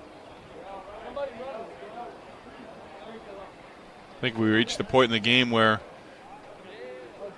Dave, you touched on a couple times, hey, we need a base runner, and there are guys who immediately volunteer. I think we've reached the stage in this game where, you know what, it's hot. I've got my running in. Matthew Priest comes to mind. Remember earlier, he was off and running on a couple of pitches that were spoiled foul. Didn't seem to hurt him when he came up to bat the next inning, though. No, and there is Priest running once again. Home run, a 2-run shot over the left field wall. He's running here. Throw down to second, and Priest will return to the dugout. Ghost runner, Priest retired. Who do we have catching back there, Steve? Want to give some kudos to throwing out the fastest player in the class. Good pitch to handle right there. I think the catcher position is blank for the late innings here. Scobie didn't even need to make a tag on that. The ball, he just needed to catch the ball and right in front of the base. Okay, we do have Hunter Carnes. Hunter Carnes. Throw, Mr. Carnes. That is who is listed on our sheet.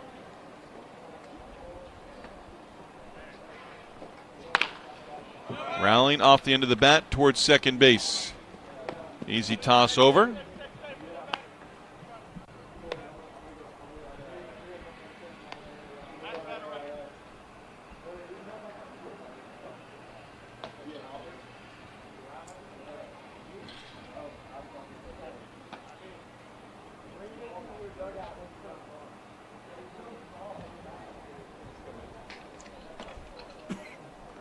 Bryson Smith now with 2 outs and the base is empty. Mason Clark gets another at bat.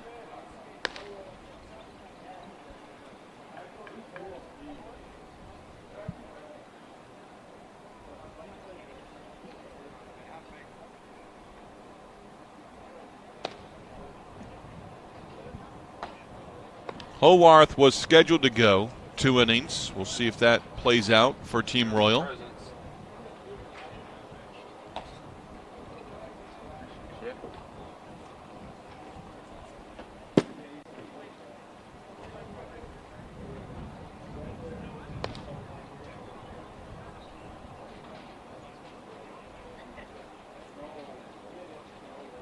Singles for Zork, Perez, and Winchester. Priest, a home run, a 2-run shot.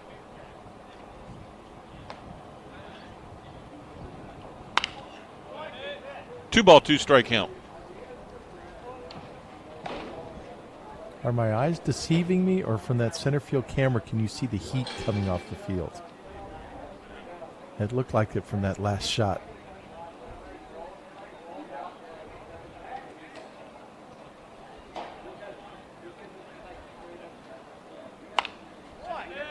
We'll do it again at 2-2. Trying to see that.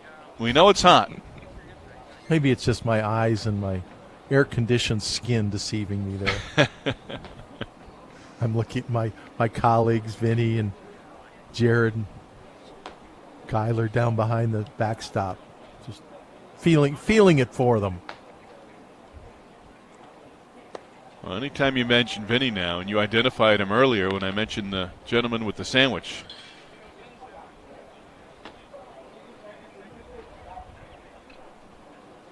Bryson Smith.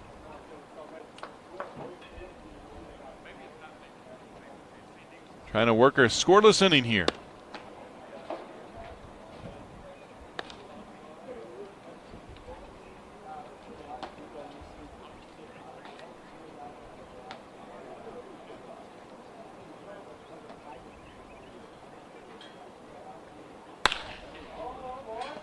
Into center field and a base hit for Mason Clark.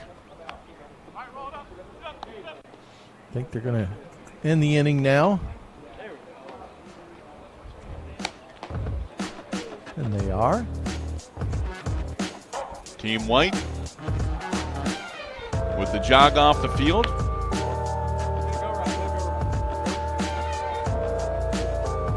And we take a look at Bryson Smith on the mound.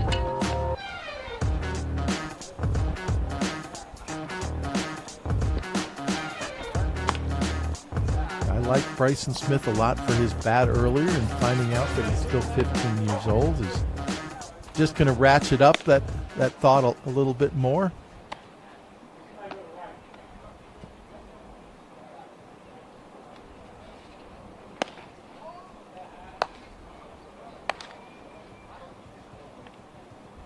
Team White will come to the plate in the top of the 8th inning.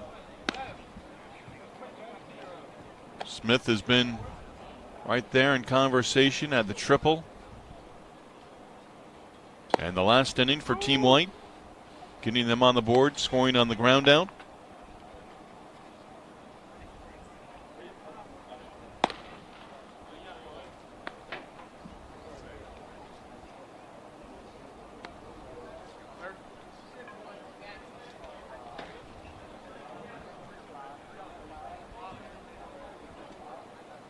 And we'll get one more inning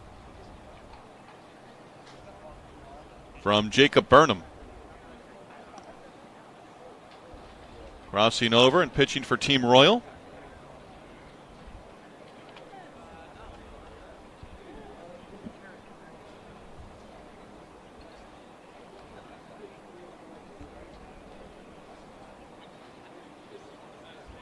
And Dawson Cleveland will be the batter. Cleveland, I believe, a hit in his last at bat that may have ended an inning with 5 batters.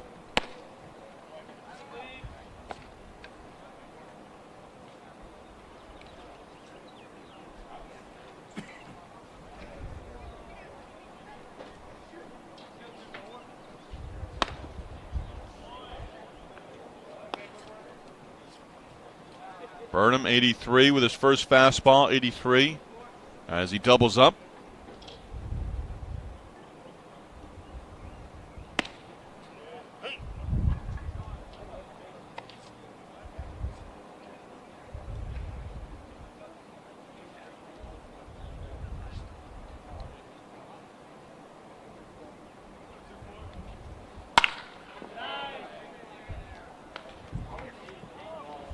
Center field. Yeah, I hear you now. And Cleveland retired. If that's Matthew Priest in center field for the Royal, because he was playing awfully shallow. A lot of times I get a little frustrated because outfielders tend to play so deep, even at the younger levels. And this is not a huge field, obviously, East Cobb 1, but center fielder there was playing very shallow, which is kind of what you should do in this ballpark.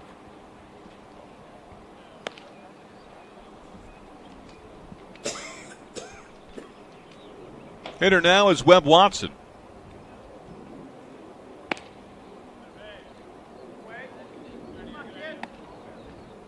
Watson made the center fielder make a nice play his last time up with a drive to right center field. I think that was Priest in center field at that point, too.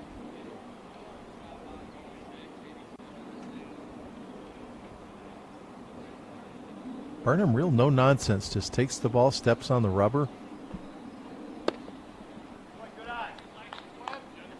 What in his delivery makes him tough for a left-handed batter? I think it makes him tough for both left and right. He has that pause right here. Right there, he does it every time. It's sort of like he's walking down a ladder with his leg and hands, and that little hesitation will throw hitters off. And in addition, if you watch his arm and back, he tucks his arm and back, and that puts it behind his body, so hitters aren't really seeing the ball either. Then you left on left throw that big breaking ball, and it's really three things working in his favor aside from his raw stuff. And I probably had a fourth because he's just filling up the strike zone right now. See, he's already on the rubber. He's like, hurry up, get in back in the batter's box. I want to throw the ball. No nonsense here.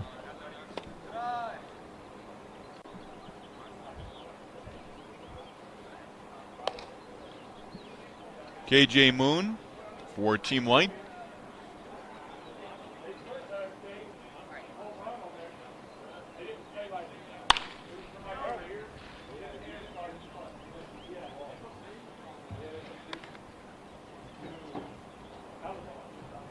This is not Moon's first at bat, I don't believe. Oh. Don't have him. For some reason, he's not on our box score. On that pitch and fouls it back.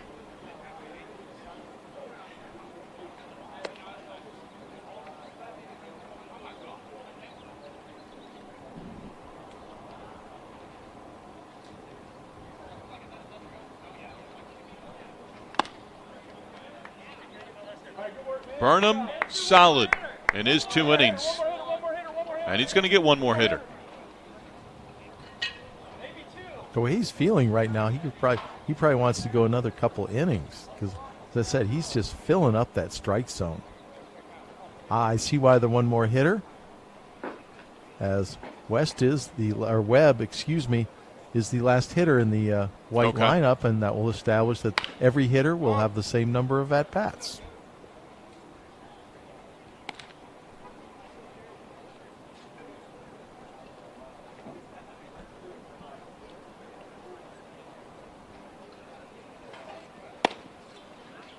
One ball, one strike count.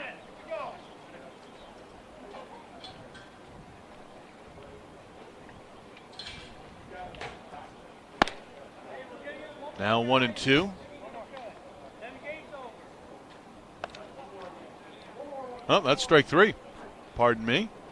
And we'll have one more batter against Burnham. Hey, Burnham's going to throw the equivalent of 3 innings right here anyway, and he's happy for it.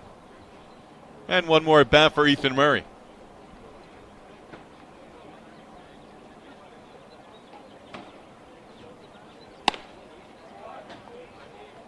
Chases a pitch up in the zone.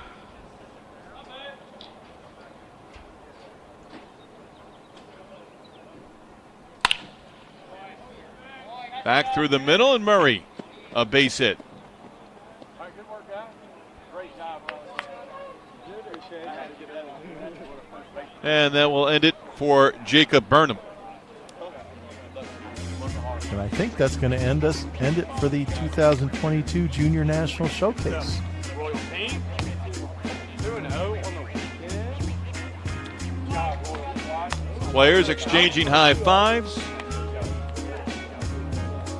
And wrapping up the Junior National Showcase for 2022. Good Saw job, some Creek. strong performances, both on the mound and at the plate. As we take a look at some of the highlights, Matthew Priest running the bases, showing the power with a home run over the left field wall. But pitching in a low-scoring affair in our final game on day 5. All in all, I was very impressed with the talent here in the 24 class. Obviously, I've seen a lot of these players for a while, but you just see new players all the time as these young men get more physically developed. You have guys like Matt Hogue on the mound there that are going to have a really bright future as they continue to get stronger. And we saw some of these potential superstar athletes in the Matthew Priests and the Ethan Murrays and such. That will wrap it up for us, but we're far from done. The 2022 Sophomore National Showcase with infield, outfield, and batting practice coming up later on PerfectGame.tv. For now, for Dave Ronsley, I'm Steve Lennox. We say so long, and we'll visit with you again later this afternoon.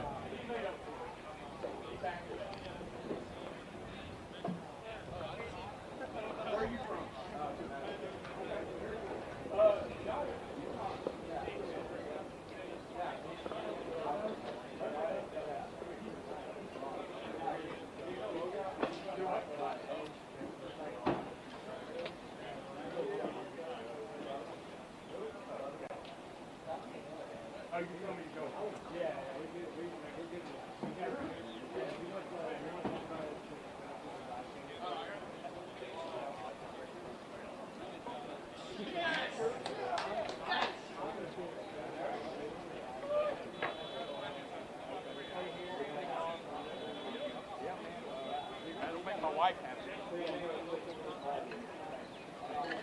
And then see you. Hey, man, good to meet you. You're a good player. Hey, I'll be here. I'll grab a schedule, but I'll be here for my game. Thank you. Hey, man, good luck to you.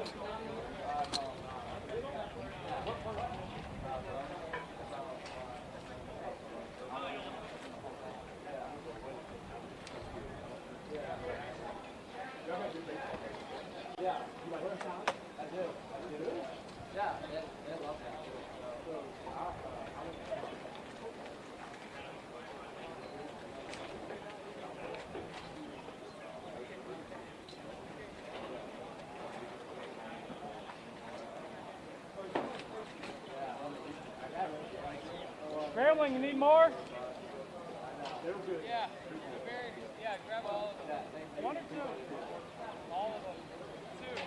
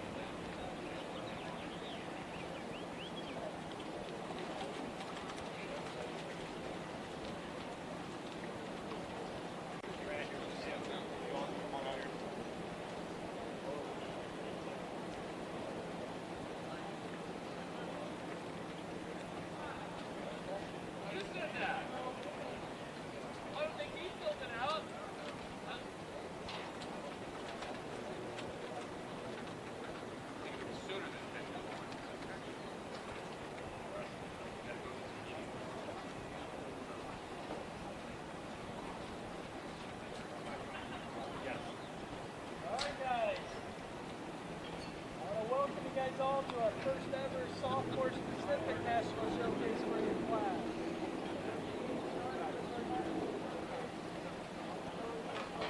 Rising seniors for the draft back in 2001 with guys like Joey Votto. All those players, Prince Fielder, guys that are retired now, but done a junior and had somebody, you know, this your age, your current age in the past that are junior national just wrapped up. We thought it was time to sophomore one of these guys, and we're excited for you guys to be part of our first event, bringing in the best rising sophomores in the country. All right, so we're excited to watch the players going and work out. So we can do the best of your age from all over the country. We hope you guys are excited to be here. Let's play with some energy. Let's have some fun.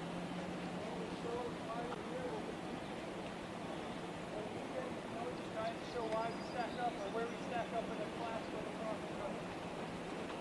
I'm going to go through some things real quick, how it's going to go tonight so everybody's on the same page.